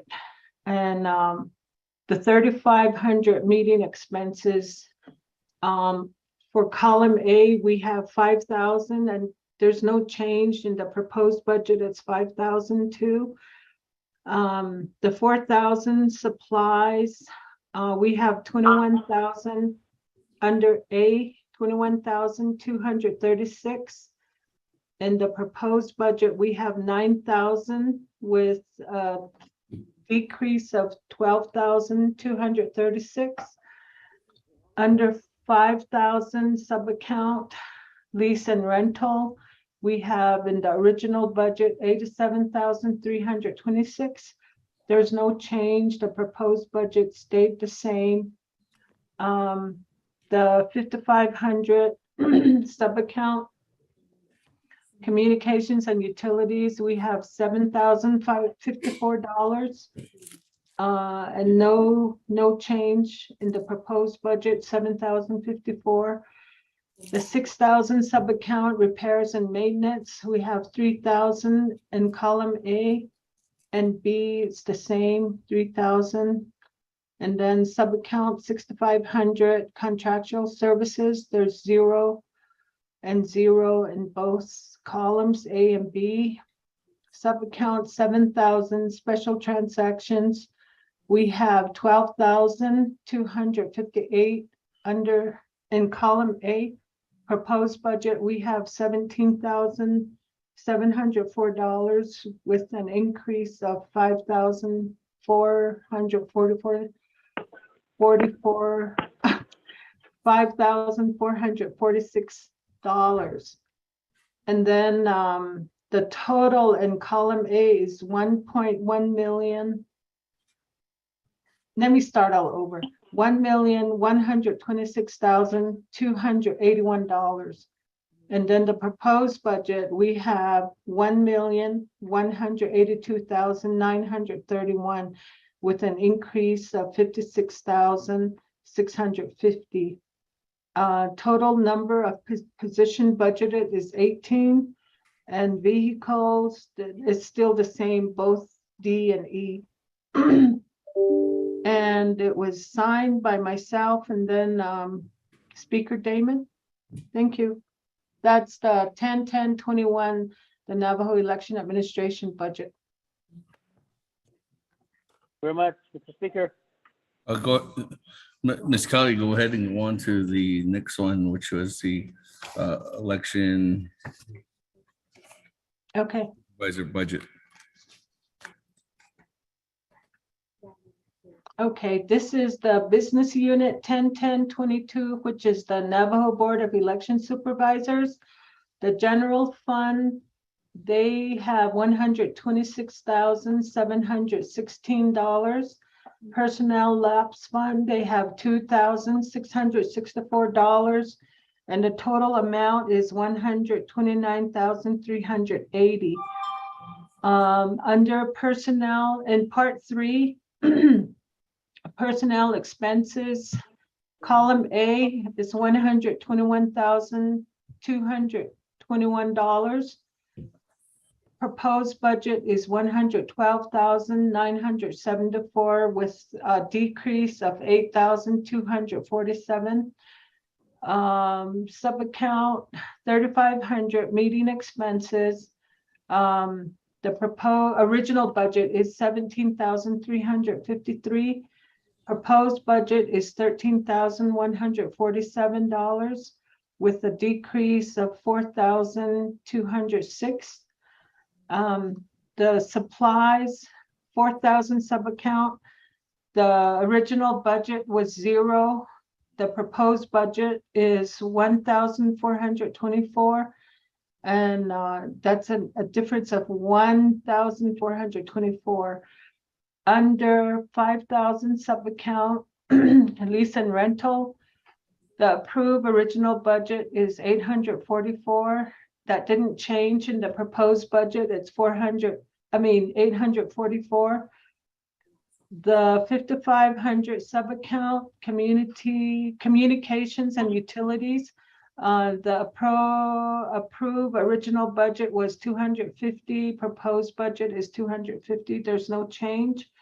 And then down to 7,000 sub-account, special transaction.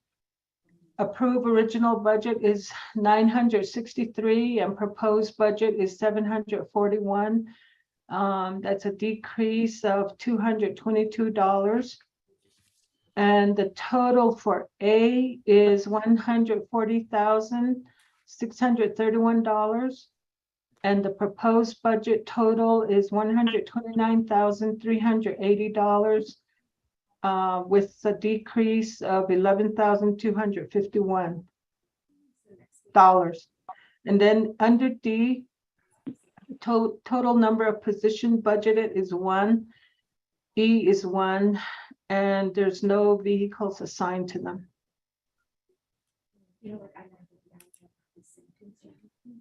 That's it.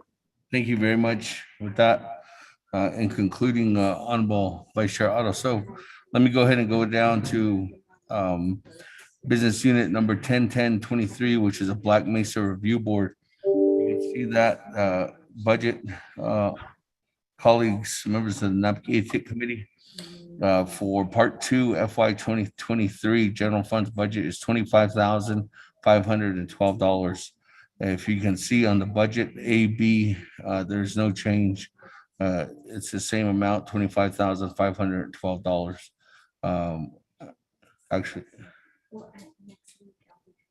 Actually, there was one change of $3 under special transactions and supplies for $3. With that, there's no positions and there's no budget for the vehicles. With that, moving on down to item number 10-10-24 is the Office of Auditor General. That is Ms. Brown on the line. Mr. Speaker, yes, this is Ms. Brown on the line. Hey, Ms. Brown, go ahead. Thank you, Mr. Speaker, Vice Chair So, and members of the Naabik'íyáti Committee. This is Helen Brown. I continue to serve as the Delegated Auditor General going into fiscal year 2023. I'm the one that prepared the budget for our program. So this is for business unit 101024. On part 2, regarding our funding sources, we have general funds for $1,495,815. That represents 95% of the total. We also get the indirect costs, which is $26,412. That represents 3% of the total. And we also have personal lapse fund for $30,684, which represents 2% of the overall total, which is $1,552,911.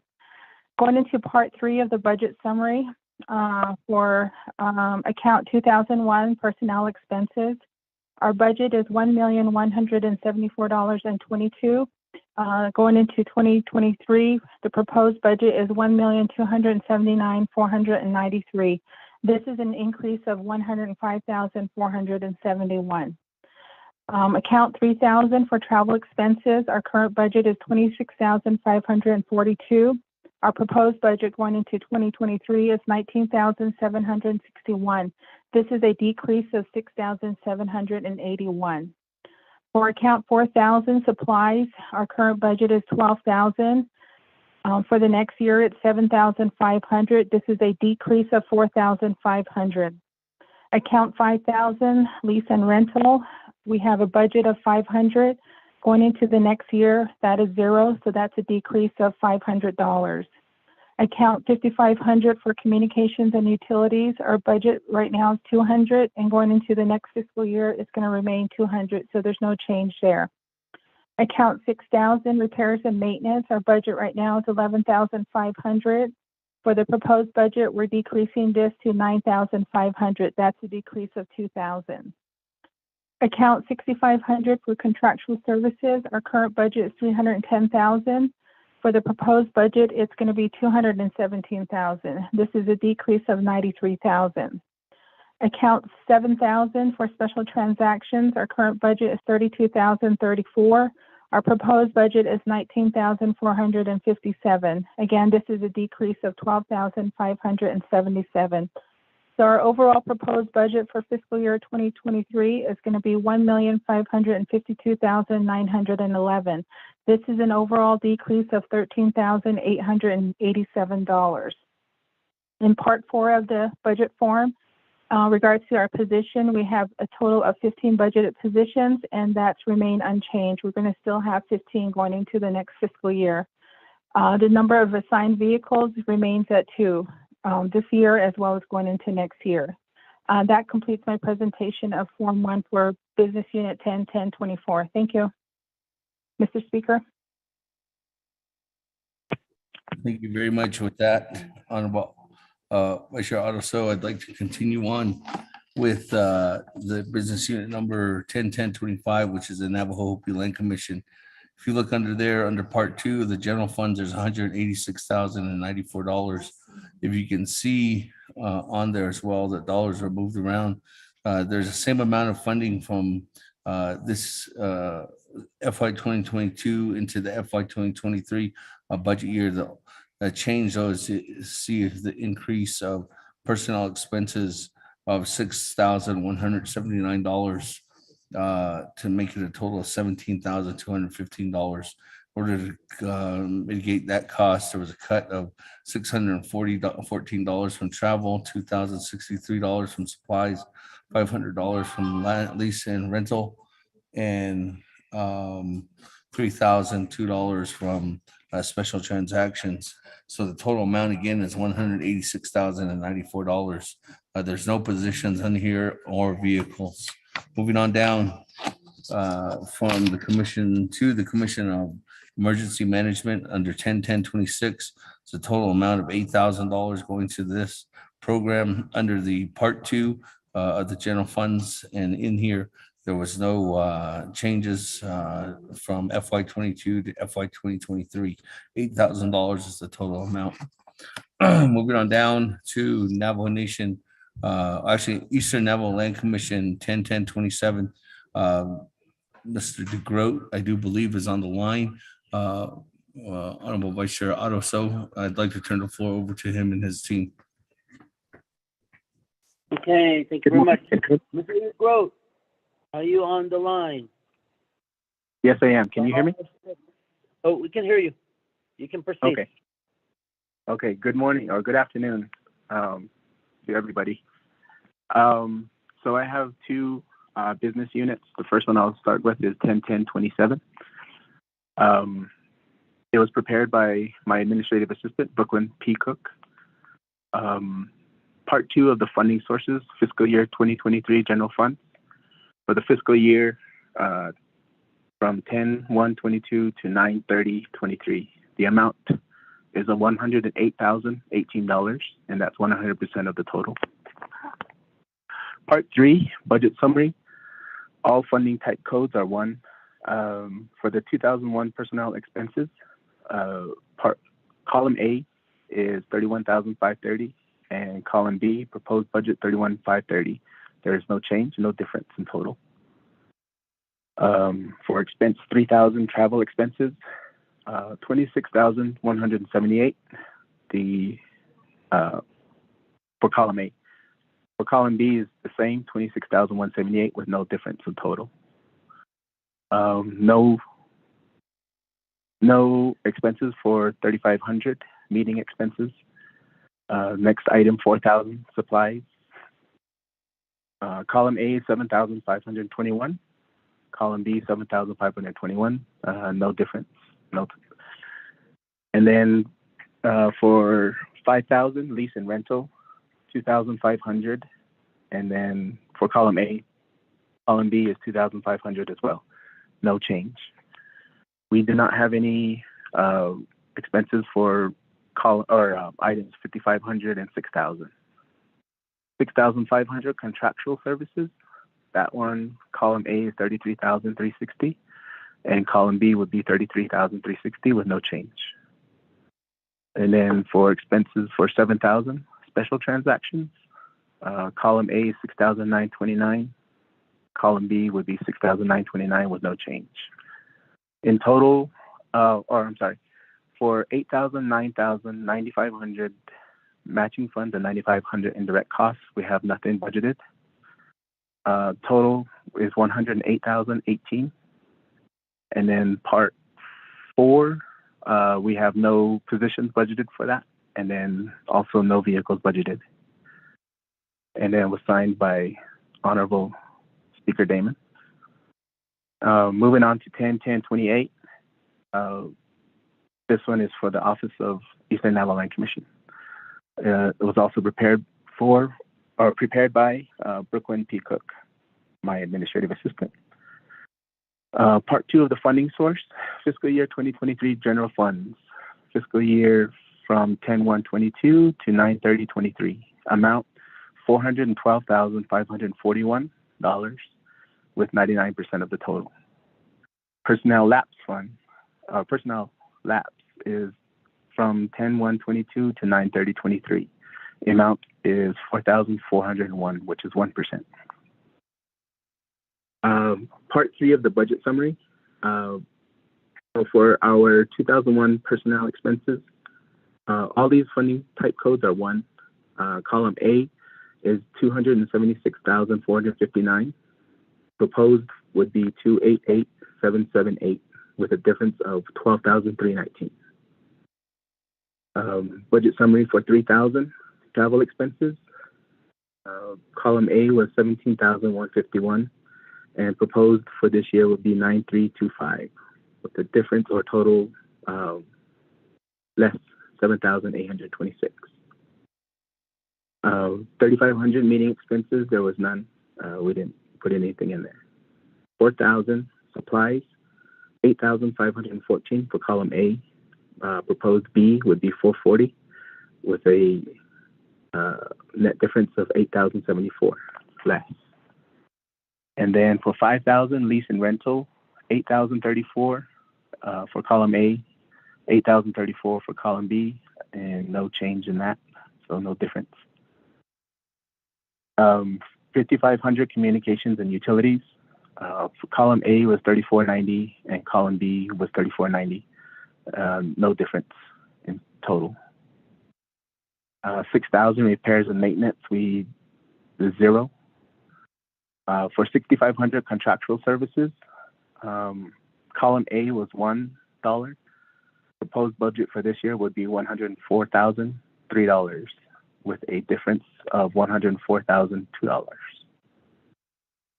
For 7,000 special transactions, 2,879, column A, and then column B would be 2,872, with a difference of $7 less. For 8,000, 9,000, 9,500 matching funds and 9,500 earned direct costs, there's $0. Total amount is for column A would be $316,528. For column B proposed would be $416,942, for a difference of total of $100,414. Part 4, positions and vehicles. Total number of positions budgeted for column D is 4 and column E is 4. And then total number of vehicles budgeted is in column D would be 1. Column E would also be 1. And this was signed by Honorable Speaker Heyman. Thank you. Thank you very much. And floor back over to the speaker. Thank you very much, Mr. DeGroat. And let me go back to the floor. Let me go back onto our next budget. So I do have 10-10-29, which is Office of the Navajo Nation Human Rights Commission. I do believe Mr. Gorman, members are on the line as well. Oversight, Mr. Speaker, this is Leonard Gorman. Okay, thank you very much. Mr. Gorman can proceed. Okay. Also, Asagi Kudo, Konkat Besu Chidis, Anisun Chidish, Astonda, Nana Hanana, Ana Nishiki, Besu Chanada, I did Agi Kuda, Esna, Eya, Nichidish, Gold Sagi, Yan He, Slasuneliki, Nada, Nesto, a Japanese Ayanat, Anasikas, or a commission ya Dina, Joy, Yabkedawdi, Netona, National. Even not a yati, not anaishi, Hanaishi, do, the Ayana, Nestan Lindo, the Dina, no, in plan Hanai, Ebenist, Ayakodo, based on that, I keep a ya, okay. Around the Tika Quare, Dina, Kibida, Nishiki, ICT Honta, because it's Nashni, Neniki, I see non-kittiness, I see bananas and la, don't and Sata, Nakiridash, Grota Nishiki, Tata del Carlo, in the Hala Peninani, ya, the Quena, Narnisitani, Tiniki. Eya Kodona, the cousin Saki, she could the Binde Kato, Dinan Skuna, she Kanda deals with Sibane, Kale, Ebenina, acquired office to keep closing the ego. Now she's I don't know the Kushi, Kodo, they need Nishiki, Nikita test, not the Benina. I see Nan Nishat, I Nanis Asali, Le Nanishiki, the Nabit Hako. Sanda Lehan, what they ego bansi, a coco, a bahini lantern, a conde, what I am Stazlin, or a codo, pesos and I did I fiscal year 23, a ya, codo, lido, les I need to again, sundo, les and if I die, Miss Stone, he not only the Mosiniki, a ya quab, Sabakanas town hard of Saisi. Speaker Damon, they could have been Kado. Now, Kaya Peso, ye is K, ya, Beniata, ya, Sage, ya, planning basiki, the cut Akona, ya, unmet needy, side, Edo, Lesati, Nido, Eso Yata, the local Ayata have been Hansas, Kezo, by Kehan, Mr. Speaker, Kahakodo, Pesos on happy name, 90,000, they need Kid, they couldn't. 87,000 dasli aja el kit o koko eshi binista ya kodon hitashna dolish adenal sofnda jagi binista ya part 2 na general funds ziki ya $723,150 That's 98% of our budget. Personal lapse 11,529, a 2%. We had a decrease in our personnel lapse from fiscal year 22 to 23. On the Part 3 AD personnel 2001 personnel expenses Yati Kudo they need Lishiki Adeben Hansa case of that so the Papanedo Asli Negi Spiga Niniki Ebista Inisto and personal benefit Iki Benahi Nisha Benahi so I see Tahot Zaledo Yashkona Koko Ebenina a personnel Iki 53,480 Benate Nil for the proposed budget. Auto travel Iki 3,000 travel expenses Iki Kati Jibeda Nishiki 37,612 Okoko $528 a bidate Nil ADK Ya Kudo Nikidina Nelson Nikiada Yahiki Saba Sakado Chadota Ayas Nahoti Do so the Tlashaban Jakota Niniki ADK Aya Labi Kenata and lay Satan lay up of the Ido died up on 100 other Bishop they check with our yet I saw 1,000 miles in Dotlado per month. HDG not our home came they Aron da Sanda Lego became it is Kaigi Aso Ashund Ayat Enasli with Abanista. Auto 3,500 meeting expenses, Iki 14,032, Egg at based on that, Anegi, Hunahot Ebe Nada initial, Leki 22,985, Okoko 8,953, A beat Ando Lish, ADK, A Yakodoni, Commission, Liniki, Isidani Kana, Jato, Nikil Dashniso, Zono Bonet, Zatabati, No Koko, Ebinist Age, Yan Hike, Dakedo, Nikis Bailin Soyat, 8 Papinate, Aniki, 8 seminars, Bandi, Katban, Nekato, public hearing that Lehiki, Jabinis, I Papinate, Anibininan, 8,953, a beat Adoli. Out of 4,000 supplies, 15,000, a teachers, a bit, I miss $15,436 a year, beat Agor, $436 a bit Lahos, Linko, a Bahias, and Econ. Benan Shidan Liniki na Sosa, a beta initiate aronda, the ABK and Ego postal stamp or envelope data, a bata Linigina Sosa Cabe, get al Chigita, Eva Egi Abin Yasin. 5,000 lease and rental, a Yahutza by $2,000, 6,600 a day, a day $4,600. A Quake, a Ya, the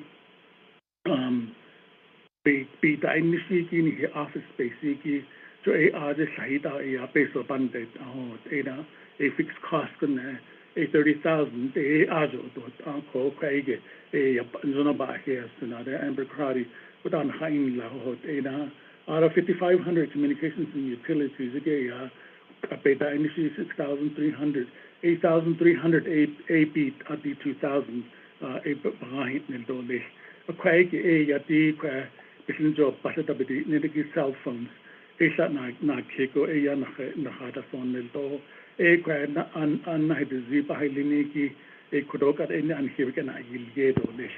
Repairs and maintenance 8 10. Out of 6,500 contractual services, Ziki got the 2022 days will be indicted on 8 10. Kudon Benada initial, Lishiki 30,000 bits. A Craig, a yard, and then Hinani, a Adon, the legislative council, the bigger no. So the underhate that at Odo Aj night in Soto or Banao didn't have. A Craig, a Ray San Francisco Peak Secret Site at no. A banana, Singado Garden, he's not the gene that I see, nasty bit of this Navajo Historic Preservation, competent daily. So the question. If they need Nishikota, a Craig 30,000, Nikitana, University of Arizona today, Ingo, a Yanhikana John, a which University of Arizona, the College of Law, AD, Chinade, Isoka and Habit, that on Pigeon or Liesoka, so Ingo Nashipet or Niniki, a crab in Yani, the 30,000. Auto Kate is special transaction 34,474 APG beta initially a Yahoo 28,530 a credit media I said on the Ashing Bonnet side of the Idaho that is Queen Seniki Benish Akoko and Handan that's on the to the speaker's office. EK Tibet, and she 647,226. Nashabe, not initial, the EK 34,679. So 87,453 beat Neldo, now, the habit, and she auto crad, not Sydney, they need niche. Now, they had us not they need niche, auto chidicho, inigin, hanat, I get aside hanata. Around a now a sign on clean only. What I think now is not all other hair is not now or these Korea. Hey, thank you very much, Mr. Speaker. Turn it over back to you.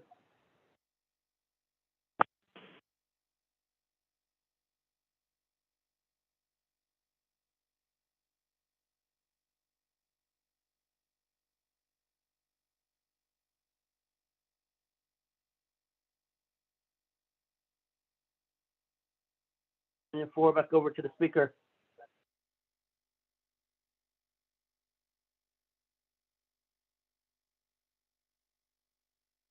Speaker's consulting with Dana. Okay.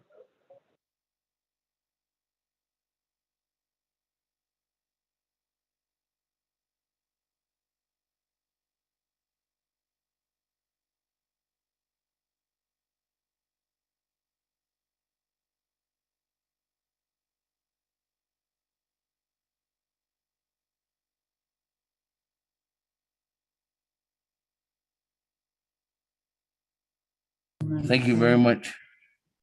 Sorry, colleagues. I had to talk with the Office of Legislative Counsel on an issue. With that, moving on down. Thank you, Mr. Leonard Gorman, for presenting on the Office of Navajo Nation Human Rights Commission. Moving on down to 10-10-30, the Health, Education, and Human Services Committee. If you see on part 2, the funding source, the general funds amount is $48,189. Indirect cost is $8,332 for a total amount of $56,521. We can see there's a decreased amount of $9,599 from FY22 budget, which was allocating $66,120. That's all on part 3, colleagues. The total amount, there's positions, there's none, and there's no vehicles assigned to the Health, Education, Human Services Committee under 10-10-30. Moving on down, item number 20 is 10-10-31, which is the Resource and Development Committee. We can see under the general funds, there's $57,662 as identified. Indirect costs was $12,807. If you look for a total amount, that's $70,469. Total amount was approved was $71,011. Proposed the budget for FY 2022. For this year's physical proposed budget is $70,469, which is a difference of $542. $542 is the decrease amount. So with that, there is no positions and there's no vehicles underneath this budget. Moving on down, item number 10-10-32 under Law and Order Committee. There's a general funds is $52,691. Indirect costs is $7,284. $59,975 is the total amount for the Law and Order Committee. If you can see, colleagues, there's a decrease under part 3 of $5,645. That was taken from $3,000 from travel expenses, $229,000 from supplies, $349 from special transactions, for a total amount of $59,975. Moving on down, colleagues, on to Naabik'íyáti Committee 10-10-33. total amount of $591,520 that was given or allocated from the general funds. $25,815 to was given from the indirect cost, for a total amount of $617,335 was allocated to the Naabik'íyáti committee. If you can see on part 3, there's an increase of $112,464. The way that was, it was for contract services. It was an increase from $336,613 to $450,000. So that increase was $113,387. There was a decrease in special transactions of $923, making that total amount for the proposed budget of $15,509 for special transactions. So again, colleagues, for Naabik'íyáti committee, there's a total amount of $617,335 for a total amount for FY 2023 budget. Moving on down to 10-10-34, there's a legislative district assistant budget. With that, Mr. Rico, I'll go ahead and turn the floor over to you for the LDA budget. Thank you, Speaker and Vice Chair Otto So, members of the Naabik'íyáti Committee. Business Unit 10-10-34, Part 2, General Funds. There is an amount of $1,989,522. Personal lapse of $1,376. Total of $1,990,898. Part 3, there is a difference in increase of $1,376. The original total budget was $1,989,522. The proposed budget $1,990,898. At subaccount 2001 personnel expense, you have original budget of $1,799,819. Proposed budget $1,954,794, with a difference of $154,975. Subaccount 3000 travel expense, original budget $139,101. Proposed budget $24,257, with a difference of negative $114,844. There are no amounts in the next subaccount of 3,500 meeting expenses. Subaccount 4,000 supplies, you have an original budget of $19,601.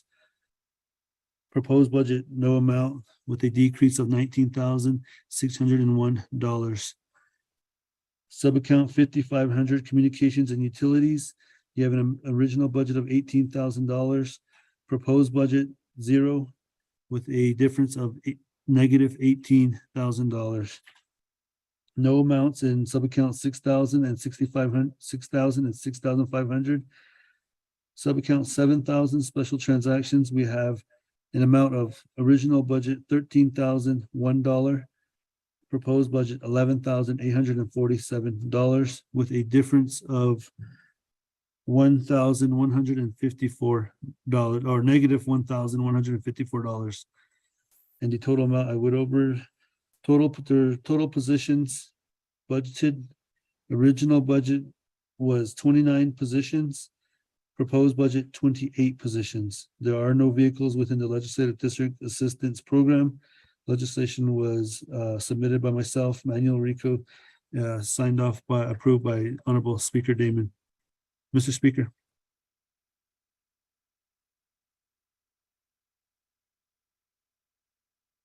Thank you very much, Honorable Mr. Rico. Let me go back to Honorable Vice Chair Otto So.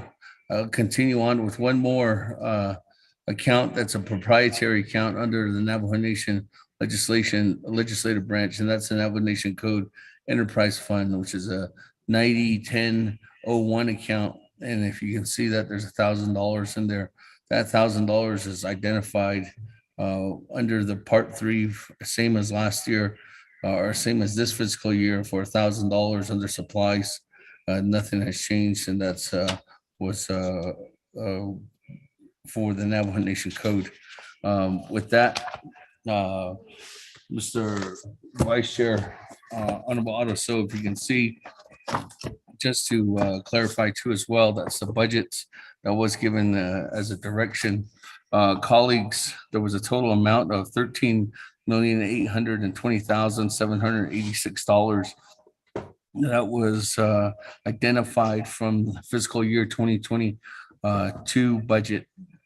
And the total allocation of indirect cost was $1,123,760. We did get a GWA allocation for the entire branch of $204,076, with a total amount that was given. But there was also recommendations that we asked from each one of the departments to see if there was a allocation for any unmet needs. And this is just to, as Madam Chair Amber Crotty and Madam Chair Charles Newton asked the question for the executive offices, where was the extra dollars given to? There was additional funds of $175,000 given to the Navajo Nation Labor Commission. There was additional $250,000 given to the Office of Legislative Counsel, $16,402 to the Navajo Utah Commission, $418,460 to the Office of Legislative Services, $60,000 to the Ethics and Rules, $60,000 to the Office of Election Administration, $200,000 to the Office of Auditor General, $104,000 to the Office of Eastern Navajo Land Commission, $90,736 to the Human Rights Commission, $450,000 to the Naabik'íyáti Committee for Contract Services, and then $103,840 to Legislative District Assistants. So with that, colleagues, the total amount of funding that's in there with the proprietary account of $1,000, $18,550,324 is what the Navajo Nation legislative branch will be presenting for an overall comprehensive budget. In that, there'll be a total that we did in the Navajo Nation 3 branch chiefs agreement too as well.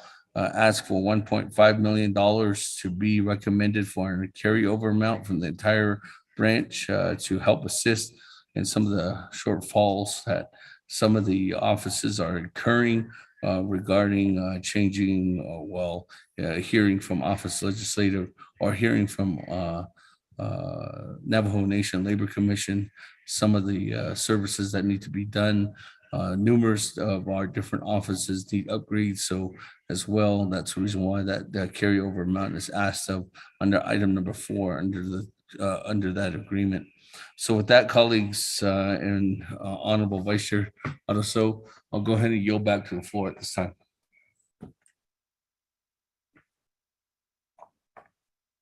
Okay, thank you very much.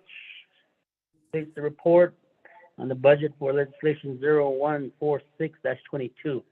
With that, with the motion in place and with the second in place that is existing now, going to go ahead and move forth with questioning. And I see Honorable Raymond Smith this time. You have the floor, Mr. Raymond Smith.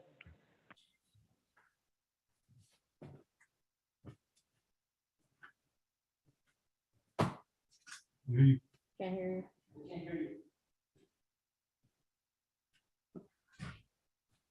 Thank you, Shenandoah, for allowing me to speak on behalf of the legislative budget.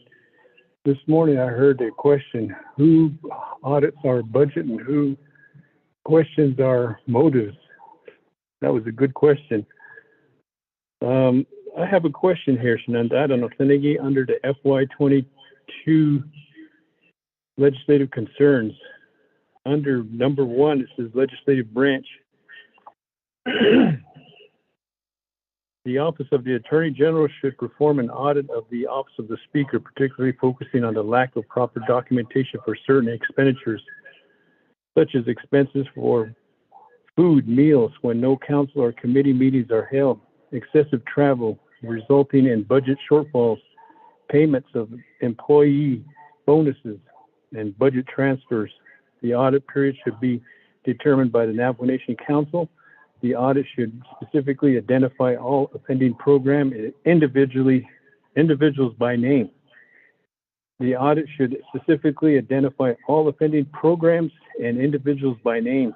The Office of Legislative Counsel and the Office of the Speaker should cooperate with the audit procedures and freely provide all relevant information regarding potentially improper or illegal expenditures. The Office of the Auditor General should provide the auditor report describing its progress, both verbally and in writing, to the Budget and Finance Committee and the Naabik'íyáti Committee by the end of the second quarter of FY 2022. And that's business unit number 101024. And it was due at the end of the second quarter. We're in the third quarter. And according to the OMB report, this is non-compliant. I think we should be in compliant. I think we need to be accountable. I always hear on the floor that how come we're not accountable? We should be responsible for reporting. This is the people's money that we're spending.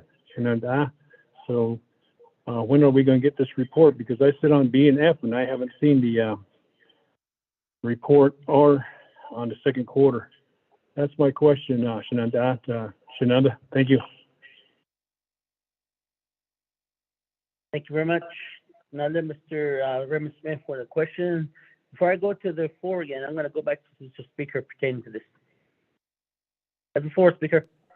Thank you. As a member of the Budget and Finance Committee, it was told to us that from OMB that you did receive that report back in May, Vice Chair Smith. So I refer to Office of the OMB who explained when they were talking about the concerns and or legislative concerns. Honorable Araso. Thank you very much. Office of Budget Management, can you provide an answer to the issue that Honorable Raymond Smith has in question? Thank you. Good afternoon. Can you hear me? Yes, we can hear you. Good afternoon, committee members. I did indicate that we did receive a third quarter response from the Office of Auditor General. However, it is non-compliant. That's the status at this point because she indicated that the report was given to Budget and Finance Committee on May 17, 2022, and the report was accepted by the committee. In her report to OMB, Office of Auditor General indicated that this LC will not be completed until 2023, and I'd like to defer the question to Office of Auditor General to explain into further details. Thank you very much, Office of Budget Management. And then Office of Auditor General, can you present an answer to the question that Honorable Smith has raised and pertaining to the May 17th Budget and Finance Committee meeting, which Office of Auditor General made a report to the Budget Finance Committee? Office of Auditor General. Thank you, Delegate So and members of the 24th Navajo Nation Council. This again is Ms. Helen Brown. I'm the Delegated Auditor General. Yes, we presented a status report to the Budget and Finance Committee via a memorandum dated April 25th, 2022, which I had given the committee an update on the legislative concern. To make sure that this audit would be an impartial, objective audit, my decision was to outsource it out, to bring an outside firm in to perform this audit and to address this legislative concern.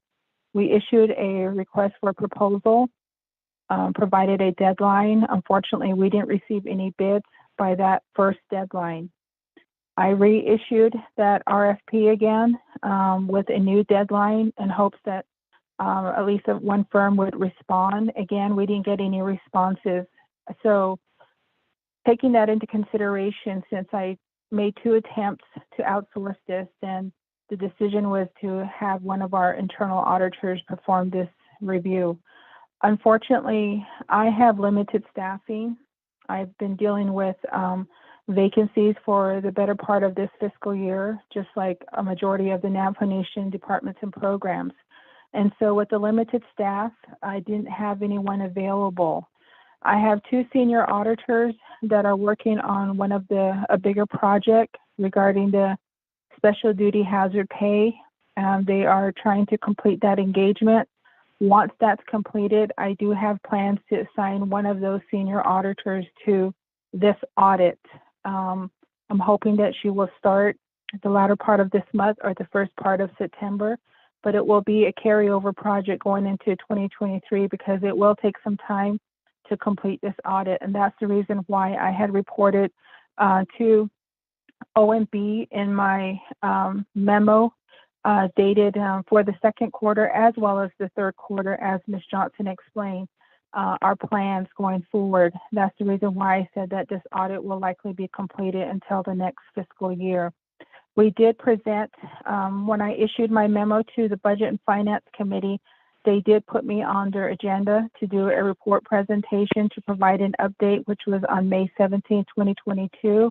Again, as I stated, there was no questions. The report was accepted in terms of us providing a status report. So as far as the legislative concern is, we do plan to continue to honor that request that was made. It just was not something we were able to do as part of fiscal year 2022, but we do have plans to get it done in the next fiscal year.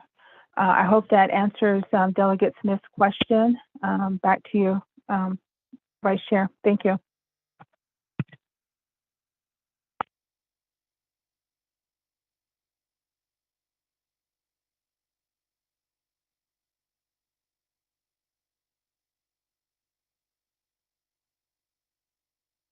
Oh, they muted me. So, thank you very much, Helen Brown, for providing that answer to Honorable Smith. Also, Office of Budget Management providing the answer to Honorable Smith and referring your question to Helen Brown from Office of Auditor General. And moving on the line. I don't see anything from staff being text relating to questions pertaining to the budget that has been presented by the speaker. This is Delegate Yellowhair. Honorable Yellowhair, you have the floor. Yate, and good afternoon. Pro Temp Select Honorable also on the Select Speaker Damon, thank you for bringing this very important legislation pertains to FY23 comprehensive budget. So now the Naabik'íyáti Asla and Zingi Ishti Asla under a Auditor General of the Navajo Nations, her position is still used as a delegated or acting a Auditor General of the. How long will it take? Just questions to my brother, Mr. Honorable Demon. How long will it take? What's going on right here? Another one. Second one. Yes, my concern is you have 6 auditors still vacant, continue vacant into 23. Looks like it. And your concern is you don't have enough office space. Do you really need office space? Maybe we can move you out to another building. So, what's one of the report to be in the committee? There was one department, 25 years was never been audited. Finally, it comes to being a committee. 25 years, finally audit, and you know what I'm talking about. Out of my concern is another one is audit has been delayed. Takes too long money's been taken. Happened like a year ago, we finally complete this audit too. We need to move on and quickly to get this audit up as sooner the better. The last one, myself, I have a concern. The chapter levels, they have to say software, computer software, financial software. I think it needs to be changed. I don't know if you ever look into it. We need to find a way to get to say a new accounting system can catch these taking money out from the chapter's account. That's my concern on that one.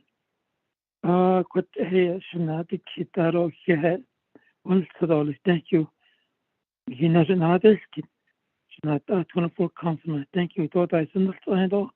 Shanata order in the chapter also. Yeah.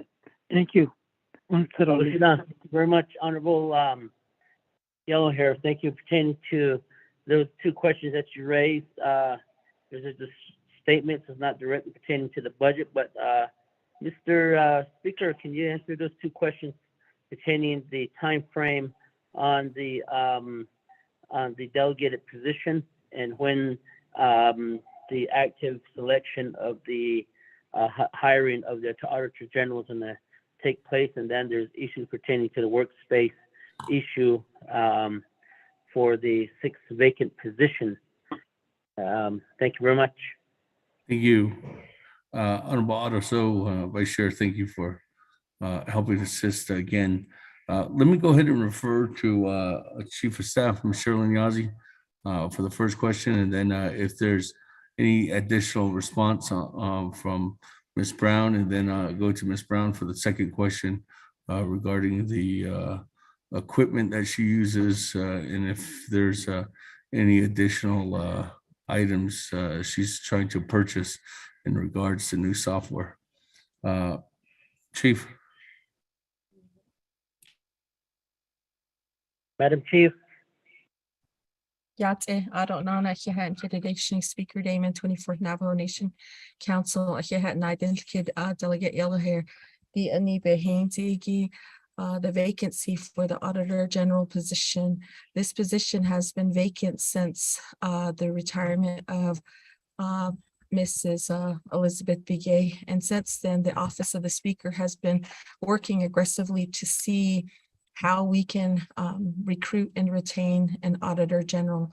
At this point in time, working with the Department of Personnel Management, we are now in a position where this position has now been classified as open until filled. We have yet to receive any applicants who have applied for this position.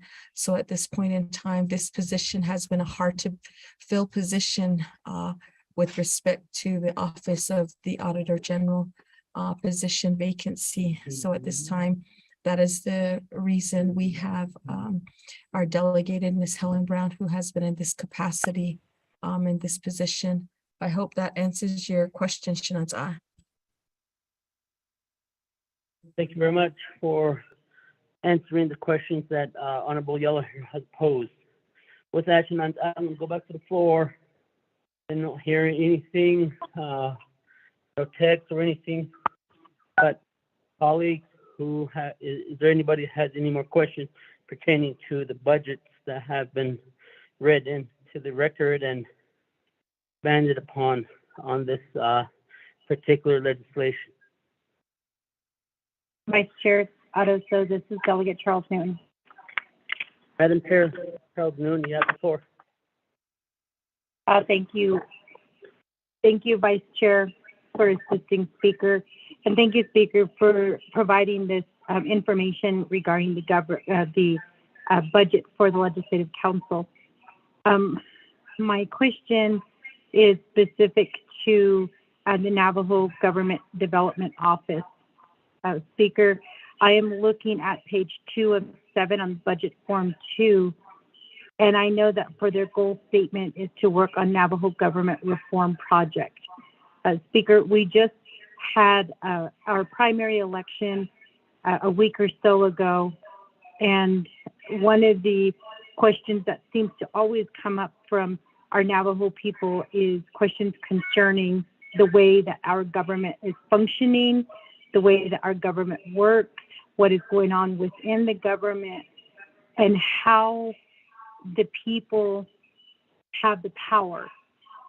And I say that, Speaker, because a lot of our people don't really understand the process, especially, you know, in light of what just happened here in the whole world with COVID. A lot of our people didn't know where to turn to. They didn't know what kind of services were out there for them. And I think that there was a lot of miscommunication. There was, you know, the flow of communication was, it wasn't happening. And Speaker, I'm really concerned because now a lot of that miscommunication that happened during COVID is kind of falling into what we're seeing here with the recent election. And so I know that government development at one time, I believe there was delegates who asked the question, the simple question of, you know, what is the purpose of your office? The Government Development Office has been in existence for over 10 years, is my understanding, maybe even over 20 years. And yet there's really nothing that has come out of that office. There has been no education to the Navajo people. The people who stopped by my little stand during primary election, I asked, you know, simple questions like, do you know what a referendum is? Our Navajo people didn't know what a referendum was. Heaven forbid, you know, you ask them, how do you go about a referendum? How do you, you know, and a lot of our Navajo people did not know.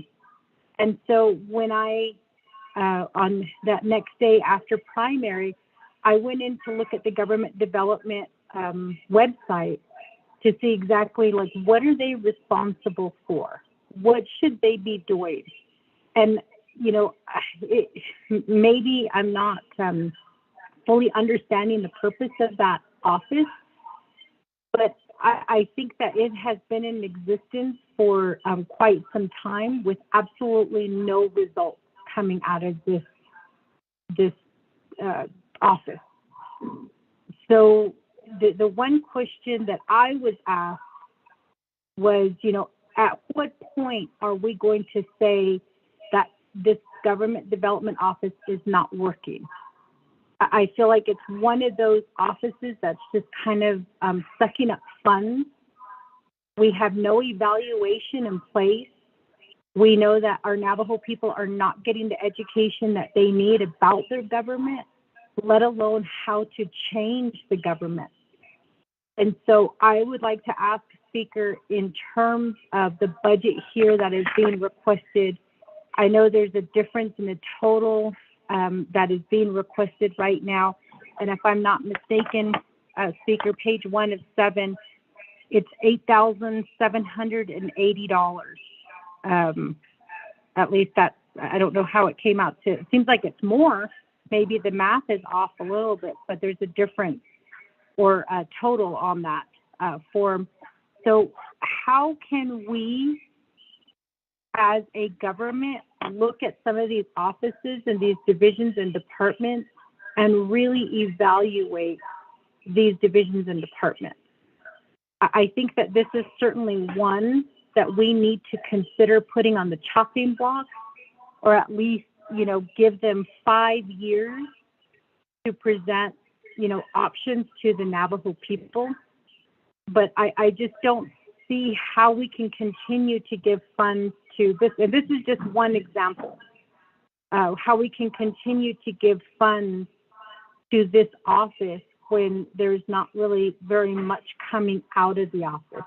And I always recall Delegate Carl Slater, you know, proposing that idea of having, you know, an office that would help assist with, you know, like kind of like the Congressional Research Services, the CRS at the federal level, where they do all of the research, they help to, you know, do all of the writing, they do the reports, you know, they do, there's a lot of things that that office does in itself to help assist the senators and representatives at the federal level.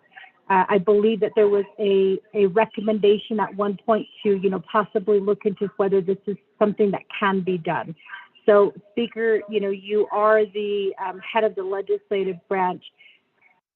How do we evaluate whether the Navajo Government Development Office and other offices under the legislative branch, whether they're effective or not? And I use this particular office as an example because we just got done with primary elections. And I don't know if other delegates, got to speak with people who stopped by their stands and asked these simple questions of what do they know about Navajo Nation government. But I just think that the Government Development Office is charged with that responsibility, and they're not meeting that responsibility. And I'm also aware that there is a new director who is in place, and I'm one for giving them a chance, but I'm not seeing how they're doing anything. I just feel like we're in an age of social media right now. At a minimum, I would have expected them to develop a YouTube channel to educate the people, to say this is how the government is right now in the Navajo Nation, and this is how you can change the government. Navajo people, there's this process called a referendum, and this is what you do for a referendum. Or the other question that came up is, how do we recall elected officials? That should be another thing that they should be informing the Navajo people about, is what is the process for recalling elected officials? What is the process of, addressing concerns where elected officials are not, wanting to listen to, to the people? And that question came up because the president refused to meet with the veterans when the veterans marched here in Winter Rock. So that question came up. How can I hold, the president, accountable or responsible in that situation? So it was very clear, that at least my constituents that I've met with, that there's a lot of, there's no information being provided to our Navajo people on the way that the government works. And that may be the reason, a lot of people have come out to say, I listen to you on council, I listen to you when you do your Facebook updates, and I learn a lot from you, but I know that, I'm not 100%. I don't have the all-seeing eye on what happens with the government. I can only talk about what happens here in council. But I would think that would be the responsibility of government development, Speaker. And I guess I'm just wondering about how much money have we given to government development since they've been created, and what have they done since they've been created to show the Navajo people that this particular office is being effective in sharing the push that the Navajo people can reform the government. Thank you, Speaker. Very much, Madam Chair. With that, I'm going to go back to the Speaker for providing an answer to this question. I know earlier I did call for the Navajo Government Development Director. He's not on the line. So, Mr. Speaker, I'm going to turn the floor over to you. Maybe you can answer for him. Thank you.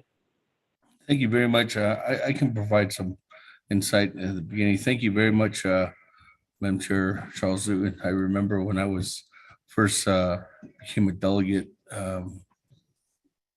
I too had the questions of what does the Office of Navajo Government Development do, and in many cases, there was always a push to have this office provide recommendations or some kind of solutions to any kind of government reform, and also provide any kind of updates to really see if there was any possible changes or scenarios of change, and if that was provided at any point. There was also provisions to, in some case, I remember one year when our former colleague on the 23rd Council tried to have the Navajo Nation government development reform discontinued or not be funded, try to wipe them out of the budget. But at that time, I think the courts indicated that the government development office needed to stay in place. The position that the government development office, I think, over the years has really tried to emphasize its growth, not only from each director that's been there to try to guide it, but also the commission that is the one that's supposed to be leading this office. And the commission, I could tell you, is probably the individuals that I think would have more of a direction, as they are the supervisor of the government development executive director. And in doing that, I think in building that guidance, the speaker's office is here as an administrator just to help assist in any kind of process work, basic information to help mitigate some funds and costs and help them along the lines in order for them to move through the process.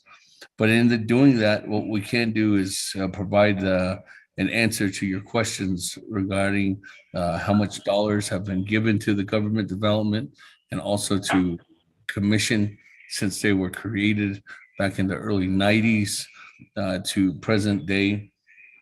Also asking for a report on any kind of recommendations, Madam Chair, over the years of any possible recommendations to what have they done to recommend any kind of government reform, whether that be at the local level, which in this case might be the chapter level, whether it be at the mid-range level, which is probably even changing some of the divisions or departments or merging them, or even taking some of them out, or even at the bigger picture level, which is the mother government, and trying to identify the clarity of change, whether that be.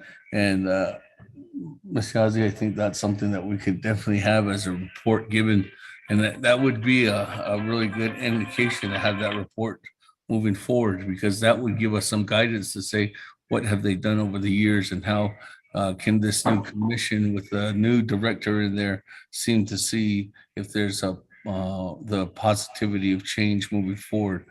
And one of the recommendations is we're always open to, if there's any legislative concerns or conditional appropriation that we could have attached, as there's also those mandates in there to help assist if there's any kind of growth that needs to be done or immediate deadlines to say that this is what needs to be done, or if there's some kind of action that needs to be in place within the next couple of months or by the first or second quarter.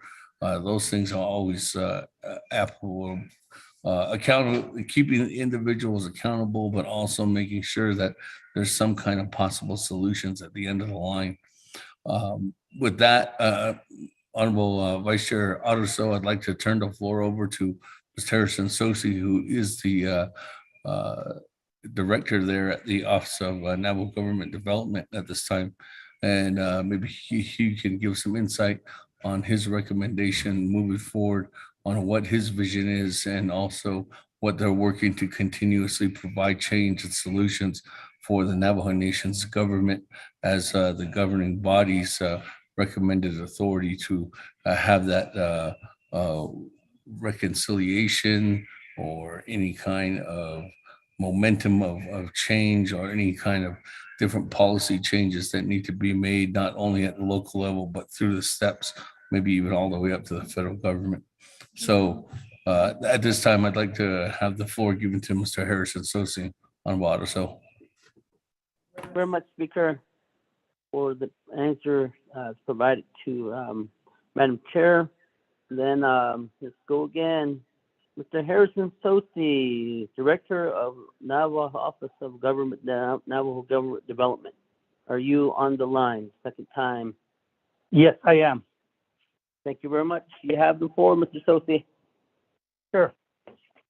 I heard the discussion, and to give you a little bit of background on the Office of Navajo Government Development and what the responsibilities of the office are.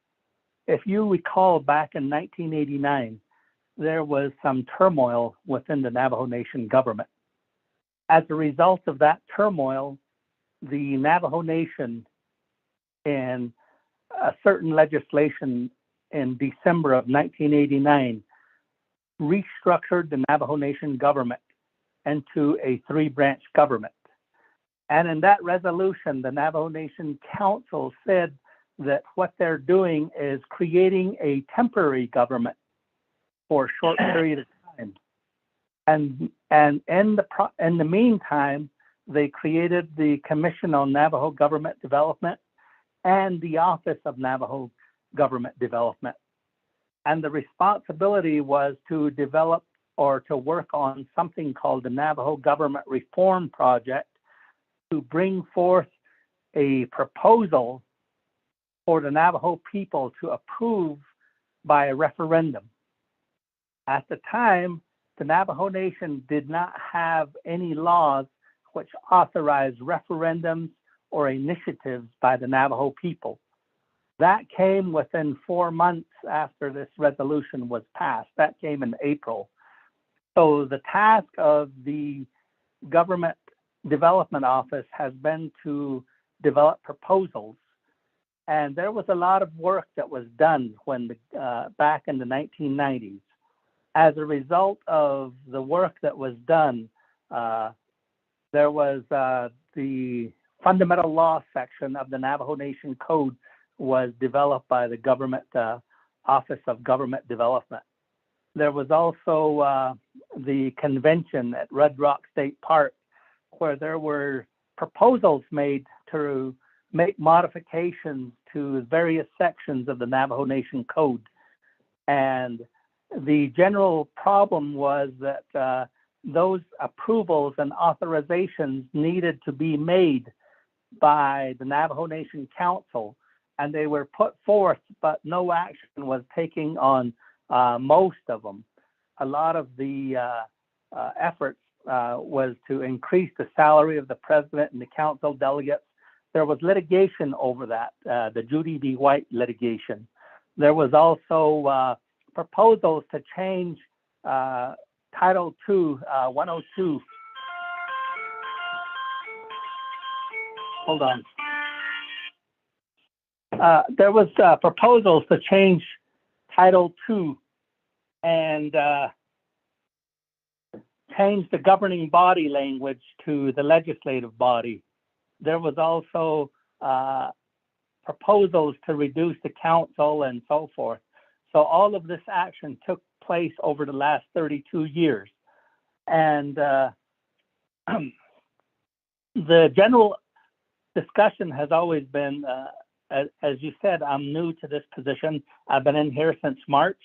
The general discussion has been, or the criticism of the office is that they haven't really accomplished anything or put forth a proposal as was just put forth by Mrs. Newton Charles. Anyways, our plan is to work on exclusively, if you look at the Budget Form 2, to work on the Navajo Government Reform Project. And this is one of those things that sometimes might become controversial, which was the case in early 2010. There was a lot of litigation on the reduction of the council from 88 to 24. And as a result of that litigation, the office was abolished by the council. And then the Navajo Supreme Court, as a result of some of this litigation, said that the Navajo Nation Council made a promise to the Navajo people. And that promise is that the people would have the opportunity to vote by a popular vote on the form of government that the people want. And that is the task of the Office of Navajo Government Development. Our office has been working on this project to bring forth a comprehensive reform proposal to the Navajo Nation. And right now, we've had discussion between the commission and the office to bring forth a proposal within the next 6 months. And we're working on that particular project right now. And as you know, it's in draft form, but when we finalize it, we'll bring that forth to the Navajo people and then start educating them on the various concepts and proposals that are contained therein. So hopefully we're going to make a public announcement in the near future about what the Navajo government reform proposal is and give the Navajo people an opportunity to vote on it. And that is what the council and that is what the Navajo Nation Supreme Court has opined, that any government reform must be done by the people because the government belongs to the people. So that's our direction, and that's what we're hoping to move down that path within the next year or so. Hopefully that answers your question. The other thing you talked about, we are actually in our budget, if you look at our budget, we had an increase in personnel expenses and the amount of $54,293. Much of that resulted from the increase in the fringe benefits line items. And then also some people here that are working for the office did not get any approvals for increases in salary over the last 2 or 3 years. So some of that is included within that line item budget increase also. So in reality, the difference in our budget from last year and this year seems to be only $87,000, but there's a big increase in our budget because of the increase in the personnel line item, which amounts to $54,293. And that only leaves us $40,247 for other operational expenses. So that's the end of my presentation. Thank you very much for your answer. For Madam Chair has been provided. Moving forth, Madam Chair, does that answer your question? Thank you, Vice Chair. I guess, Speaker, I would really appreciate the report on how much money has been given to the Commission of Government Development, and then also, what has been done in those years since they have been created. If this office was a result of the 1989 turmoil, that means that, this office has been in existence since the early 1990s with absolutely no results. And I think that as council, being responsible would require us to evaluate and put an end date, because we can't continue to tell our Navajo people that they can change the government and not give them the education that they need on how they can change the government. And so I would look forward to that report, and also the report on how much money has been funneled to this office, as well as what has been completed during that time. Thank you, Speaker. Vice Chair, I do have other questions for other offices, so if you can add me to the queue, thank you. Okay, thank you very much for that. Chair. Moving forward, Chair, this is thank you very much for your presentation. And I'm going to go back to Mr. Jimmy Yellowhair, and then I'll come back to Madam Chair. Mr. Yellowhair, question to the budget. Thank you very much, Pro Temp Chairs. My question was not all answered. I want to go back to follow up. First of all, the Chief of Staff have some answer, but not enough. Where these advertisements have been made? Navajo Times, Independent, Gallup, from Independent or maybe New Mexico outside, where has been advertised for the attorney auditor general. And the next one is a county software for the new software that we need to start look into it, have a better accountability with the Navajo Nation. This was my questions on that one. And then plus a sixth position of vacancy in the county auditor, sixth position is vacancy with the auditor general. And then Helen Brown, her justification that she can't hire these six positions because of we don't have enough office space. That's the one that I have a concern. Pro Temp Chair, yeah. Okay, thank you very much, Mr. Yellen here. The speaker just write these questions down. Let's go on to Madam Chair. Thank you, Vice Chair.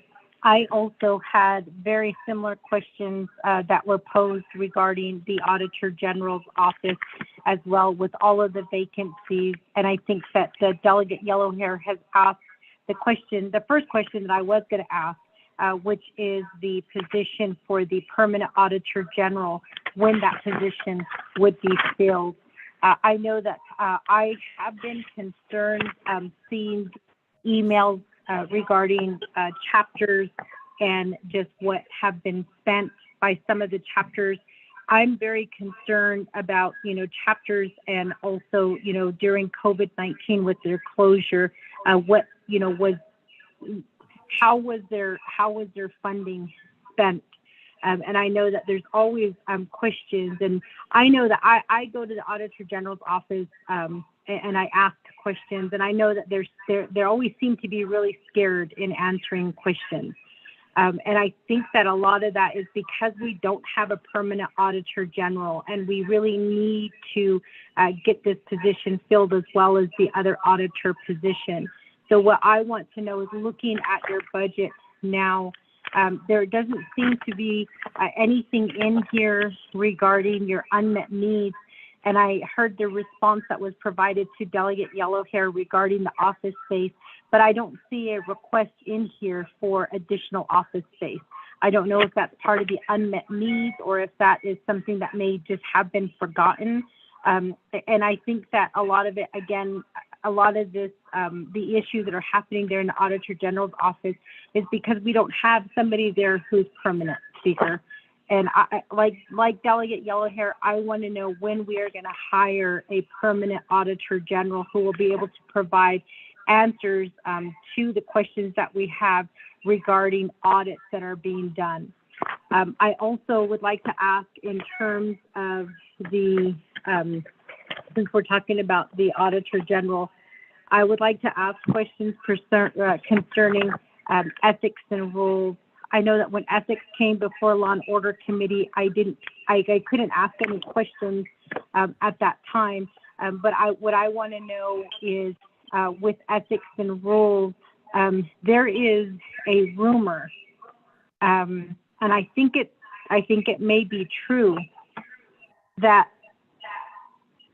when funds are taken from the Navajo people and ethics and rules finds them to be, I guess, I don't want to use the word guilty, but when they do find that there is evidence that exists to funds being taken, my understanding is that as long as the person pays it back, that really nothing is done. And I asked that question because yesterday, Delegate Yellowhair at Budget and Finance asked the question, if a chapter took money, then how do you ensure that they pay it back? And that question was never answered. And of course, I was the sponsor of Ethics and Rules' budget, but here today, I'm not the sponsor, and I want to know from Ethics and Rules, when an individual is found to have taken money from the Navajo people, how do we ensure that these people pay back the funds that they took? Now, I know part of that is that they cannot be rehired at the Navajo Nation government, that they can't, run for elected positions. But at the same time, I don't believe we have anything within our laws that say that if a person doesn't pay back, this is what could happen. And I think that it's important for our Navajo people to understand that, that we do hold those who do take funds. There are consequences to that. It just doesn't seem that is being followed right now. We hear about money being taken all the time with really no measures in place that hold that person accountable. So what I would like to know is, what is the time limit that a person has to pay back those funds? And in the event that they cannot pay it back, what options are available for these individuals? Because again, keep in mind that this is the Navajo people's money that they are taking money from. I also saw under ethics and rules that you are requesting $10,563 for consulting fees. You have consulting fees, consulting expenses, and then you have Navajo Nation tax 6%. I've never seen tax as part of the budget. Is ethics and rules charging us the 6% tax that they have to pay? And this is page 8 of 10 under budget form 4 on tab 9 under consulting. I just seen that Navajo Nation tax 6%, so I'm a little bit curious as to what that is. They also have that Navajo Nation tax 6% at $1,200 under services as well. So I'm a little bit curious as to see what that 6% tax is all about, as well as the consulting fees. So at this time, those are the questions that I have. Thank you, Vice Chair. Thank you very much. Vice Chair So, I'd like to be in the queue. Okay, we'll come back to you. Honorable Daniel So, we'll come back to you. Mr. Speaker. Thank you. To regards to the permanent auditor position, I think Shazi clarified that information, but let me see if Ms. Brown can give you some more insight as she's there on a daily basis, and then also answer some of those questions in regards to the technicality of what equipment she's using and the understanding of the outcome, and also with the role or recommendation that she's bringing to the table in the avenue for personnel and recruitment, but also for the, I guess, office space questions that have arisen. Honorable Otto, and then after that, there was direct questions to the Office of Ethics and Rules. So I'll go ahead and have Mr. Harrison stand by for comments or questions for him.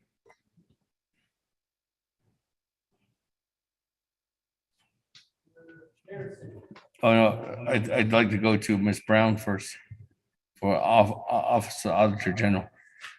Okay, thank you very much. Let's go to Ms. Brown. Have the floor. Thank you, Mr. Vice Chair, Mr. Speaker, and members of the council. I hope everyone can hear me right now. Yes. Yes, we can hear you. Okay. I understand that some of the questions by Delegate Yellowhair were not answered.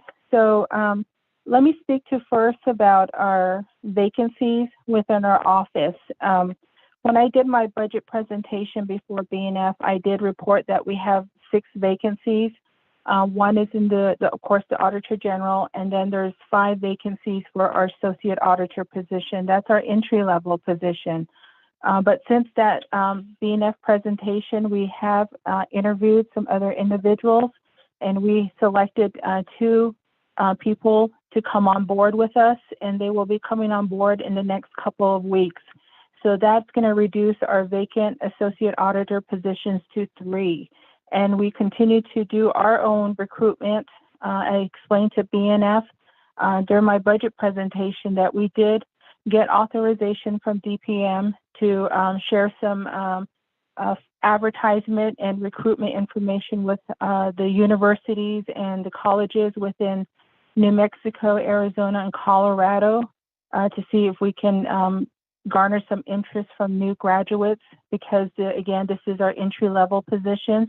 If there are individuals out there that are looking for professional work to really get them started in the workforce, we would like for them to consider our office. So that's what we've done. We're hoping that we can garner some interest from those efforts, but we do continue to recruit. So our vacancies for those positions are down to 3. And these positions are important because they start providing the development for our auditors' professional growth. And so this is where they do a lot of assistance with the senior auditors on projects. So that is the status as far as our vacancies are concerned. As far as office space, our office currently shares a building with Office of Navajo Government Development.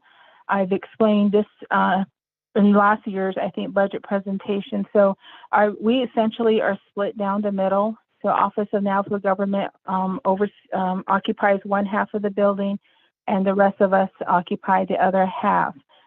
We are literally maxed to capacity on our end. So that's the reason why I had explained before that I cannot request for additional positions, because I wouldn't know where to put those individuals. We have some offices that are slightly larger than other offices, so I'm able to put 2 people in those offices, but those are all available for the vacant positions. And so it just doesn't make sense for me to ask for additional positions when I don't know where to house those employees. And so that's the reason why I did not do an unmet needs budget for additional office space. And so, and then of course, with the understanding that it's been difficult to recruit to fill our current positions. And like I've heard from other departments and programs, this is a challenge that we're facing nationwide. And so it's just not our program, but it's other programs as well. So that's the reason why I did not ask for additional office space, because I'm trying to fill our current budgeted positions as we speak. As far as the accounting software, the Navajo Nation chapters, I believe all 110 chapters are now utilizing what we call the MIP Fund Accounting Software.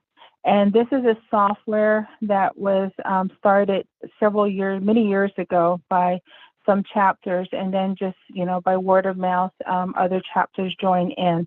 We also invested in this software. We use this software within our office as well. It's a fund accounting software. It's something that is needed for governmental organizations, governmental programs, and entities such as the chapters. And so that's the reason why the chapters are able to present their financial activities based on the different types of funds that they receive.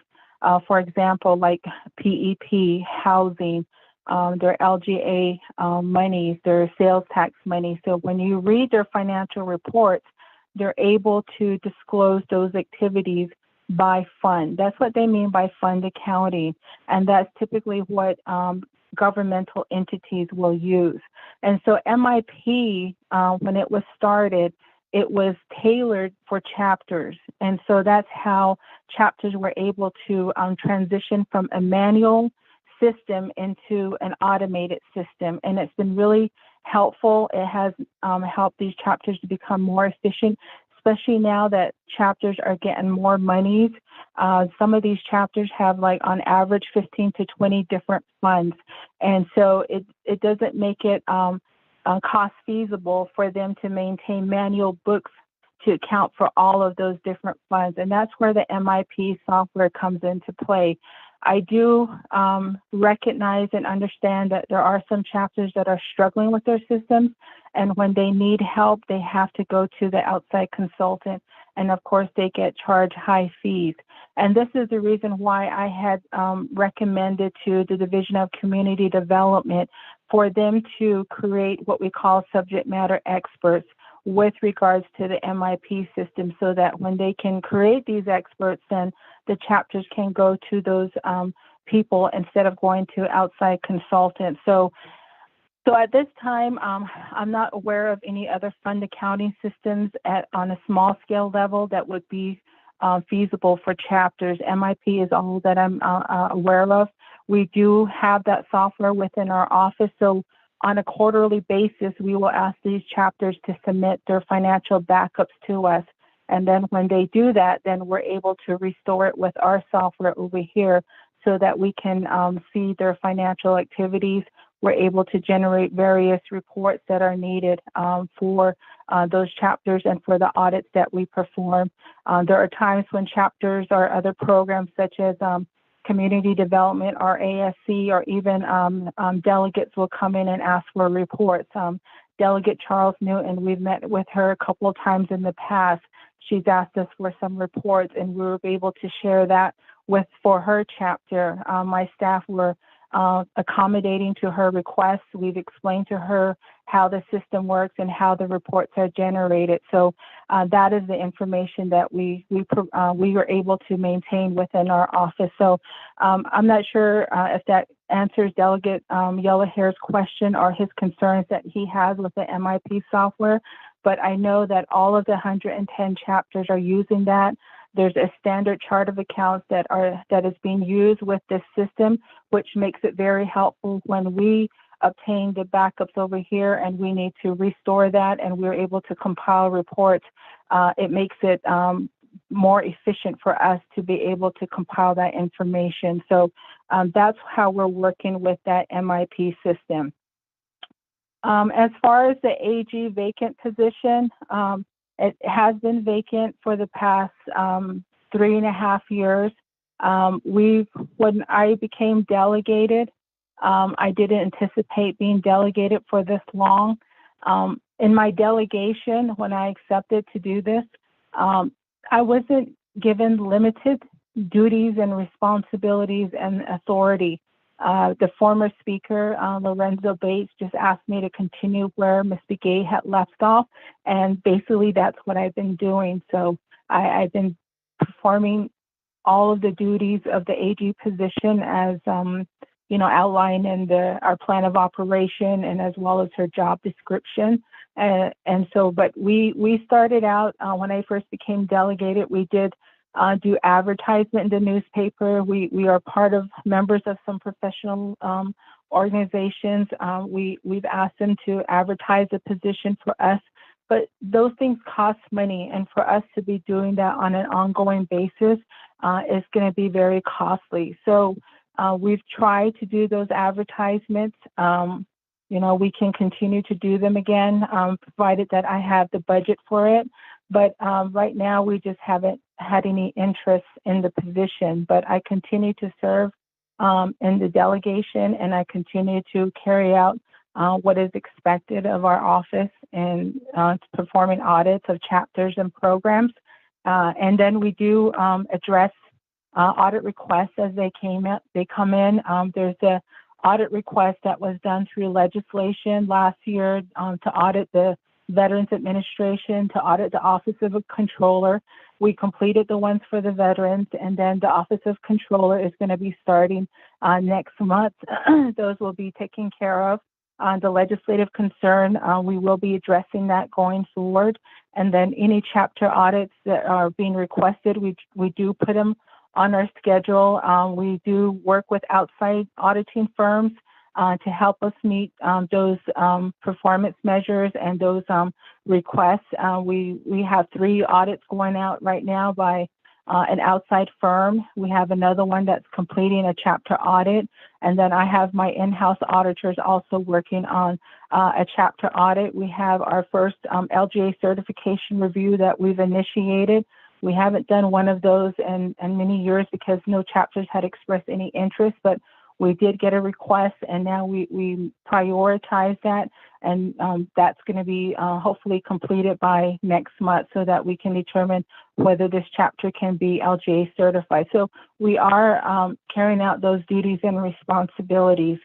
And I think I answered all of the questions. If I missed anything, please let me know, but that will be my response to the questions by Delegate Yellowhair and Delegate Charles Newton. Thank you. Thank you very much, Brown, for answering those questions. Mr. Speaker, any other individuals you want to turn the floor over to?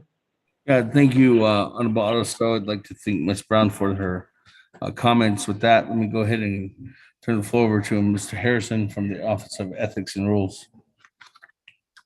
All right, Mr. Harrison, you have the floor. Thank you, Speaker, Honorable Council, Madam Chair. To your question, when I do presentations to a lot of the people that request a presentation from the Ethics and Rules Office, a lot of people do ask me those questions like, well, what happens to these people? I mean, a lot of people have the misconception that we're like a criminal department here, but we're an administrative function to where a lot of our jurisdiction and, our authority, it only goes so far. I know when there are allegations, intakes that are forwarded by the Auditor General's office to our office, it's also forwarded to the prosecutor's office and other offices that can prosecute. With us, we say violations. They violated the ethics law, so we hold them in violation.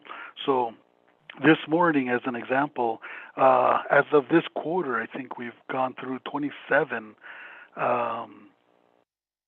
order to show cause hearings, and some of them stem back to the early 2000s of people that still owe restitution to the Navajo Nation. And so, but we have been constantly serving them with order to show cause, and then having them come back in and then working some way for them to pay up their restitution to the Navajo Nation, whether it be, and then usually that restitution goes back to wherever that those monies were taken from. If it was taken from the chapter, it'd go back to the chapter.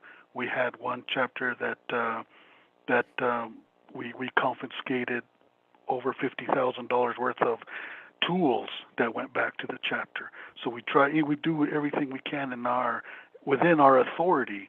And so we have developed. I was speaking briefly to the Law and Order Committee during these budget hearings, and just gave them a heads up that we were going to be having a work session, and some of those things are on the agenda that I want to discuss on how the Law and Order Committee, how the council can help this office, maybe give whatever authority that we need to, or maybe rework some of the code or hearing rules that could assist us also. I mean, those are some of the things that we try to do, is we try to recoup those monies for the Navajo Nation, besides investigating and finding these people in violation. But we've just recently been having a lot of cooperation with the United States Inspector General and the FBI and the prosecutor's office. I know white collar crime unit was down for a little bit. Now it's been, I think, reestablished, restaffed, and so we got some energetic people there that we're teaming up with to do co-investigations on some of these allegations. So some of these will go criminal and some will stay administrative with our office. But for right now, the only tools we have afforded to us through the Navajo Nation is under Title II in the rules, is that using these order to show cause, and then bring them back in. But then, as Ms. Newton Charles Newton, Madam Chair, was saying, we do also sanction him as far as suspension of office, termination of employment, termination of office, can't run for candidacy until all these monies are paid back to the Navajo Nation.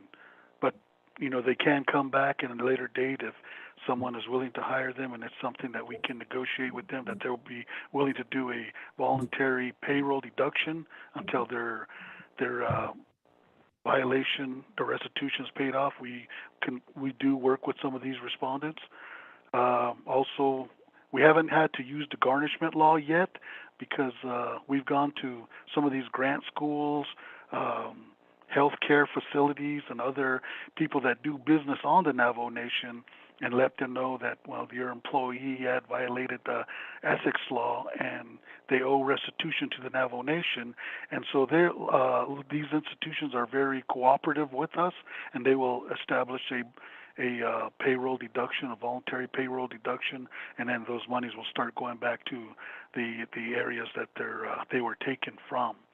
But right now we're just constantly doing order to show causes, serving them to these respondents, and then bringing them back in and see so they can show cause why they haven't paid back or honored their, whether it be a stipulated agreement or an order that was imposed on them.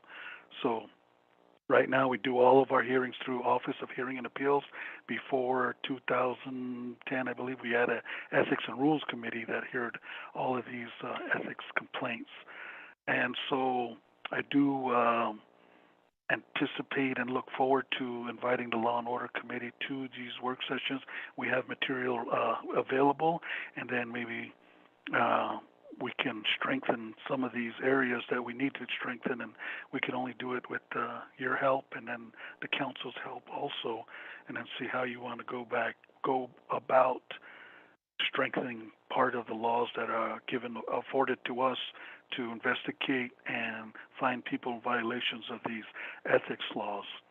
As far as the forms, we have a consulting fee. We have a contracted attorney, and so he's the one that does our filings, and he's the one that represents this office during a hearing.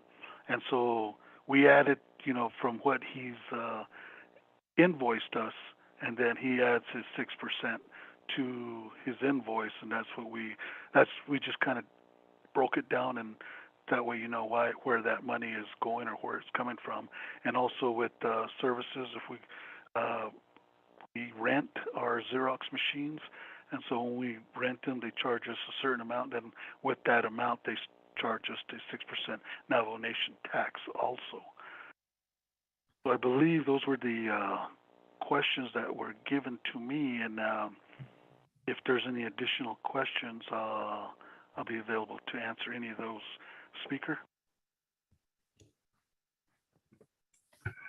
Very much, Mr. Speaker. Does that complete your answers? And Thank you very much, Mr. Harrison, and thank you for allowing him some time, Vice Chair. So that, colleagues, that does conclude our response at this time. This is Delegate Yeller. Chair. Thank you very much for those response to the questions posed earlier presenting regarding Honorable Yellowhair's update and Honorable Gina Charles Newton. With that, then before I go back to Mr. Yellowhair, is there any anybody in the queue for? Oh, sure. Honorable Daniel So was in the queue. The Yellowhair will put you back into the queue. Thank you.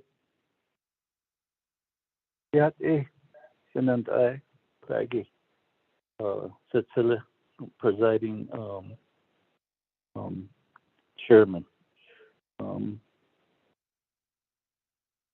Otto Cecilia, sponsor of the legislation. Speaker Damon, legislative staff. I guess regarding let me go through the Office of Navajo Government Development. First of all, The Government Development Commission was to explore a Navajo government system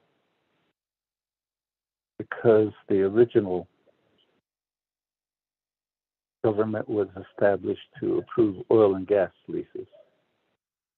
And then the form of a tribal council or chairman was basically a BIA aspect.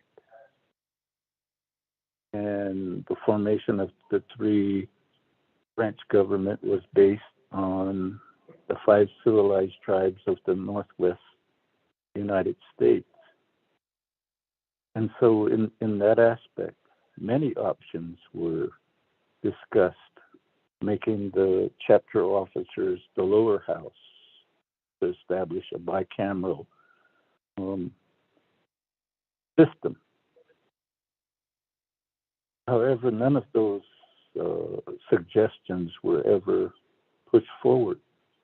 And it's been legislative actions or actions by the people that basically have given us the form of government we have today.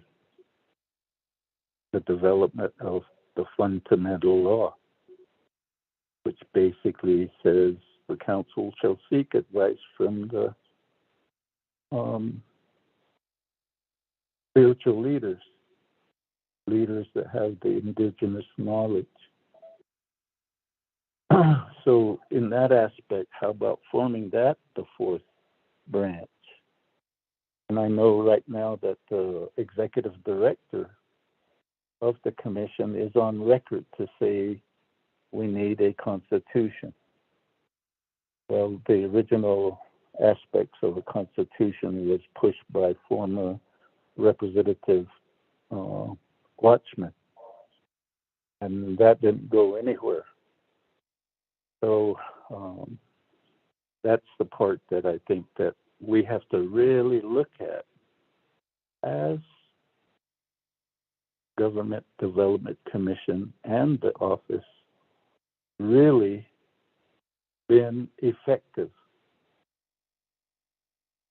And certainly the dollars expended to that commission and to that office since 1992 to now clearly shows they're not efficient. One of the appropriations was the commission recommended that the council be given a raise, clearly in opposition to what is in Title II. Title II specifically says 67% of the chapters have to pass a resolution to support a raise for the delegates. So this, the current salary for delegates, $25,000 per year, was established and really nailed down in 1992. From 1986 to January of 1992, it was 15,000, jumped to 18,500, and then jumped to 25. And the council was giving themselves raises. So that's how come Title II, there was the inclusion that 67% of the chapters have to submit a resolution to support a raise for the delegates. And that's the same time we nailed down the salary for the president, $55,000, $45,000 for the vice president. So the other is the Miss Commission effort was to try to authorize gaming through a resolution of the commission. And certainly they've gone off to not really do the work that they were authorized to do. to recommend another form of government. And it's been legislative actions that have changed it. It's been a referendum by the people to change it, to go from 88 to 24. And through former Speaker Ed T. Brigade, and that's where the formation of the fundamental law that was highly supported by Chief Justice Robert Yazzie. So in those aspects, I really feel like this question, does Commission on Government Development need to be defunded? I, for myself, would vote green for that. The other is moving on to the Auditor General, Ms. Helen Brown. And Speaker, if we need to do a legislative concern, I would really look at it. One is, in working with the 8 chapters, some of the chapters don't even present the AMS or the CSC or they don't present a financial report. And yet we have a great number of the chapters that have audit concerns. A standard financial report, just like what the Auditor General presents to the RDC and the BNF when there are audit questions or there are CAPs issued. Those reports, those same types of reports should be given to the chapter at a regular meeting every month. That would clearly show the constituents their financial condition at each month. So in that, the other part is there are certain chapters that basically cannot show that they've conducted inventory. They can't show a fixed asset, a capital asset in inventory. And my understanding is that the other chapters have either software or a program available to them. And that's what they use.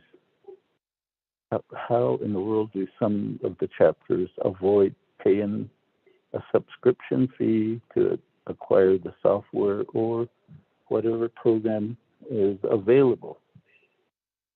We have to establish a condition of appropriation to be able to do that.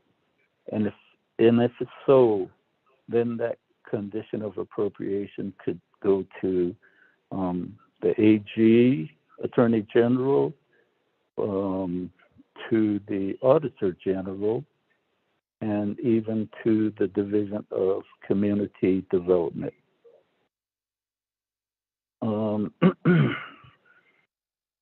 So that is my statement. That my questions don't necessarily have to be answered as a requirement of this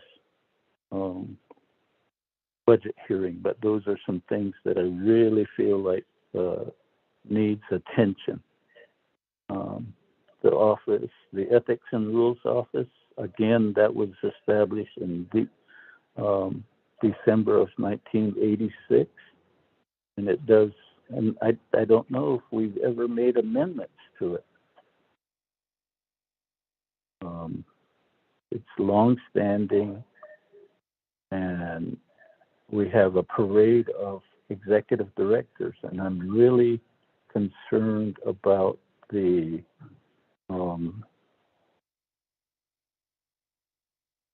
safeguarding of the records that exist in that office. And so that's one of the items that, and if there, we need to establish a better security system, then I think that needs to go forward. And regarding the 6% tax, where in the world does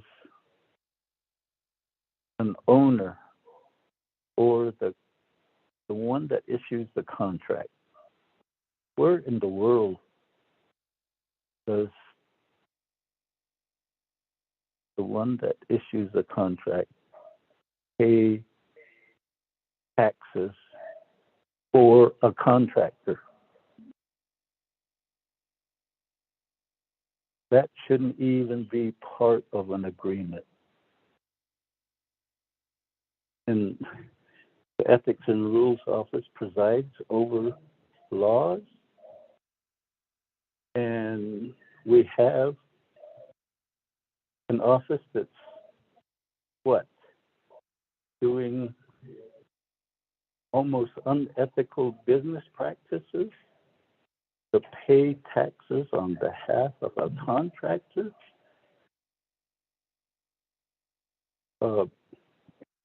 Mr. Speaker, Presiding Chair, I would like to make a request to Legislative Council to eliminate that budget for the sales tax. Make it a condition of appropriation and make that particular dollar amount available to another budget line item. Mr. Speaker, Presiding Chair, and legislative staff, that particular condition of appropriation, the legislative concern, can be addressed at either the BNF or when it comes to the Navajo Nation Council. Thank you.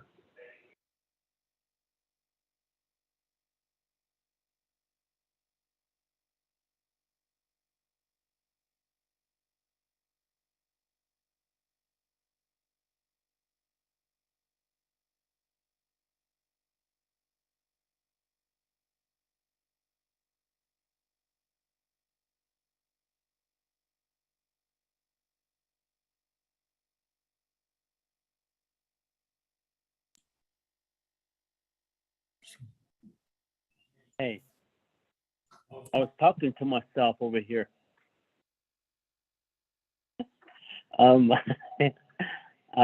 Yeah, kodo tunanta so the Simpson that is dito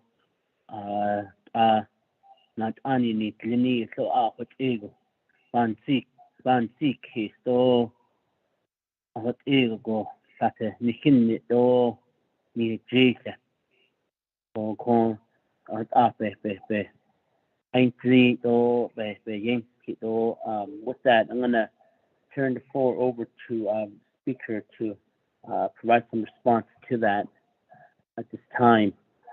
On the is it the artist that ye ni hita artist yen hunni ikita sa artist yen jahado session ye doesn't hunni kulla in the behz ani ni ye go be ikin da si don da kadishi given na behz ani what ego be just an alta ko je ko ide hota o be ni or as ko she as government development as ko she bahna de kito it is need that ito as ani as it ni sto ha ish ata ya huin lede nen is ai ka kan sakis could be Washington be kun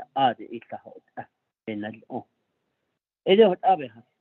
so I'm turn the floor back over to the speaker to present some response. Thank you, Honorable Vice Chair Otto. So with that, thank you very much, Chairman. It's always good to hear that the first the order of how we were brought here and how the wealth of history that you bring to discussion and what we're trying to do and voicing and continuing the debate on operation and funding of this year's fiscal or the fiscal year 2023 budget. And in doing that, I again am open to any kind of recommendation, and if that's a recommendation that wants to go ahead and move forward, I highly suggest that we get that recommendation back to the Budget and Finance Committee, and maybe even have that ready by Thursday before we go ahead and present that back at the BNF committee. So working together with that on the legislative concern, or even a COA chairman, Daniel. So I will have staff reach out to you to make sure that we go ahead and get the right wording and then get the final approval from you when Office of Legislative Counsel has that completed. So again, yeah. With that, there's nothing else I could say to those remarks, just knowing that what is being done is going through the process, and what the wealth of information that was present on that last presentation really gives a guidance on where the Government Development Commission and the committee and the office should be. So with that, Honorable Otto, so I'll go ahead and yield back to the floor. Yeah, thank you very much. I don't ask now, just Honorable Yellow Hair. Back in the queue. Your question to the budget. Yeah. Yeah, Pro Temp Stella. Vice Chairman, thank you very much. I don't Stella. Speaker Damon, thank you very much. I don't quite my question was advertised. Navajo didn't advertise the Chief of Staff. Where were these advertisements made? Maybe Arizona Republic or Albuquerque Independent or Gallup Independent and Navajo Times. How does he advertising? Where was all these advertisements made? And then it was unsuccessful. I don't know. We're looking for it, and something got to be done. Okay, the Chief of Staff, I don't quite know. I'm going to make this one very short, too. There's about 65 or 66 chapters still not certified yet. They were done. The next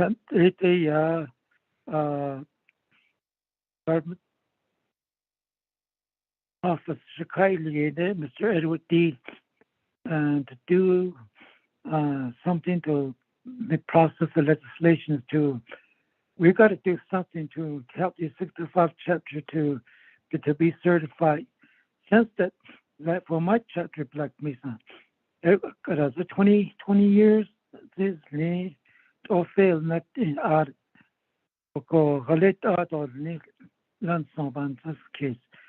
Ora yeah, the job description upgrade Iliago under chapter manager Biki Coco as I checked both job descriptions are similar. Lagi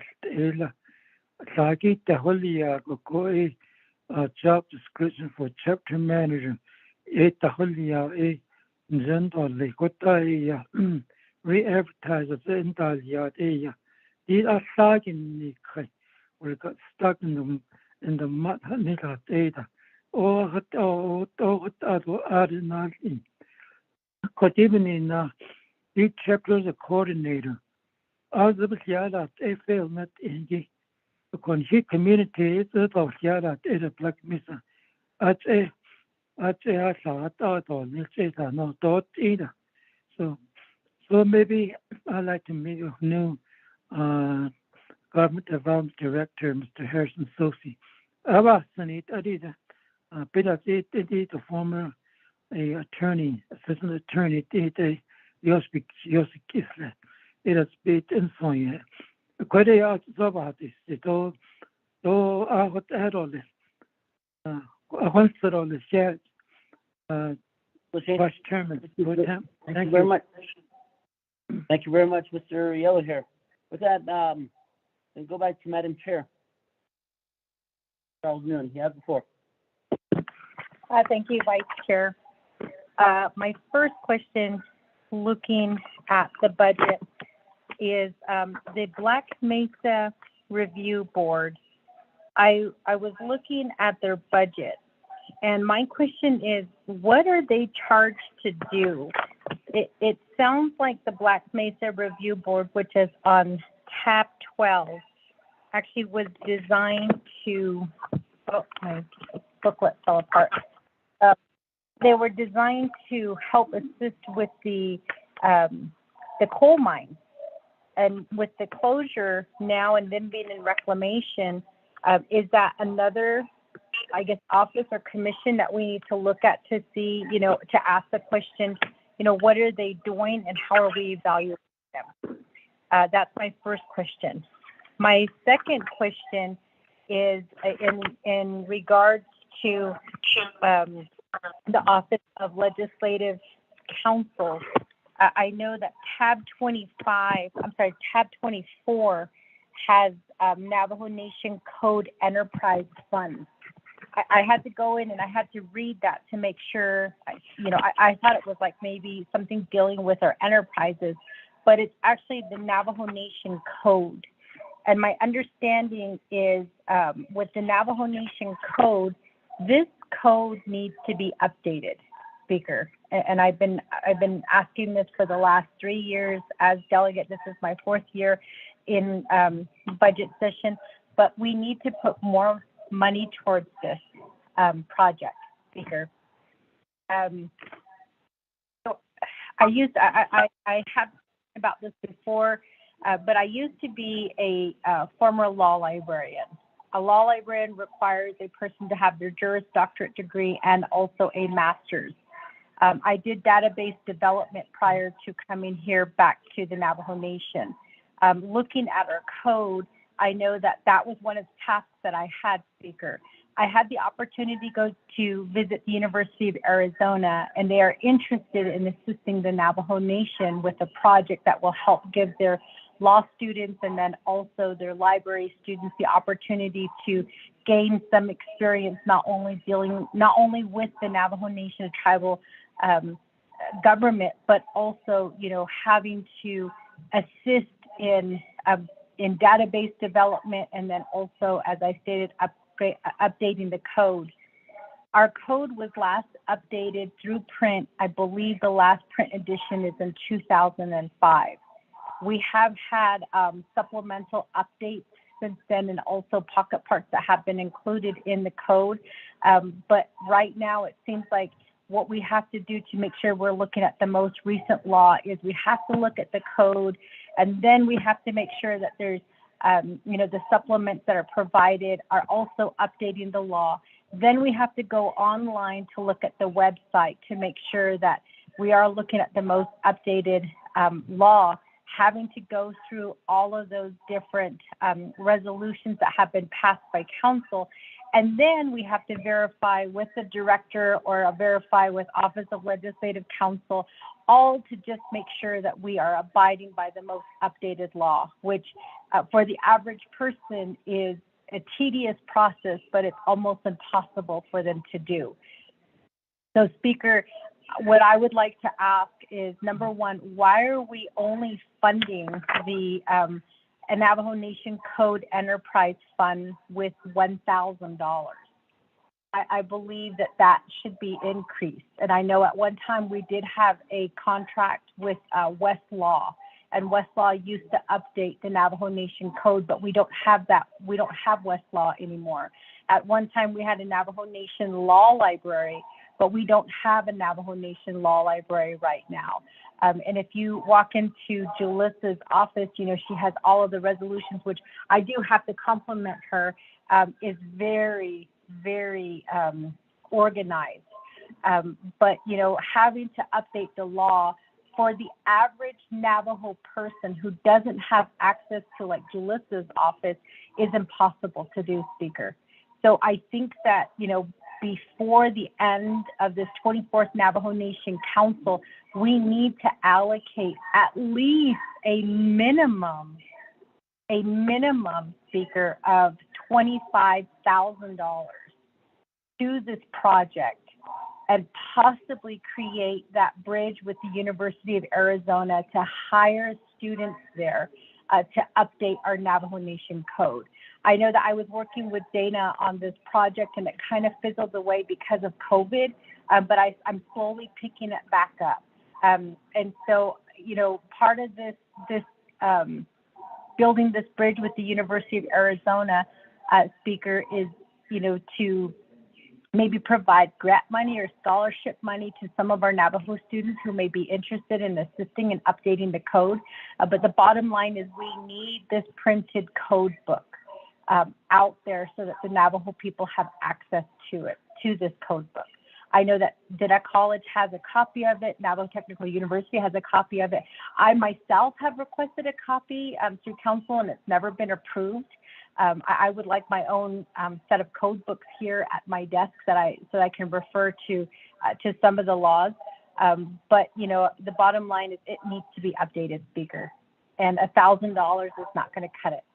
In fact, $1,000 is probably not even going to cut the office supplies. You know, it's not even going to be enough for the office supplies to update this book. So I'm hoping, colleagues, that you all see the importance in updating our Navajo Nation Code, our print, and getting it out there for the Navajo people to have access to our laws. And technically, this code book should be updated every other year at a minimum. And that was my job working at the Wyoming Supreme Court. Was I updated the code there for the state of Wyoming, and I updated their annotated version, which was the court cases coming down that, you know, looked at the code and interpreted the code and made the laws, I guess, more accessible, more readable for the people of Wyoming. And so I know how important this project is. And when we're talking about, you know, our people being more informed about the law, it kind of starts with a code. And so not having an updated code and going through 5 steps to update the code is really unacceptable. So, Speaker, I hope that we can find additional funds for this project so that we can update the code for the Navajo people and make that print available for the Navajo people as well, and maybe something online. So I would like to ask about that. In addition to Office of Legislative Services, their budget, I did notice that they do have some funding right now that is going to DIBS. DIBS is very, very important for Navajo people to access the legislations that are coming down through the process. And I think that right now, I know that they do have funding that has been set aside for DIBS. And I know that right underneath, they also have consulting fees as well with DIBS.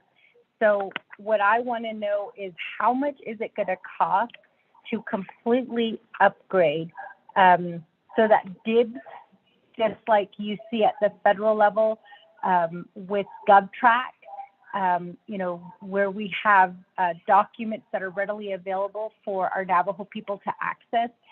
Some of these documents being like this, for instance, Speaker, the entire budget as we receive it as the oversight, making that available so that the Navajo people can see how much money each division and department is getting, and then also the breakdown for the budget as well.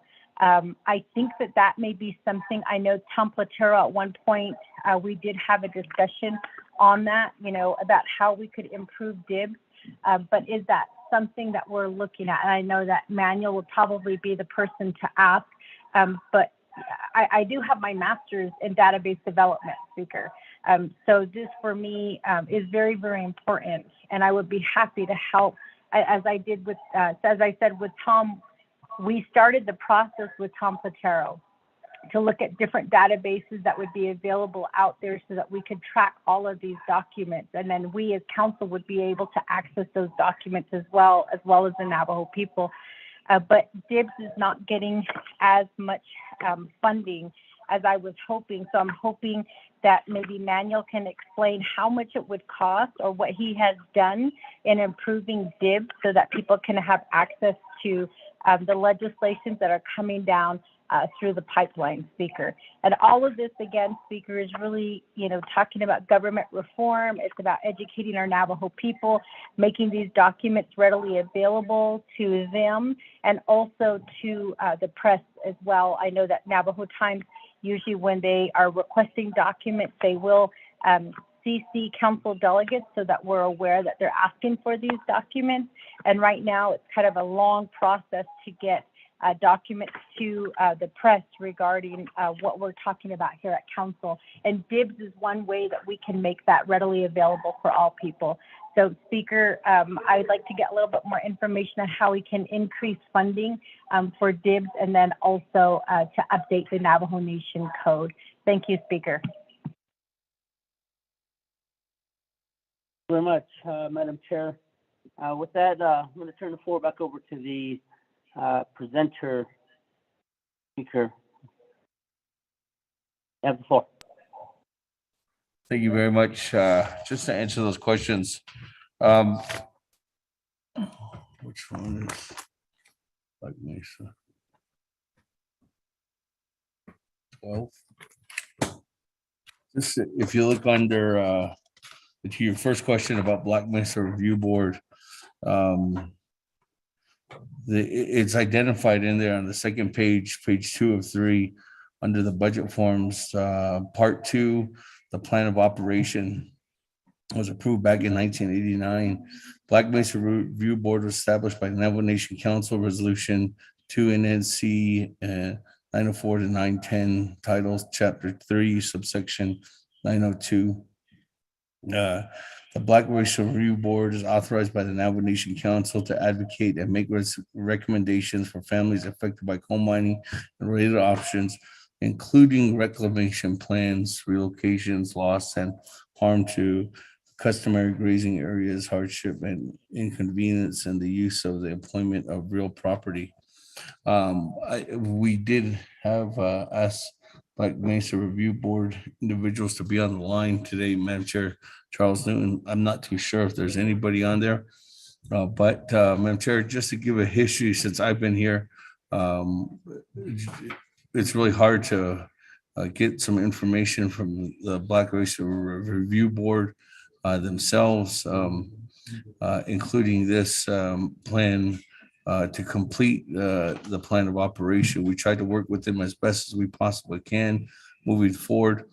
Back in 2018, at the end of the 23rd Navajo Nation Council, this Black Mesa Review Board is actually stricken out of the legislative branch budget, and it was defunded.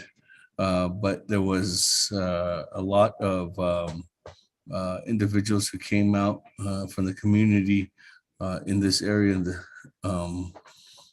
who really supported to keep this Black Mesa Review Board continuously going, due to the fact that there's reclamation plans that are ongoing, the loss and harm of customary grazing area permits due to coal mining and other related operations from coal mining is still continuously in the process, with issuance of permittees, as in regards that Black Mesa Review Board is tasked to help assist in that process.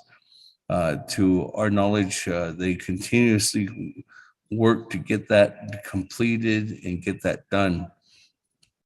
So to answer your question, if this doesn't include the operation to continue on after the coal fire power plants and the coal operations are actually closed and done up with, yes, it does include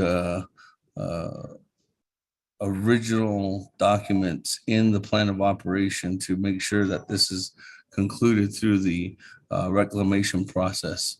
One of the big areas of action, and I know that I worked with them before on when I was the chairman of the Budget Finance Committee too as well, was really trying to identify some of the water projects that are needed up there, and the Black Race Review Board matching funds that they get from not only from the regional department, but USDA dollars, and then also the build out of a couple of the different major water lines that continually need to go through there as the reclamation process proceeds. Again, if there was any type of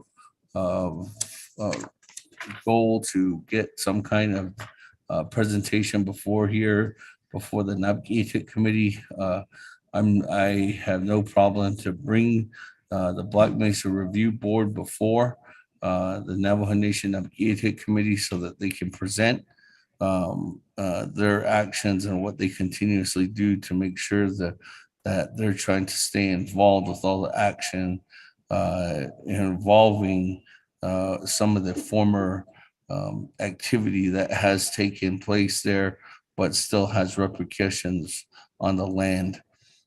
With that, moving on down to the Navajo Nation Code. If you can look on this Navajo Nation Code, this is a proprietary account, Madam Chair. This proprietary account is something that is given to the Navajo Nation Legislative Branch by an annual percentage or annual earned income, I guess, or whatever is made from the purchase of the Navajo Nation Code Enterprise or Code books. This is something that's automatically given as a dollar funded amount directly from the Office of the Controller, as is every other proprietary account given out. Just to answer your question about additional resources to give funding, there was additional resources that Office of Legislative Counsel, I'm sure she can answer to as well, from Ms. Barbroff, to know that there was additional resources, not only from her office, but from outside consultants that she worked with to get and get those activities that you specifically were saying, doing the research and getting all that completed. There was additional funding that was presented and given to the account in this fiscal year budget. As you can see in the FY 2022 report from OMB, there was an additional $36,000 that was given to them for additional funds to hire individuals to help assist in the process. As you can see, all that is encumbered. So there'll be a total amount of right now of only $1,000 that's available still in that budget amount for this fiscal year. So I'm sure Ms. Barbroff has more information on that, on who she was working with in order for them to go ahead and fulfill the goal, as she has stated that she's wants to get that updated too as well.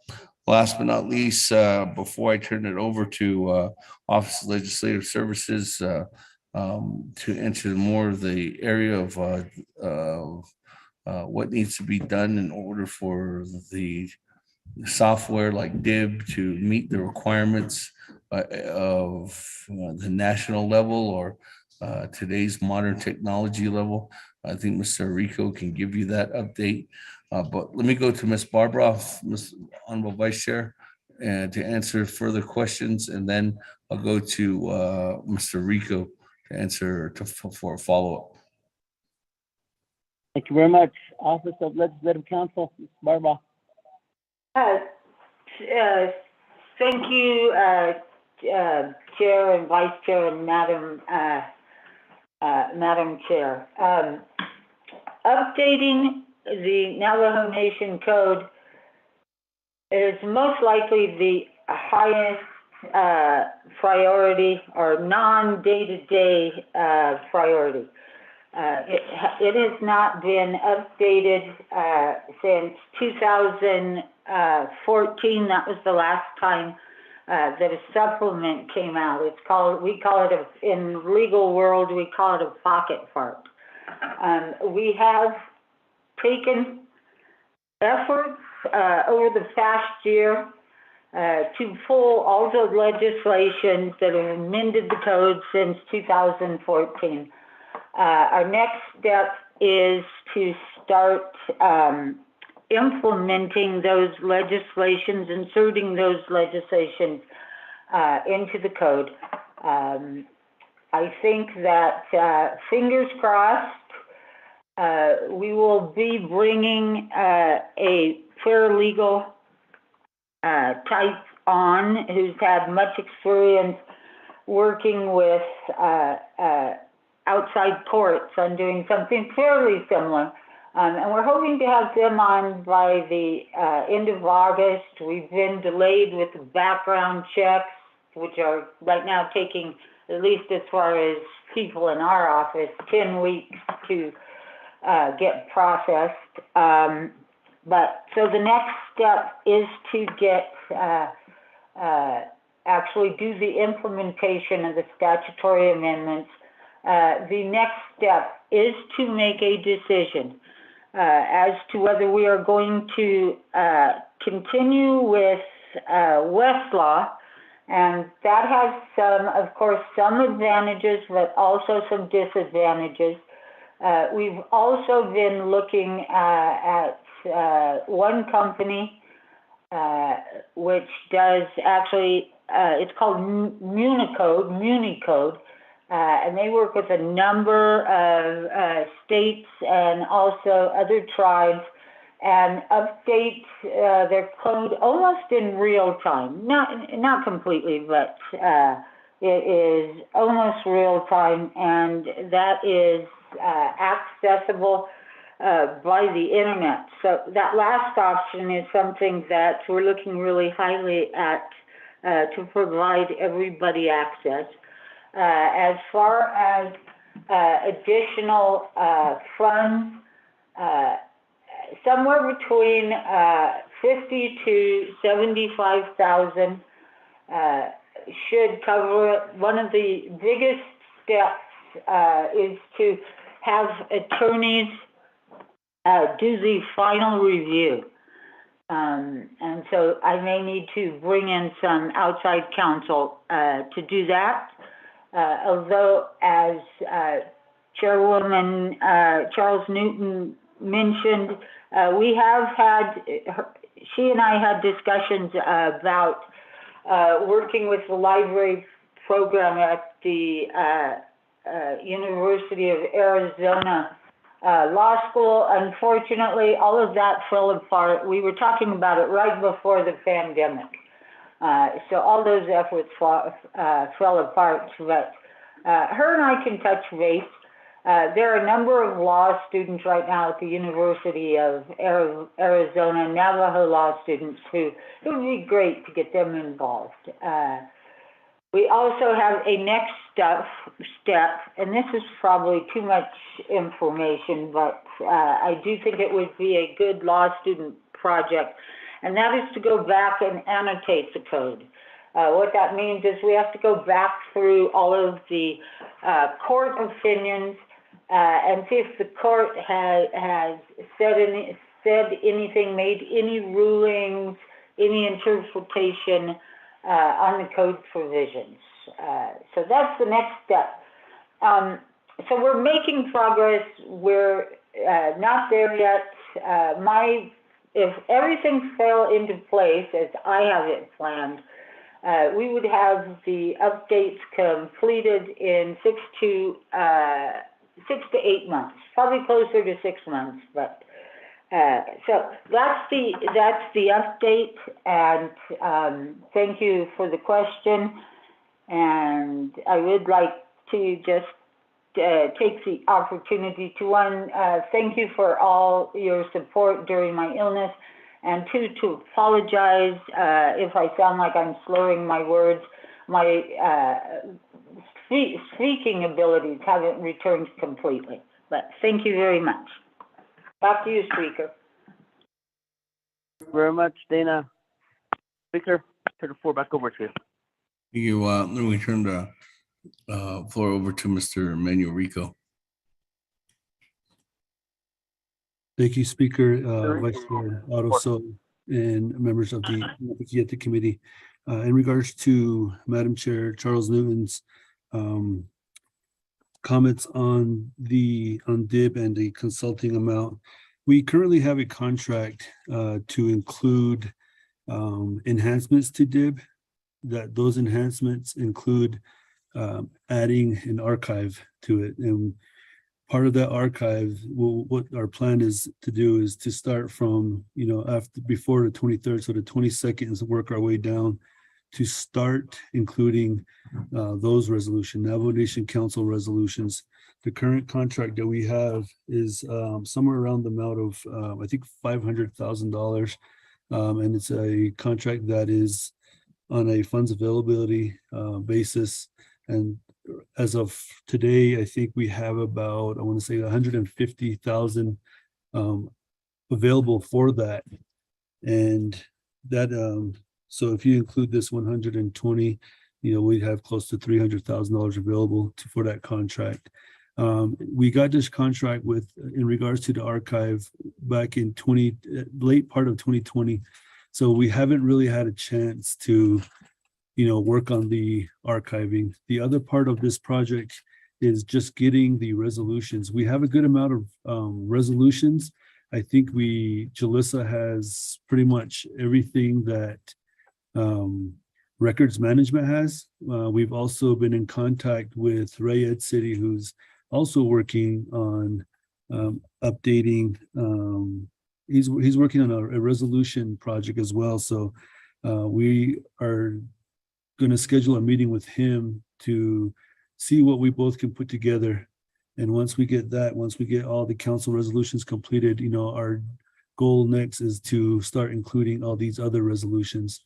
Part of this project includes, stuff that we have in the storage bins back here that, it was there before I got here, but there's a lot of meeting documents in there. I don't believe there's resolutions in there, but there's some important information like, tapes from meetings that we still need to convert into digital.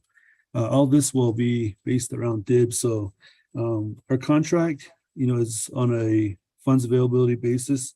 So we are short, a good amount, but every chance I get, if we have funds availability, I try to put it into our contract to address the shortfall. Thank you, Speaker and Madam Chair. Speaker, do you have any other person listed for your agent? Or you can go to? Oh, no. I think that concludes the response at this time. Okay. So. Okay, thank you very much. With that, colleagues, is there any questions pertaining to the budget for legislation 0146-22, legislative budget? Lieutenant Chair, this is Delegate Yellowhair. Honorable Yellowhair, we'll come back to you again. You have the floor.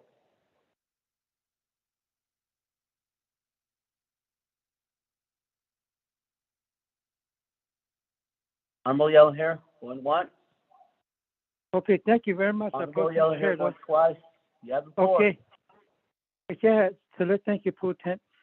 This question that was made to the Chief of Staff regards to a advertisement, which I have a concern where these advertisements were made regards to a delegate Auditor General. where will these advertisers meet? And that's my questions are, Pro Chairman Shad.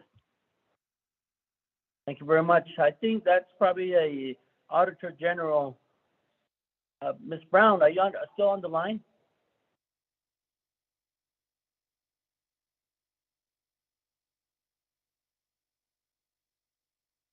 Ms. Brown, Helen Brown.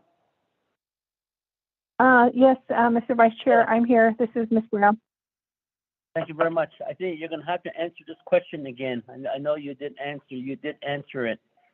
Can you answer Mr. Yellowhair's question pertaining to what form of advertisement you utilize to advertise the position for the Auditor General?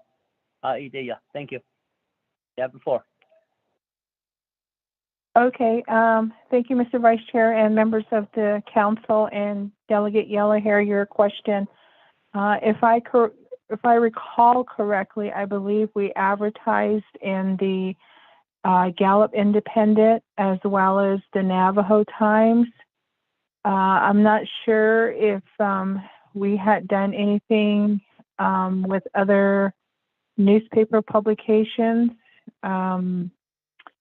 It's been a while since we did the advertisement.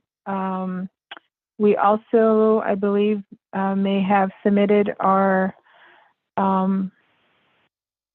job announcement with organizations that we are part of. One is the Institute of Internal Auditors. That's a professional organization that we're members of. And then we're also members for the Association of Local Government Auditors. I don't recall right offhand if we also had them advertised, but again, there's a fee to do these advertisements. So I believe we might have done it once or twice, but nothing recently. We've just been relying on the advertisement through personnel. I hope that answers your question, Delegate Yellowhair. Yeah.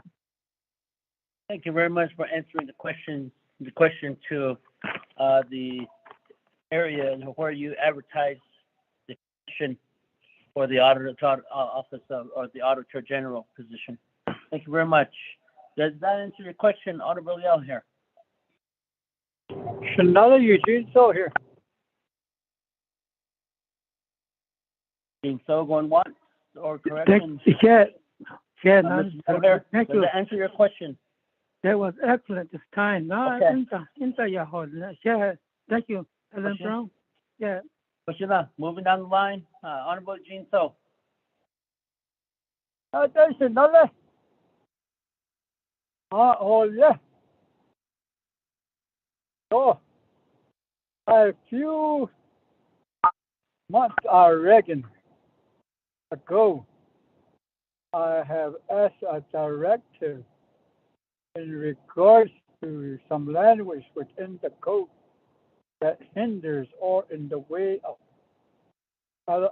funds to be materializing on the ground.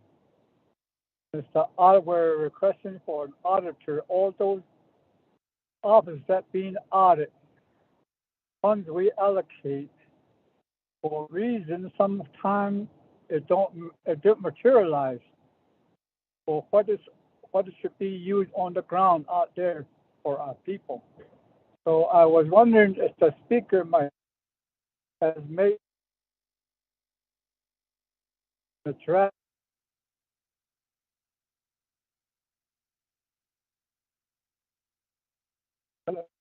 the Navajo Nation government to revise.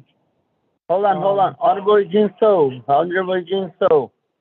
We did not hear what you're saying. You're coming in and out.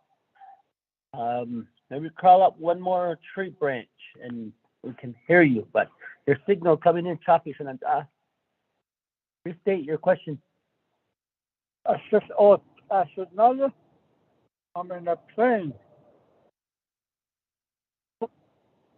Once more, I have requests to have a directive to all the division directors to revisit their plan of operation where these languages can hinder any allocated funds to be materializing on the ground for our people.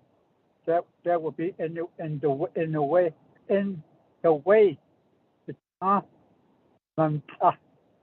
There's only by that these languages are asked. I was wondering if that legislation, that directive has been made. I wanted before we approve the budget across the floor, across the reservation. Thank you, Shinala. Thank you very much, Shinala. Shinala, before I turn the floor over to the speaker, you as a delegate can make that directive through a condition of appropriation form to make your request, but you would have to work directly with Office of Legislative Counsel to make that request for you. Could the budget hearing at the Naabik'íyáti committee could the Hanal the Bishmas Anyahi in the you can make that amendment to the comprehensive budget to make that a directive. As you indicated, you talked about how you want to make a directive of making sure that all program has a current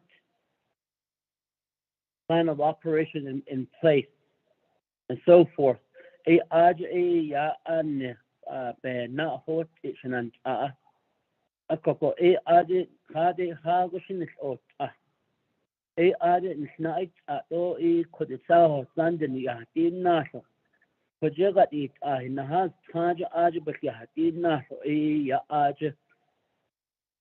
request form for a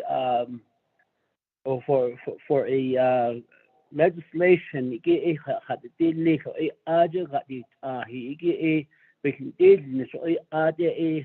a request a condition of appropriations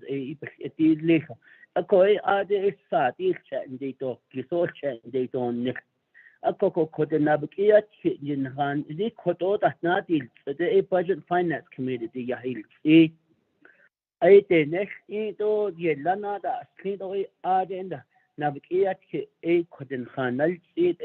the comprehensive budget process you have that chance to introduce your as this legislation is moved forth, this can be brought forth on that. So I'll make my recommendations on that. Mr. Speaker, if you want to expand on this.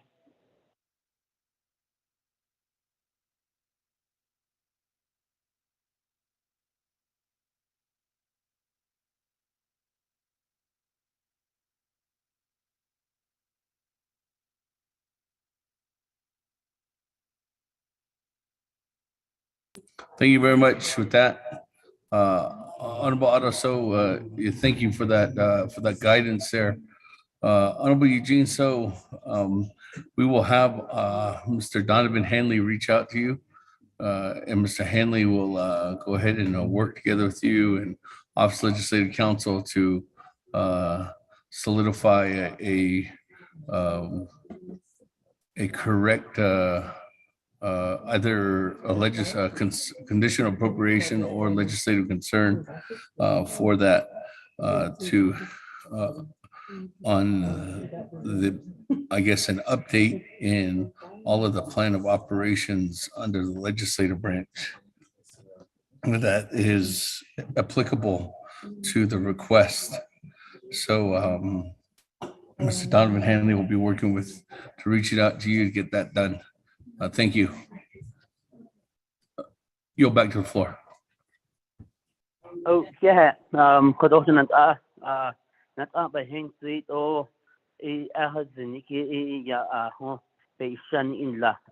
Speaker. Moving forth, colleagues, members of the 24th Nomination Council, Naabik'íyáti Committee, any questions to the relating to this budget hearing at this time? Can I rebuttal? Chairman Henio, you have the floor, and I'll come back to Honorable Eugene So. Pro Tem Chair, Naabik'íyáti Committee. One question I have for Speaker Damon and his Chief of Staff is, and also maybe Ms. Helen Brown, is it's been several years since we've been trying to find a replacement to fill the Auditor General. And because the qualifications are set too high, that's why I believe it's requiring a CPA. And I don't know who put these requirements together, but in the meantime, I think that's what we need to take another visit at. Is does this position really need a CPA, or what steps can be done to lower the classification so we could get a more roundabout field that we can choose from? A CPA license people are hard to come by, and so even chance question would be is what steps can we take to lower the qualifications? Thank you very much. I think that is something that is we need to do as a legislative fiction, and it's been hindering this because the controller has that same requirement, and the Auditor General also. So with that, I'll turn the floor back over to the Speaker.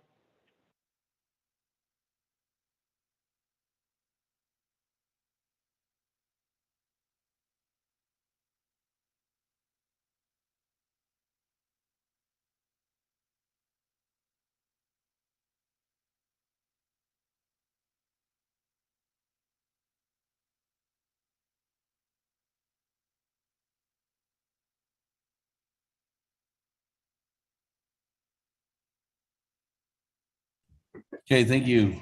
With that, I'm gonna turn that question over to Chief of Staff, as she's been working together. And I know if that's the direction that's coming from the Oversight too as well. I look at the Budget and Finance Committee also as an oversight of the Auditor General's office. If there's that recommendation going forward, Mr. Chair, Chairman Henio, that's something we can definitely visit and working together with Chief of Staff. And then also I'd like to bring in Mr. Rico and his team who have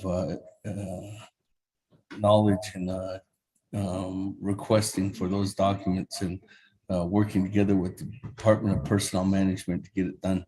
Chief. Thank you, Speaker Naabik'íyáti, Delegate Henio, for the recommendation in terms of reviewing the PCQ or the job vacancy announcement for the Office of the Auditor General.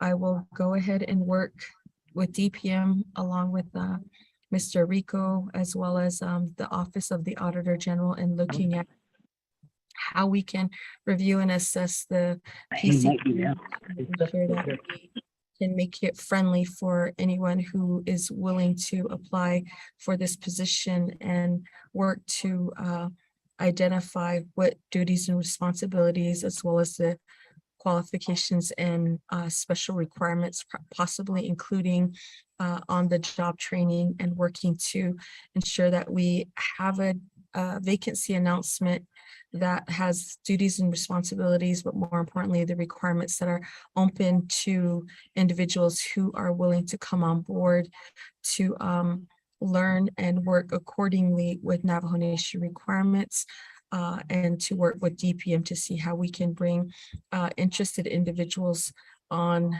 based on working with the PCQ. So with that, I will definitely begin working on that.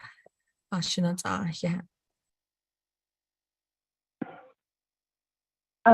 me, Mr. Speaker. This is Ms. Brown from the Auditor General's office. Can I just add a comment?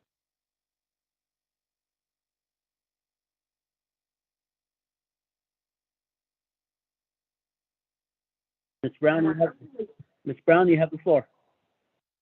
Okay, thank you, Mr. Vice Chair and members of the council.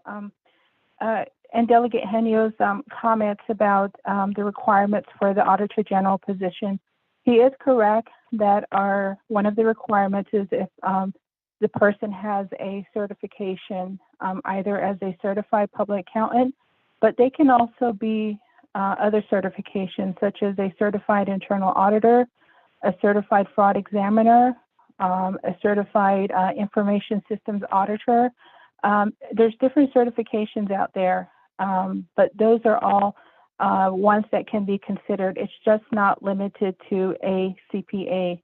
I also want to remind the council that through our office, we comply with government auditing standards, and all the audit reports that we issue, we do provide a disclosure in our reports indicating that we comply with those government audited standards. And the standards require our office is directed by someone who has the appropriate credentials, the education, the experience, and the certification. That is what the prior Auditor General had really advocated for when they made the amendments to our plan of operation, because it provides credibility to the work that we do.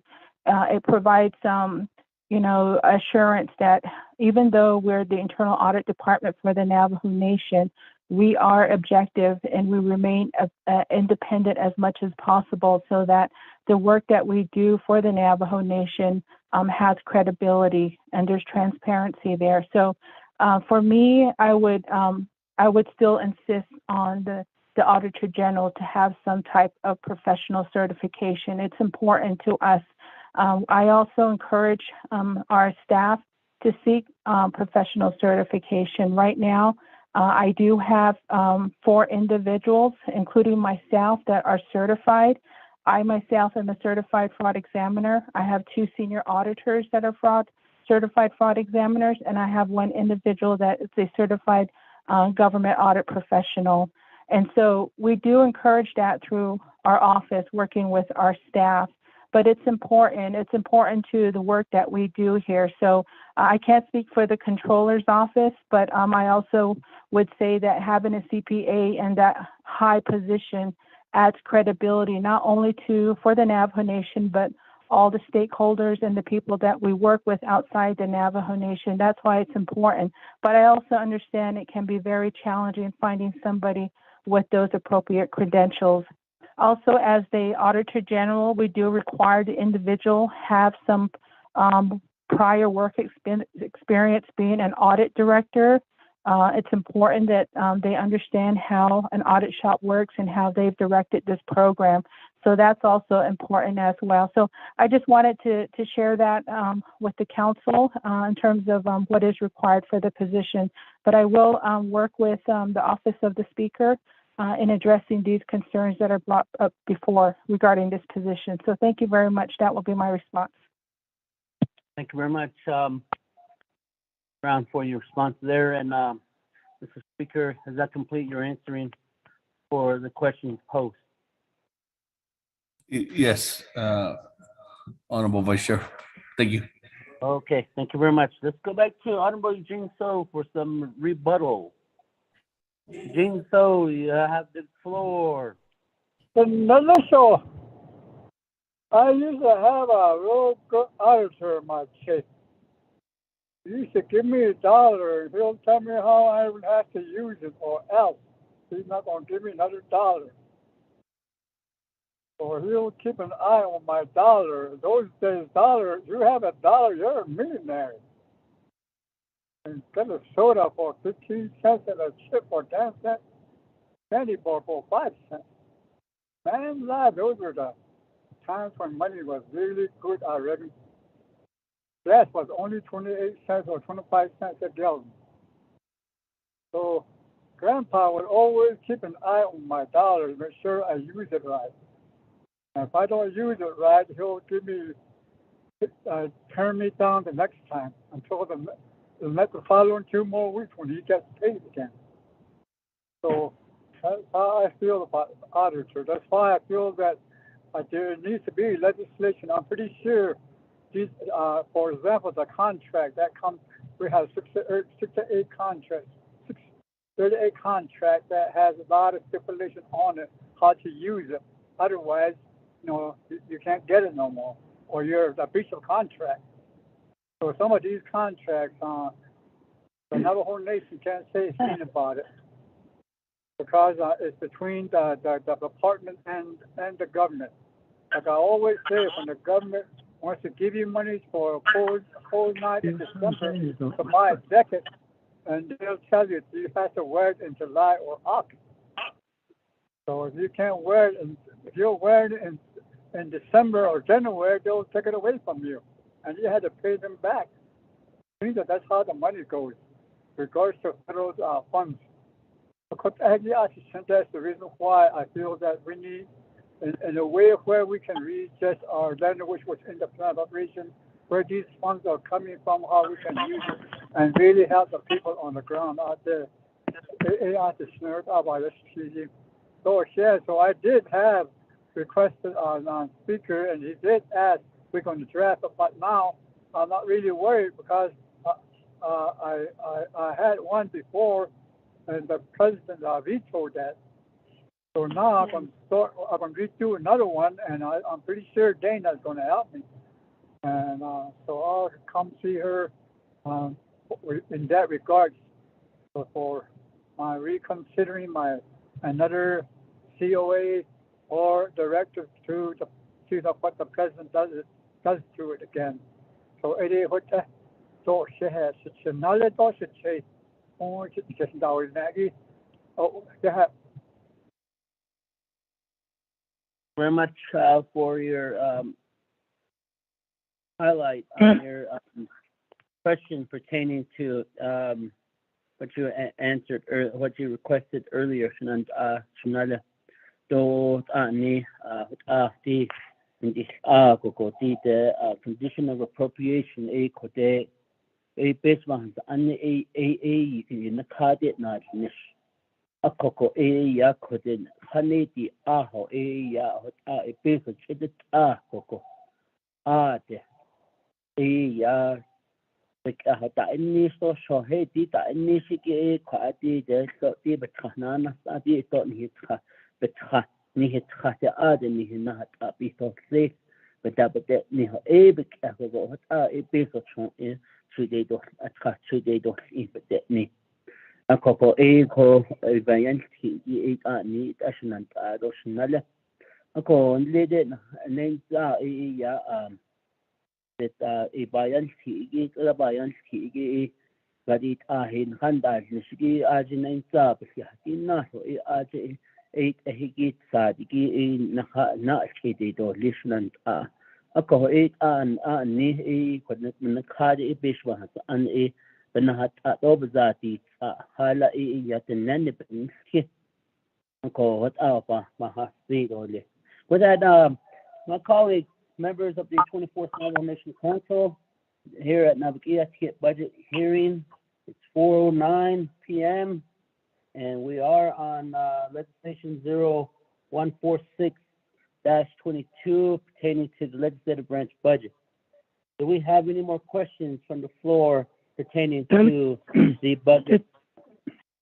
Don't get yellow here. Don't get yellow here. Honorable Body, you have the floor. Then I'll come back to Honorable Yellow Hair. Thank you, Shiaz. I appreciate how you provided the prayer this morning. The question is regarding the Oversight Committee's budget.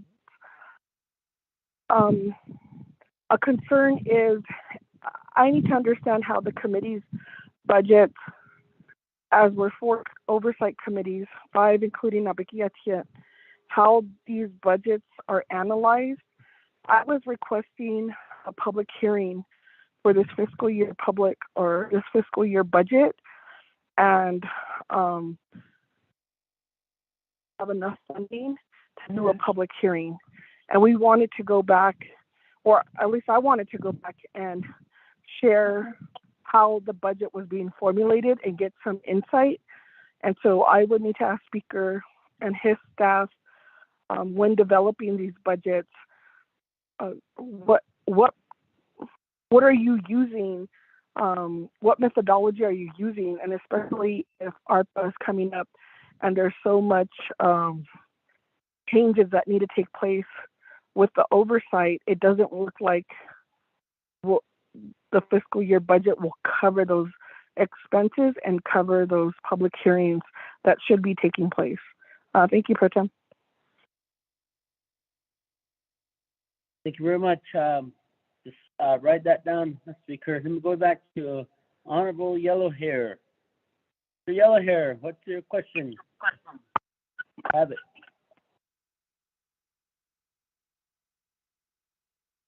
Okay, Honorable Pro Tem. Next, my concern was there should be no local advertised this time, should be advertised. Arizona Republic and Albuquerque, and they should be advertised outside, not just local. When the committee gets together, they should do advertise almost everywhere. Just for your information, Speaker, out on Mr. Rico, and do a good job, and also Chief of Staff and Helen Brown. Thank you for your input here. Thank you, Stella. Yeah, thank you very much. With that, I'm going to go back to Mr. Speaker to provide answers to Honorable Karate and Honorable Yellow Hair. You have the floor.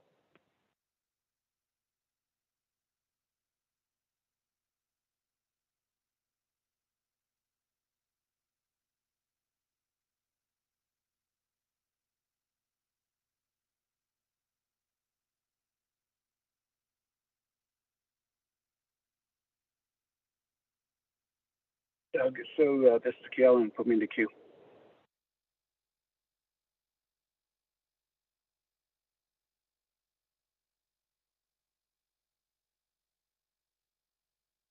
Okay, thank you very much. We'll put you in the sheet pin tonight. My brother, Kealan Begay. Thank you very much for the request and suggestion about, or actually not just a suggestion, but what the Navajo Nation Speaker's Office does when we do put individual, I guess, meetings together, whether they be leadership meetings or if there's, in this case, request for some kind of oversight hearings. The Navajo Nation utilizes specifically if it's from first the committee itself, if there's any funds available. Then if not, we look to the Naabik'íyáti committee, as most of the underlying subcommittees are the ones that have special kind of outreach. And those ones, whether they be for additional resources like for RECA or for any kind of a uranium activity initiatives. Just those are a couple of ones in the past. The closure of the mines was another one's activities that are under in each individual oversight, or in a specific case for a budget hearing, we'd utilize the Navajo Nation Council funds to help assist in covering the costs. Now, if you're looking for additional resources for the ARPA funds, for us to go ahead and help get some of these budget hearings or any kind of assistance out in the field, that can happen, and we can put that together, and we will put it together. If there's things that come up, even if it's last minute, we help assist as to the best of our ability. I don't think that we have denied anything at the Speaker's office to try to help to move forward on any project or any initiative. The staff is here to help move anything that we need to do to make sure that those things are taken care of. So some things that might not be specifically in a line item and outlined like that, but we get it done, and no matter what, in order for us to make sure that we have a best possible outreach to the Navajo people. In doing that, though, with setting up the funds for the ARPA budget, those are being done right now, and in that there is recommendations for additional not only staff, but also resources to help assist in the communal outreach, Madam Chair Crotty. To answer your question, or take the advice from Honorable Yellow Hair, I do believe that that's something that can be further discussed when we do have the meeting with the Budget and Finance Committee office, or the Auditor General, DPM, and the Speaker's office. So again, thank you, Honorable Yellow Hair, for that, for those additional recommendations. And any recommendation, Madam Chair Crotty, if they're looking for us to make any specific amendments to the budget, I mean, we can. I mean, we can change some line item around and make sure that there's appropriate dollars that will be available for additional hearings out there in the public for fiscal year 2023. And that's something, if you just ask for that to be done, we can make sure that that's done, and we can have an amendment ready at the Budget and Finance Committee, readily available. And that's why we're here today, to present before the Navajo Nation Naabik'íyáti Committee. Thank you. Honorable Araso, we yield back to the floor. Thank you very much. Responding to questions posed by Madam Chair Crotty and Honorable Yellow Hair. With that, my colleagues of the 24th Navajo Nation Council, any other questions pertaining to the budget that's being presented to us by the Speaker of the Navajo Nation Council? Alan Begay, you have the floor.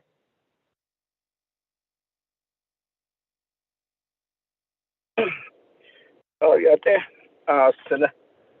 Ado Kodo Bishbans on the Naabik'íyáti Committee. I believe this is the budget for the legislative branch. Kodo, all day I've been listening in, but I'll probably ask a lot of questions at Naabik'íyáti Committee when it goes before and after the budget and finance, because what we've discussed and what will be discussed will may change at that time. But anyway, the Kodo the Kwigushi Bahta Isi Akwa Shisazinki a Jod Nihinhinanish, who we are as Navajo Nation Council. Inanish Iniki Yego Atwato Dinish Papa Naista Do Hinso Adneta after Shiniki A Kwaja legislations, but our legislative council, the old Dutcher. I mean, an average of 6 to 7 months. I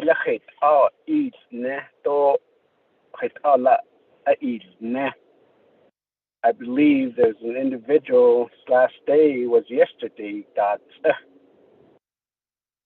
a cook at the crack in Naho a cook or seek at legislation request a date. I mean, it averages about 6 to 7 months for it to be completed. If we ask for legislation, I don't believe we won't be able to see it until the next term. We have to resubmit them again. Ado Hashinza Notol Jishnanali spring sessions that's in the audit was kitten the Kodo legislation that's in the nada to niche totally a coco elahate age ne to halit alan nahat speaker Ado Kodo and his legislative council called by his army at all ni huge cut Kodo bahta so the all day and has been hot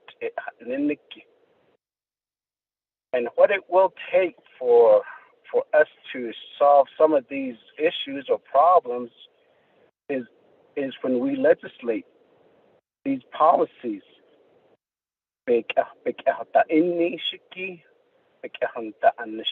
Which is the plan of operation, and all of that has to be reviewed and make change through legislation.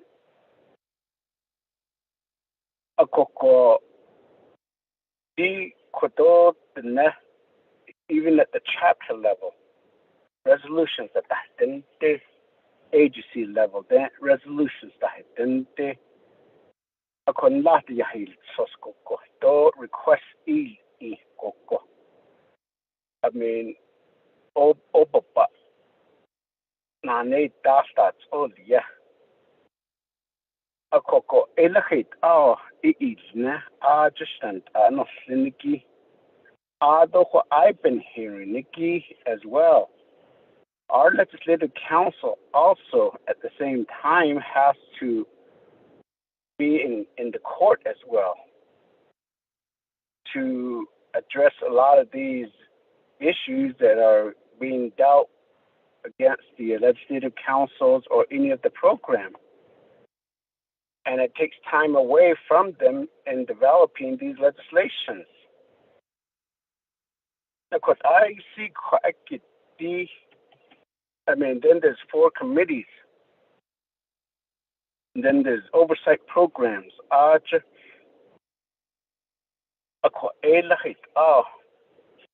Na keto khata.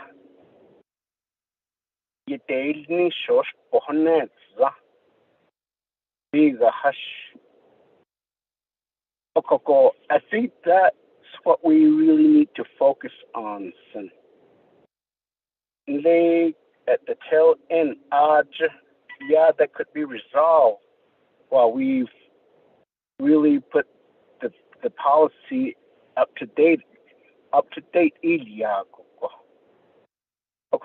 UT programs and then you hit down sheet update that I believe RDC. I think we've almost completed updating some of the plan of operation. How much money? I'm trying to download. I'm not at home, but my phone Nikki cannot download. I think it says 23 megabyte, and it can't download the whole document. I'm not sure if Legislative Council has submitted any unmet need or shortfall for requesting this particular situation. Upper funding Adalia. Be caution based on Ziniki, baby, Aden, Lahanela, Yard and Ziniki, 103 million. Legislative branch, eat happy yes, I don't need next door. A quarter a sato that a huge dirty cut a piece of a lambda is lean. A co-article that's the Nana in Italy, so every other oversight committee legislation request or individual delegates such as me. I mean, I've been pushing to get veterans legislation finalized, and there's also comes into questions about what happened yesterday, where some of these legislations been held up for that purpose.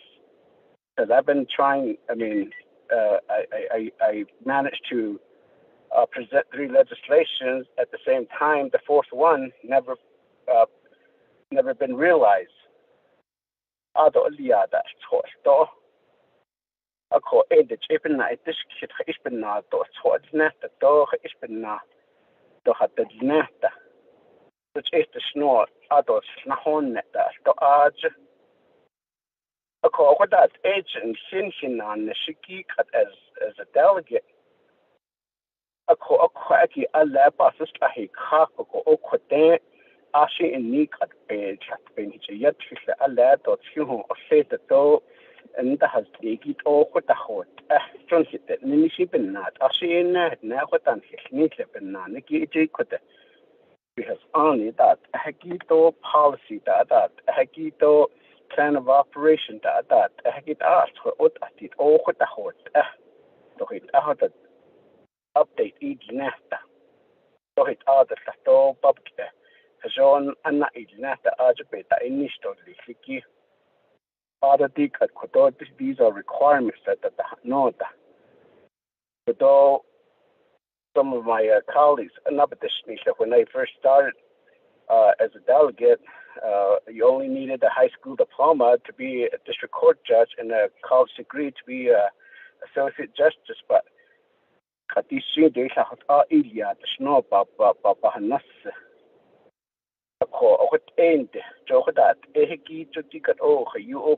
requirements of policy. Beta initiate or you obey and not a Toshan Nita Honan. A quacky but not Kodo speaker. Quack legislation present in Lagi. Although maybe if Dana could be able to provide information to the council, is that what plans are you putting together, or what plan is there, or what amount of unmet need is there for our legislative council to really speed up in developing a lot of these legislation requests, rather than having a 3 to 4 or 5, 6 months wait to get these simple legislations. Some of the one or two of my legislations, a simple word for changes. That's it. A simple word for it to be changed, but it hasn't even been developed yet. We got 50 sheep units. No, for those legislation, Nikki, you can't end it. I think that to finalize it's not that. But again, I don't know this. Been the what either been over the way Jesus been the what that's it. The no that negative. You know that but not the those. The legislation they indicate is not being developed or not in the last.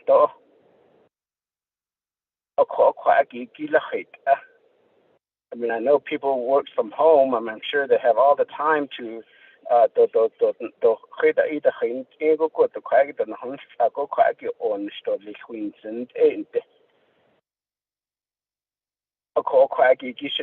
speaker, so maybe I'd like to get a response. I'll probably have a follow-up question after get a response.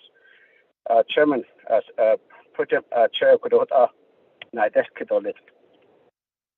Yeah, thank you very much. Before I turn the floor over to Speaker, can you clarify what the statement in your question you're indicating something happened yesterday?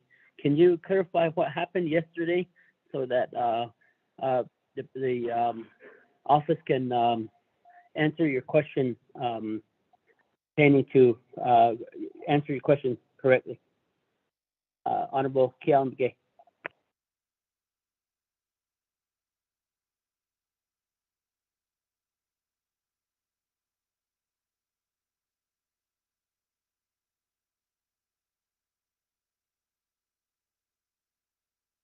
Not hearing anything. Well, Mr. Speaker, I'm going to turn the floor over to you. Chair, were you asking me that question? Yes. Honorable Begay, just clarifying what happened yesterday. Could you expand on that so that the Speaker's office can answer back correctly pertaining to your question? Thank you. Announcement President in Legislative Council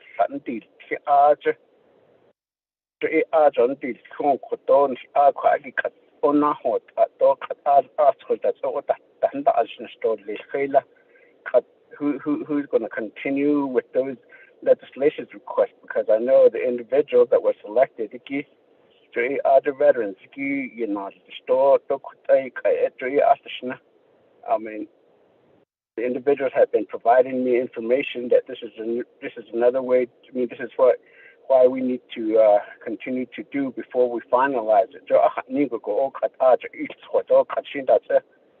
And they start then that's a register quack nation. Right down out the hot announcement that so we have one less legislative council in the office now.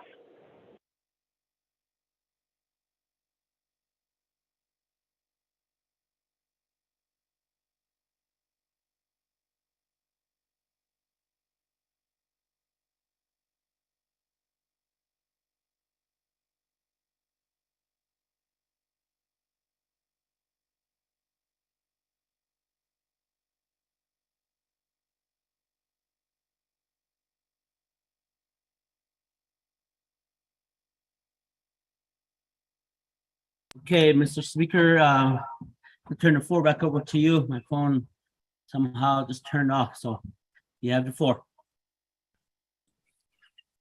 Thank you very much. I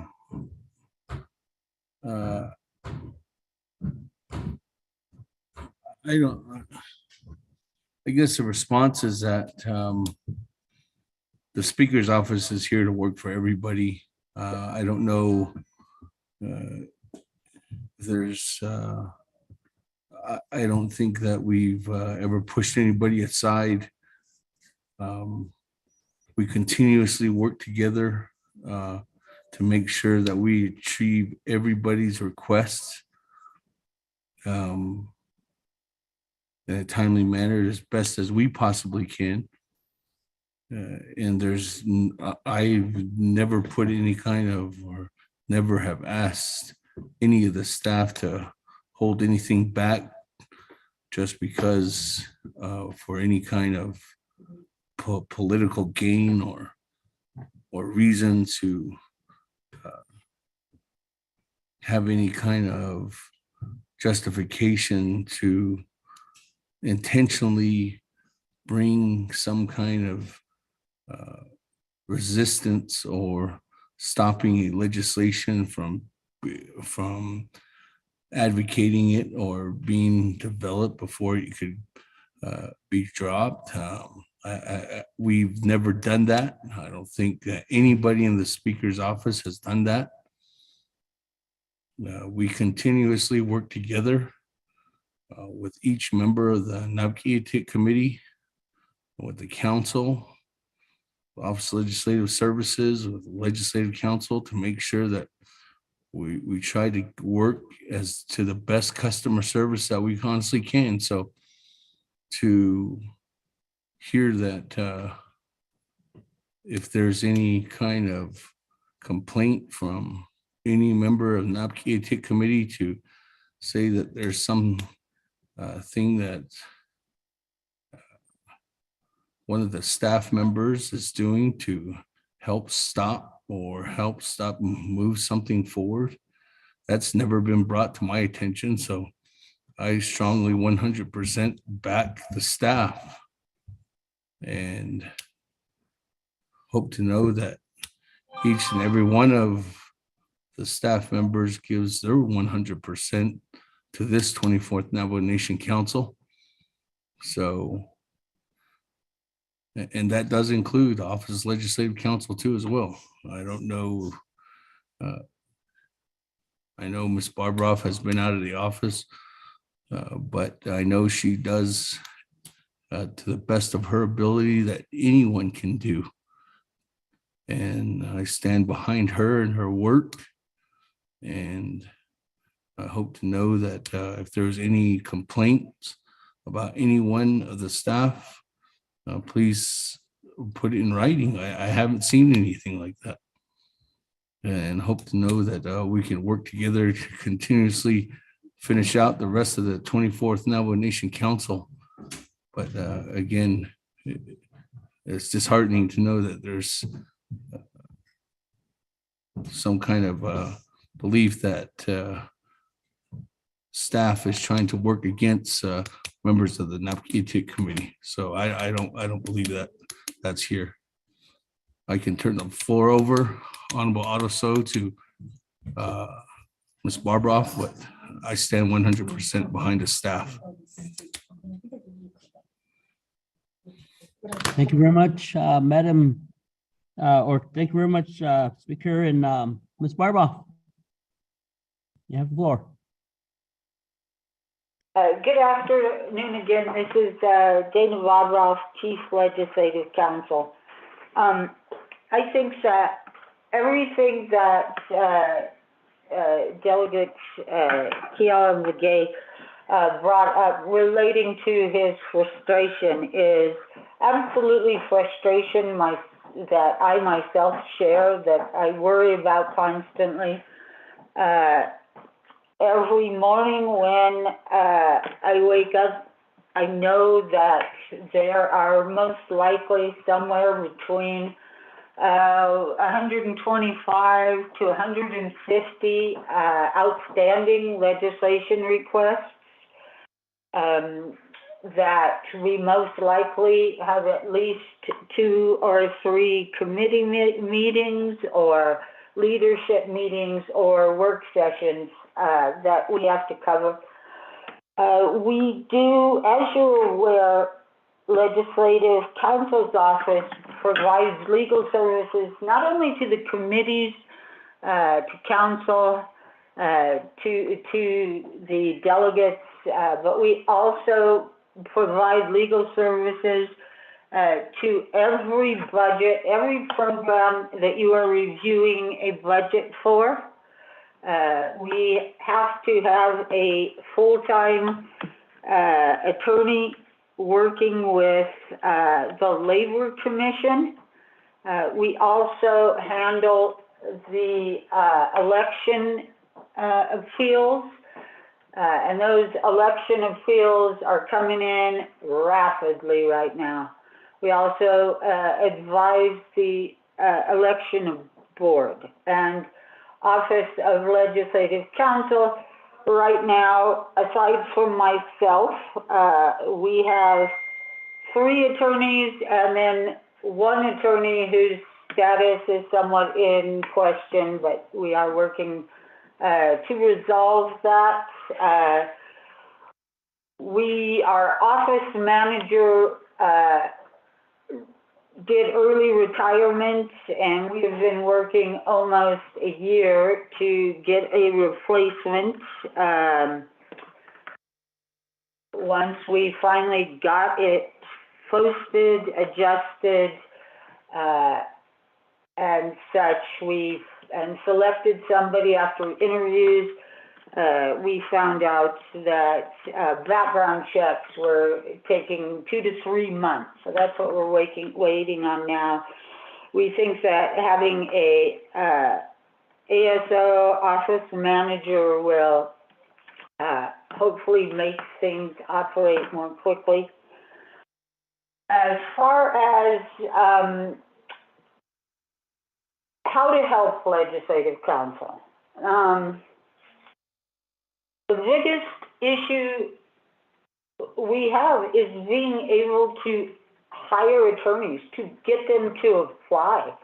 It does not matter how many positions we have, if we don't get people applying for those positions, there's not much we can do in that regard. I have shifted as many dollars as I can to outside counsel, but unfortunately most of that work has had to go with representing the Labor Commission. I'm hoping to readjust to that. I also am trying to explore the idea of contracting with some type of headhunting firm who can just go out and find Navajo attorneys or other tribal member attorneys who would like to come work for Legislative Counsel. So we also, Office of Legislative Counsel is one of those programs that throwing more money to add more positions does not seem like a smart move at this point in time. Certainly more dollars to use for outside counsel is helpful, and if for something magical happened and attorneys did start applying at legislative council, I would move some of those contract dollars up to fund a new position. So what I can say is that I am extraordinarily proud of the attorneys at Legislative Council, Ms. Tafaya, Mariana Loya, for all of the late nights and all the work they've done. It's not uncommon for some of the committee meetings to last 10 to 12 hours, and there's never a break for the attorneys to get up, stretch their legs, go walk around the room. And so I truly appreciate their efforts in that regard. I am not sure what else to say other than I will point out that if you look at, I counted at one point in time, and my count may be off a little bit now, but if you look at the judicial branch, the Department of Justice, the Public Defender's Office, and the Office of Legislative Counsel, there are close to 20 open attorney positions. So I think that the Navajo Nation, as far as having legal service providers, attorneys, and advocates, we're in a really challenging situation. After listening to some of the budget presentations, I am going to be reaching out to the judicial branch, to the public defenders, to DOJ, to see if we might collectively figure out something to bring attorneys to the Navajo Nation programs. One of the things that I want to work with DPM on is if there is a possibility of doing some type of sign-on bonuses. That may make it more attractive. Also, as always, we have a housing problem. Two of Legislative Council's attorneys have not been able to find housing. One was commuting almost daily from Tahajale. Another is having to couch hop while they are couch surf, I guess that's the term, when they come up to Window Rock. I have them working as remotely as much as possible because of the housing issue. And then, as I'm not sure who brought it up, I'd go back and look at my notes, but we also have an office space problem. I predict that to fully staff the Office of Legislative Counsel, I need 6 more attorneys. I only have office space for 2. So lots of challenges, but I do appreciate the support from the council and from Kealan Bugay. I appreciate his support, and I appreciate that he comes and talks to me. So with that, back to you, Speaker Pro Tem.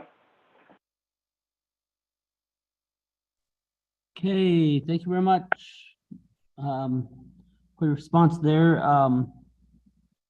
Speaker, does that complete your response? Yes. Yes. Okay. Go back to the floor. With that, I'm going to go back to the floor. Any questions pertaining to this particular budget that has been presented to the council or to Naabik'íyáti committee. It's now 4:45 p.m. Shananta. Chair, So this is Delegate Daniel So. Honorable Daniel So, you have the floor.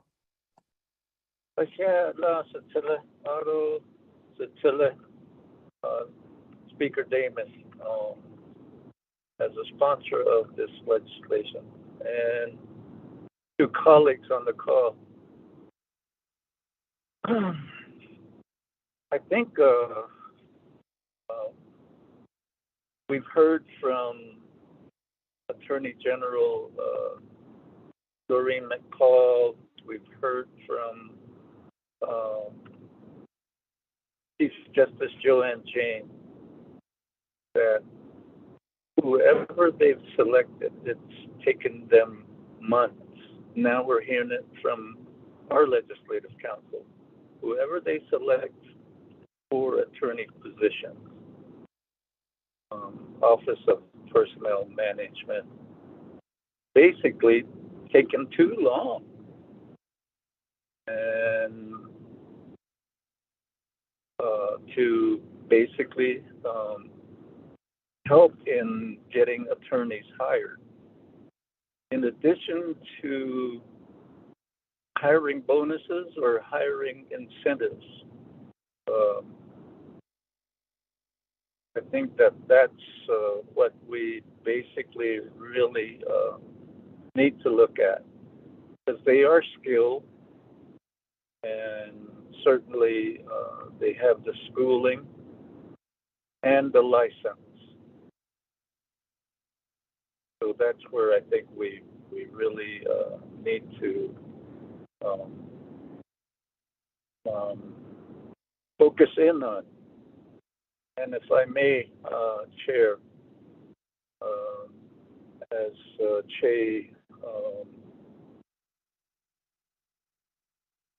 P. Allen Begay said, yesterday's announcement, and part of the announcement is,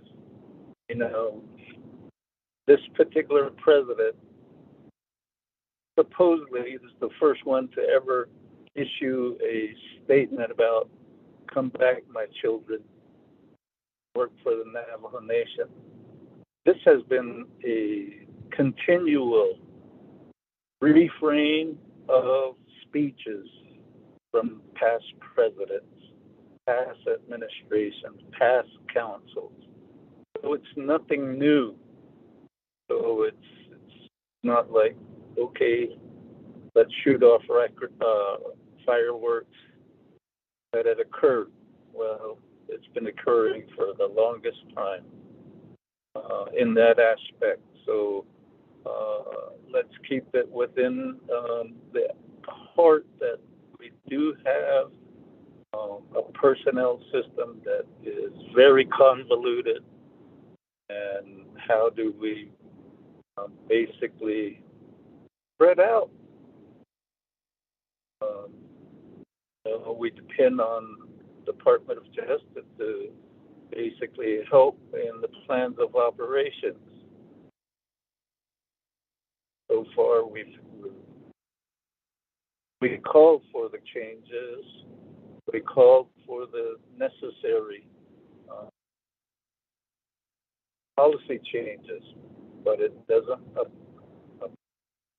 appear soon enough. And so that's where we're locked in. I do like Espohabrov's aspect. What if we looked at sign-on bonuses, or even the aspect of rental assistance? Because a commute over 2 hours is uncalled for. We do have many of our employees that do that. Either they're from Wenderock, St. Michael's area, and they go to Crown Point or to Shiprock or to Chinley or to Tuba City. Then we have personnel that come from Tuba City, Chinley, Crown Point shipwreck to come to Winter Rock. So at some point in time, we really have to address this particular issue. But we just have to sit down, really look at it. Speaker, with a legislative concern calling for a roundtable discussion on this particular issue, would that be helpful?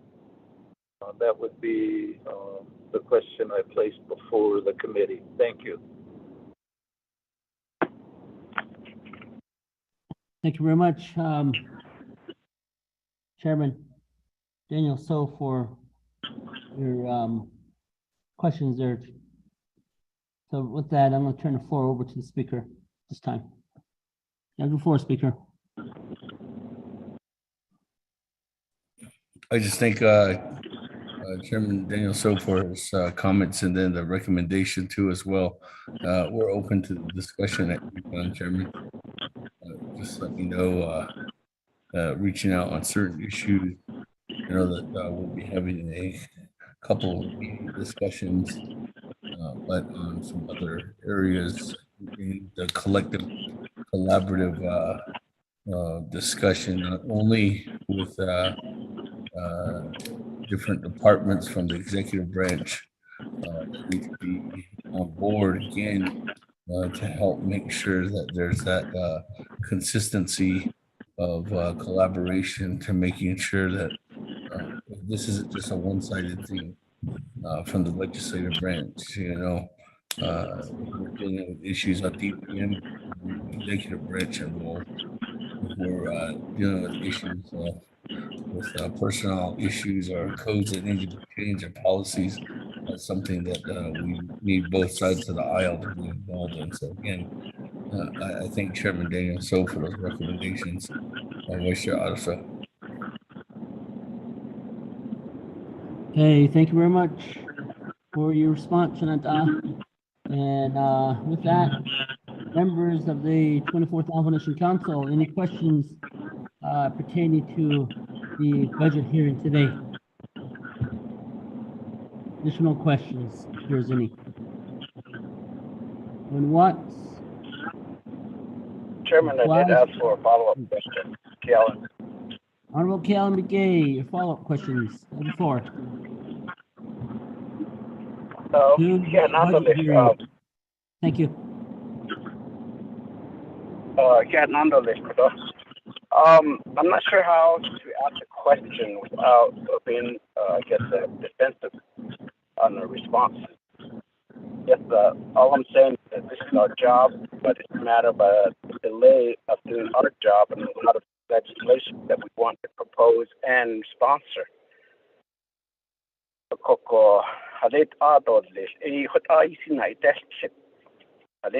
budget recommend or say if it's in the unmet need request, just say it's in the unmet need request, or it could be legislative concerns that we can put in there to say that a lot of these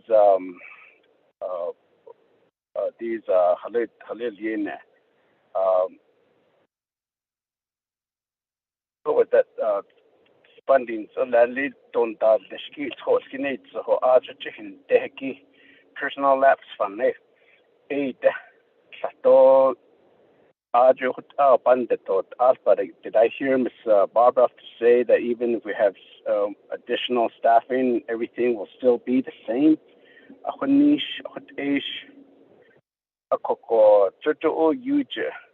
They need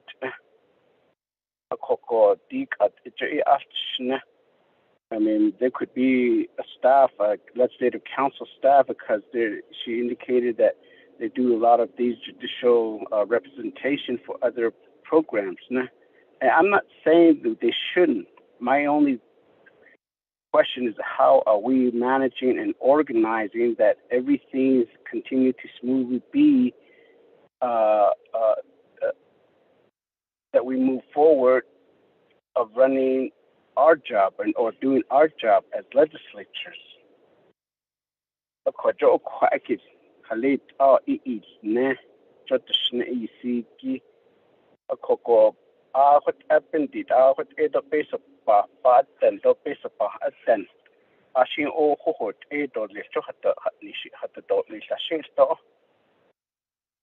So I guess what is it that we really need to do? I mean, I'm sure there needs to be a give and take on certain areas that could say, I mean, there's been vacancies. The bonuses to attract a lot of people. But again, I know certain staff have been brought up situation about no housing being available. Koko tika ajin halet out to one dingi to the ni the door one dingi to the staff and dingi pa available go all than that to aj ko what that's Haitian know those are some probably a lot of these are factors in and the travel that staff has to take ko hajashin launch is land. But they still have to travel back and forth go based on then you to ajo anan ko I don't know should I say that so if that's the case, I mean how can we push to help legislative council to be more very I guess they be able to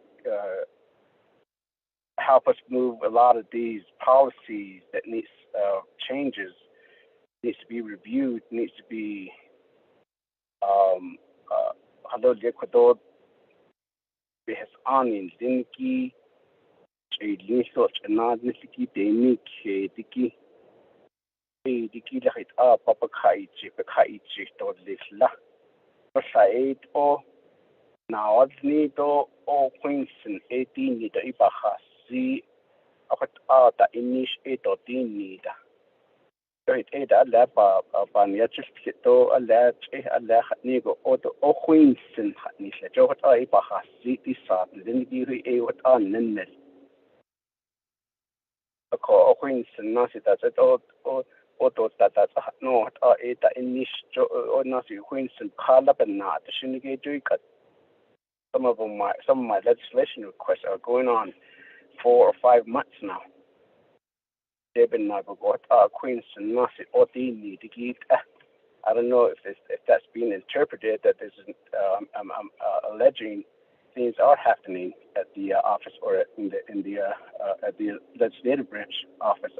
That's is being interpreted, but nonetheless. I mean, lawyers always have to interpret policy or words in different area, different situation. So, I mean, I'll just leave it at that. So, it's I mean, maybe what is it that we need to do to help our legislative council office?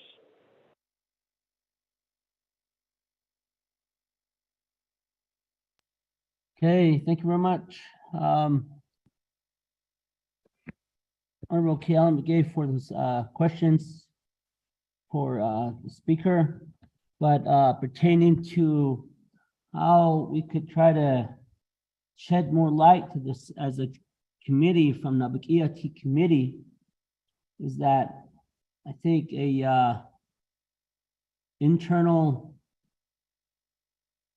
work session pertaining to our direct oversights would be one way to address this issue, just not only to legislative council.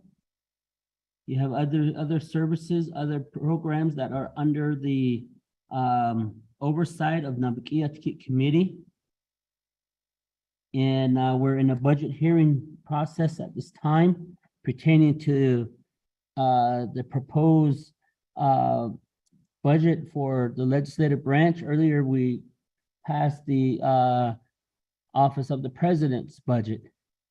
But moving forward, I think that's one way to do this and have a mandatory set aside, a meeting for this. That's usually the issue. When the meeting is set,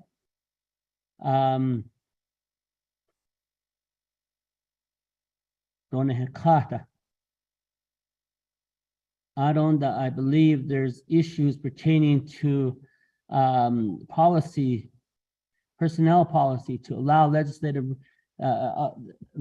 branch to determine the salary. We need to change those policies. And I think that's where Honorable Daniel So talks about the roundtable discussion. And then it also talks about, thinking about Honorable Eugene So's legislation, doing away with all the committees and making one committee. That way we're not all in separate silos. There's another way to address these issues, but I think the bigger thing to do is what authority we have now, and we need to have an internal discussion pertaining to these issues. It's not only pertaining to Office of Legislative Services. There's other programs that are under our belt here that could be discussed. But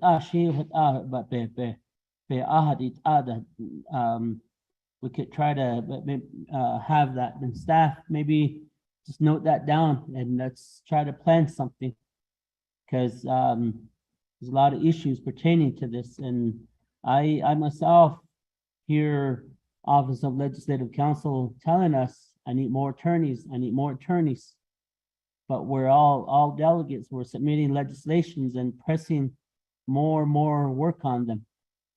I'm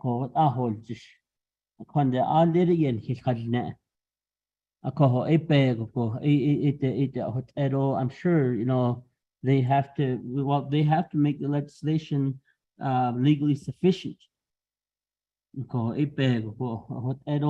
Earlier too, a statement was made that Department of Justice and Office of Public Defender's office has open positions for many attorney positions.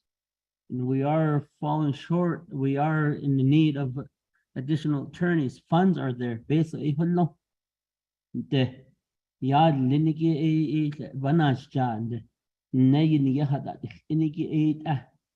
how do we bring them back to work for the nation? And that's what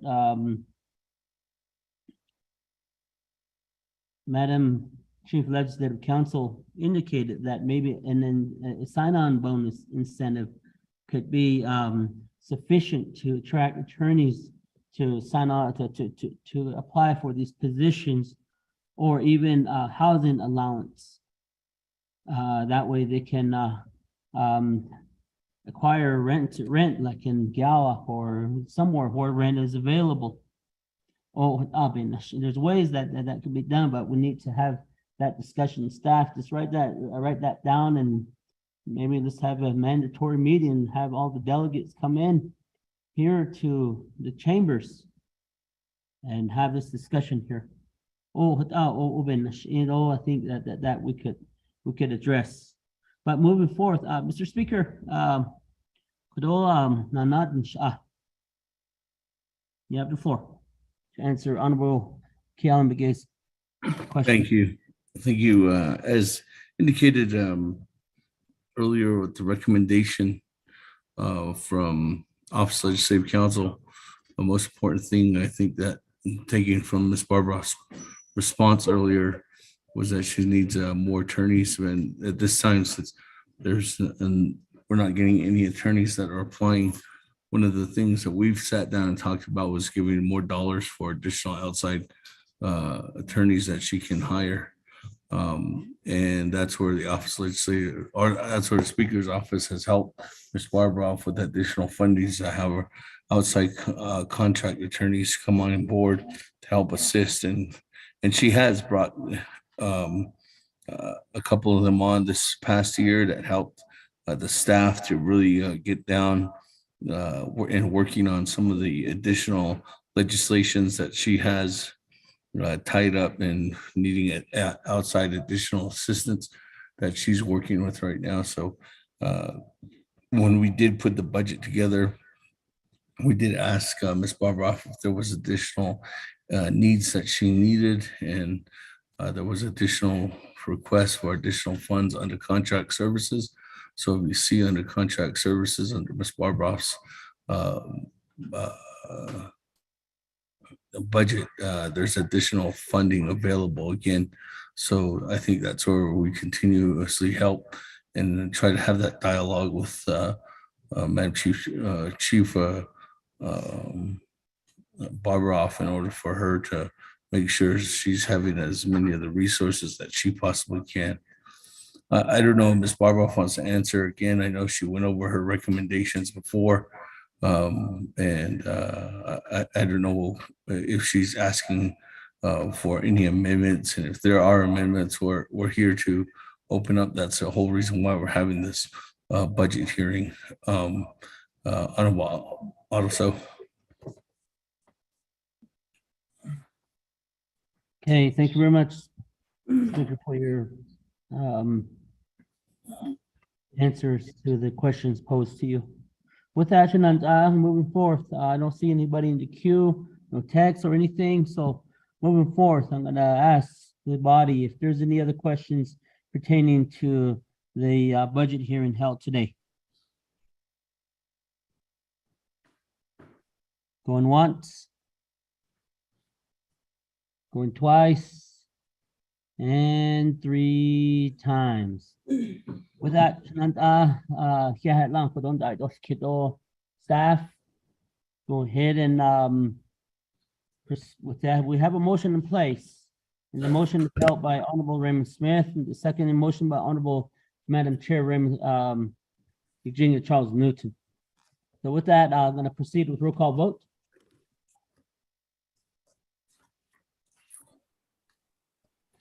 Honorable Elmer Begay, how do you vote? Honorable Elmer Begay.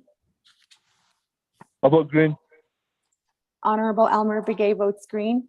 Honorable Key Allen Begay Jr., how do you vote? Yeah, I vote green. Thank you.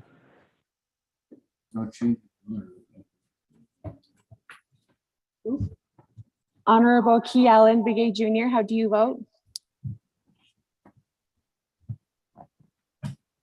Yeah, votes green. Honorable Key Allen Begay Jr. votes green. Honorable Paul Begay, how do you vote? Delegate Paul Begay votes green. Honorable Paul Begay votes green. Honorable Nathaniel Brown, how do you vote?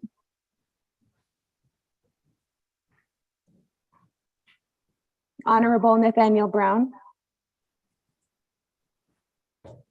Honorable Nathaniel Brown did not vote. Honorable Eugenia Charles Newton, how do you vote?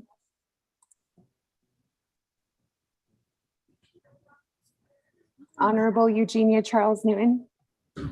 Charles Newton votes green. Honorable Eugenia Charles Newton votes green. Honorable Amber Kanaz Bakrati, how do you vote?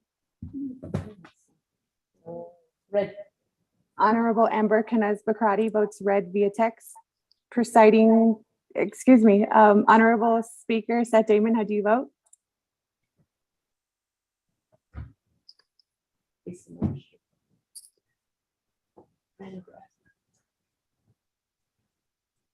I'll come back to Honorable Speaker. Honorable Herman Daniels, how do you vote?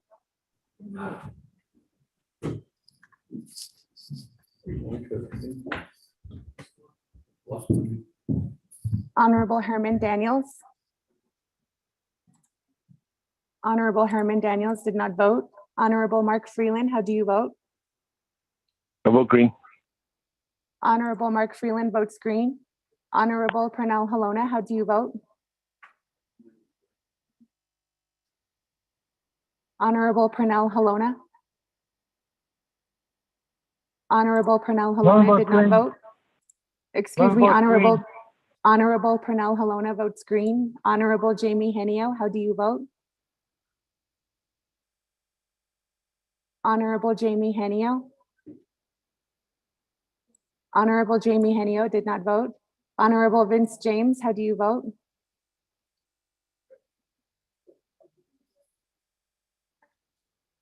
Honorable Vince James. Honorable Vince James did not vote. Honorable Rick Nez, how do you vote?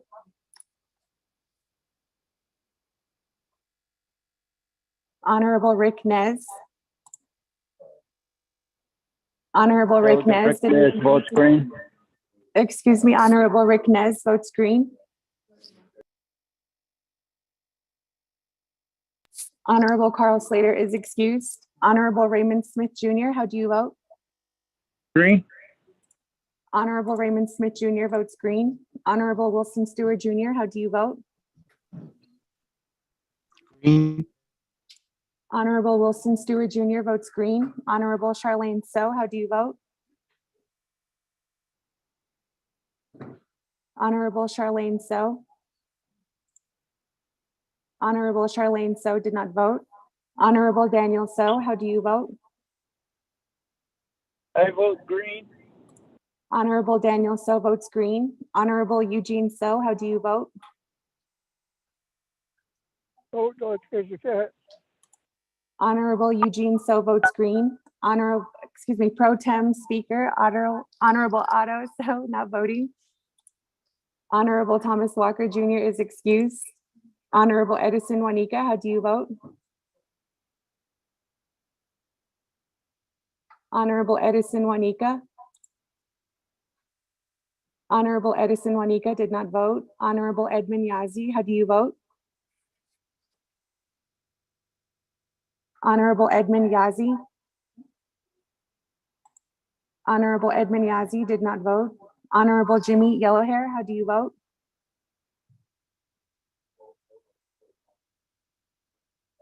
Delegate Yellowhair votes green. Honorable Jimmy Yellowhair votes green. Going back up, Honorable Nathaniel Brown, how do you vote? Honorable Nathaniel Brown. Honorable Nathaniel Brown did not vote. Honorable Speaker Seth Damon, how do you vote? I vote green. Honorable Speaker votes green. Honorable Herman Daniels, how do you vote?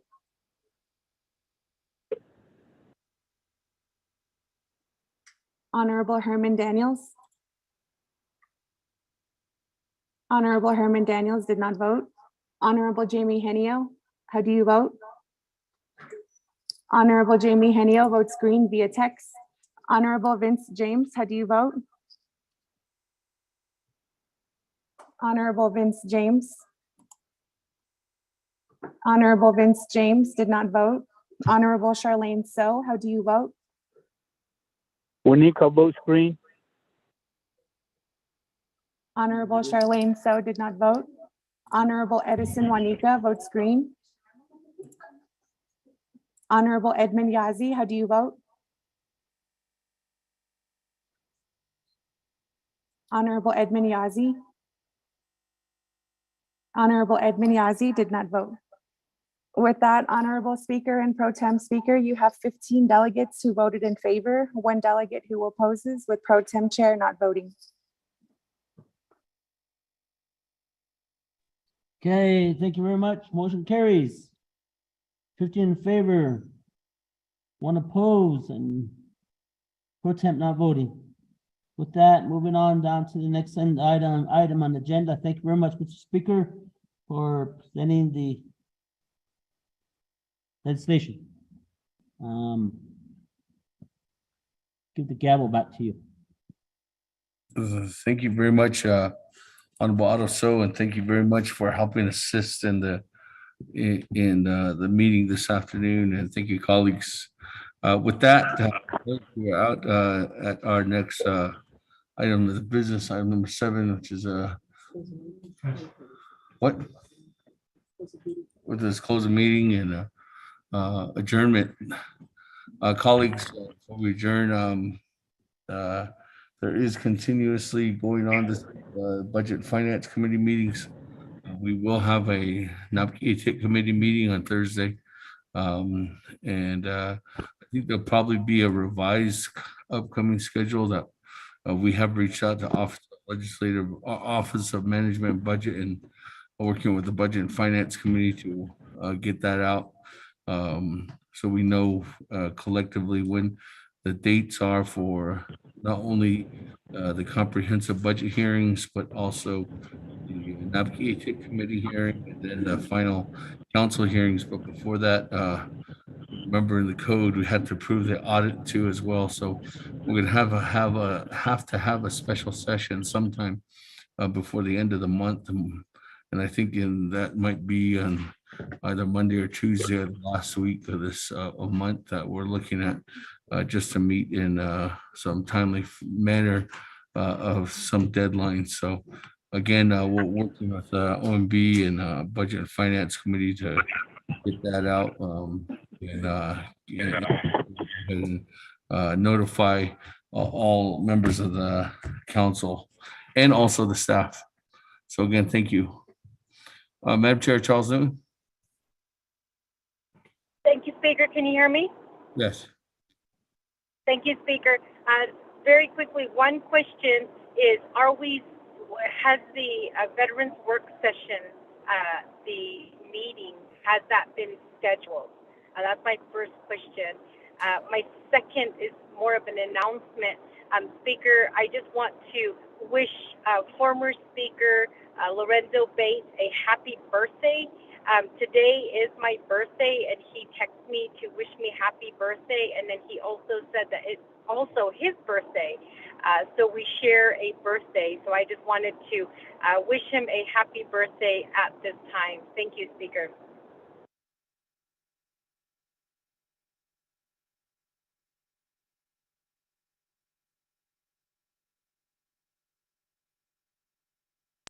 Madam Chair Charles Newton, we are working on those deadlines and making sure everybody is relatively aware in meeting with not only the Veterans Advisory, also the Executive Director and Officer President, Vice President, as that was all requested, and making sure that we're all on the same time frame and the page. So we're trying to push that. We will know and make sure that that is announced no later than this coming Thursday at the Naabik'íyáti committee meeting. Madam Chair Charles Newton, I am so sorry you were here with us today. I did not know it was your birthday. Happy birthday, Madam Chair, from all of us here. We're just now. I didn't know that. Happy birthday, and then happy birthday to former Speaker as well, Speaker Bates, our colleague on the 23rd Navajo Nation Council. So again, happy birthday, everyone who's celebrating this week and can move forward. So there's all their announcements, right? Happy birthday, Madam Chair. Oh. This is Delegate Yellowhead. Yeah. And also the former speaker. With that, colleagues, is there any motion at this time? Yellowhair. Motion to adjourn by Honorable Yellowhair at 5:18 p.m. Second by Honorable Eugene So. Speaker,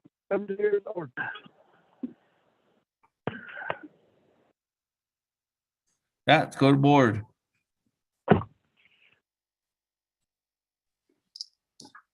Honorable Elmer Begay, how do you vote? I vote green. Honorable Elmer Begay votes green. Honorable Kealan Begay Jr., how do you vote? Honorable Kealan Begay Jr. Honorable Kealan Begay Jr. did not vote. Honorable Paul Begay, how do you vote? Honorable Paul Begay. Honorable Paul Begay did not vote. Honorable Nathaniel Brown, how do you vote? Honorable Nathaniel Brown. Honorable Nathaniel Brown did not vote. Honorable Eugenia Charles Newton, how do you vote? Charles Newton votes green. Honorable Eugenia Charles Newton votes green. Honorable Amber Canez Bacrati, how do you vote? Honorable Amber Canez Bacrati. Honorable Amber Canez Bacrati did not vote. Presiding Chair, Honorable Speaker Damon not voting. Honorable Herman Daniels, how do you vote? Honorable Herman Daniels. Honorable Herman Daniels did not vote. Honorable Mark Freeland, how do you vote? I vote green. Honorable Mark Freeland votes green. Honorable Pernell Halona, how do you vote? Honorable Pernell Halona. Green. Honorable Pernell Halona votes green. Honorable Jamie Henio, how do you vote? Honorable Jamie Henio. Honorable Jamie Henio did not vote. Honorable Vince James, how do you vote? Delegate James votes green. Honorable Vince James votes green. Honorable Rick Nez, how do you vote? Delegate Rick votes green. Thank you. Honorable Rick Nez votes green. Honorable Carl Slater is excused. Honorable Raymond Smith Jr., how do you vote? Green. Honorable Raymond Smith Jr. votes green. Honorable Wilson Stewart Jr., how do you vote? Green. Honorable Wilson Stewart Jr. votes green. Honorable Charlene So, how do you vote? Honorable Charlene So. Honorable Charlene So did not vote. Honorable Daniel So, how do you vote?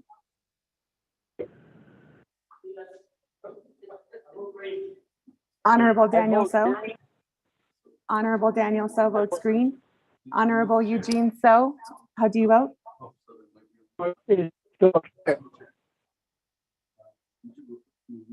Honorable Eugene So.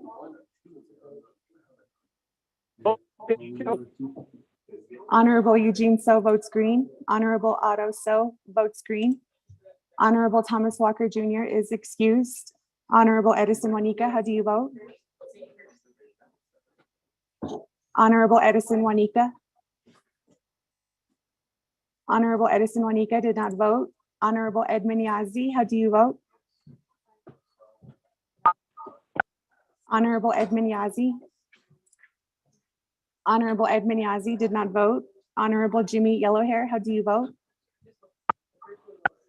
Juanica votes green. Delegate Yellowhair votes green. Both Honorable Edison Juanica and Honorable Jimmy Yellowhair both vote green. Going back up. Honorable Edison Juanica and Honorable Jimmy Yellowhair vote green. Going back up. Honorable Key Allen Begay, how do you vote? Delegate Key Allen votes green. Thank you. Honorable Key Allen Begay votes green. Honorable Paul Begay, how do you vote? Honorable Paul Begay. Honorable Paul Begay did not vote. Honorable Nathaniel Brown, how do you vote? Honorable Nathaniel Brown. Honorable Nathaniel Brown did not vote. Honorable Amber Kanazbakrati, how do you vote? Honorable Amber Kanazbakrati. Honorable Amber Kanazbakrati votes green via text. Honorable Herman Daniels, how do you vote? Honorable Herman Daniels. Honorable Herman Daniels did not vote. Honorable Jamie Henio, how do you vote? Honorable Jamie Henio. Honorable Jamie Henio did not vote. Honorable Charlene So, how do you vote? Honorable Charlene So. Honorable Charlene So did not vote. Honorable Edmund Yazdi, how do you vote? Honorable Edmund Yazdi. Honorable Edmund Yazdi did not vote. With that, Honorable Speaker, you have 15 delegates who voted in favor, 0 delegates who opposed, with presiding chair not voting.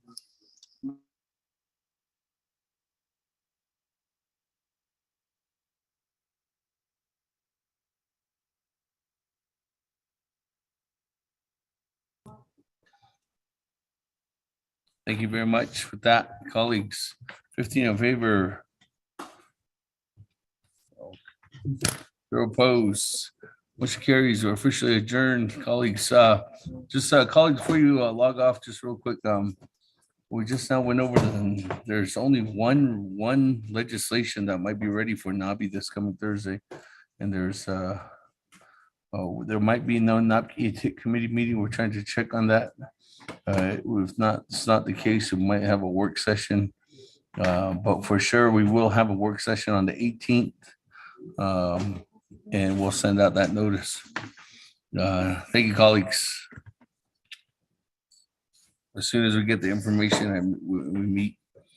Other than that, have a good evening, everyone.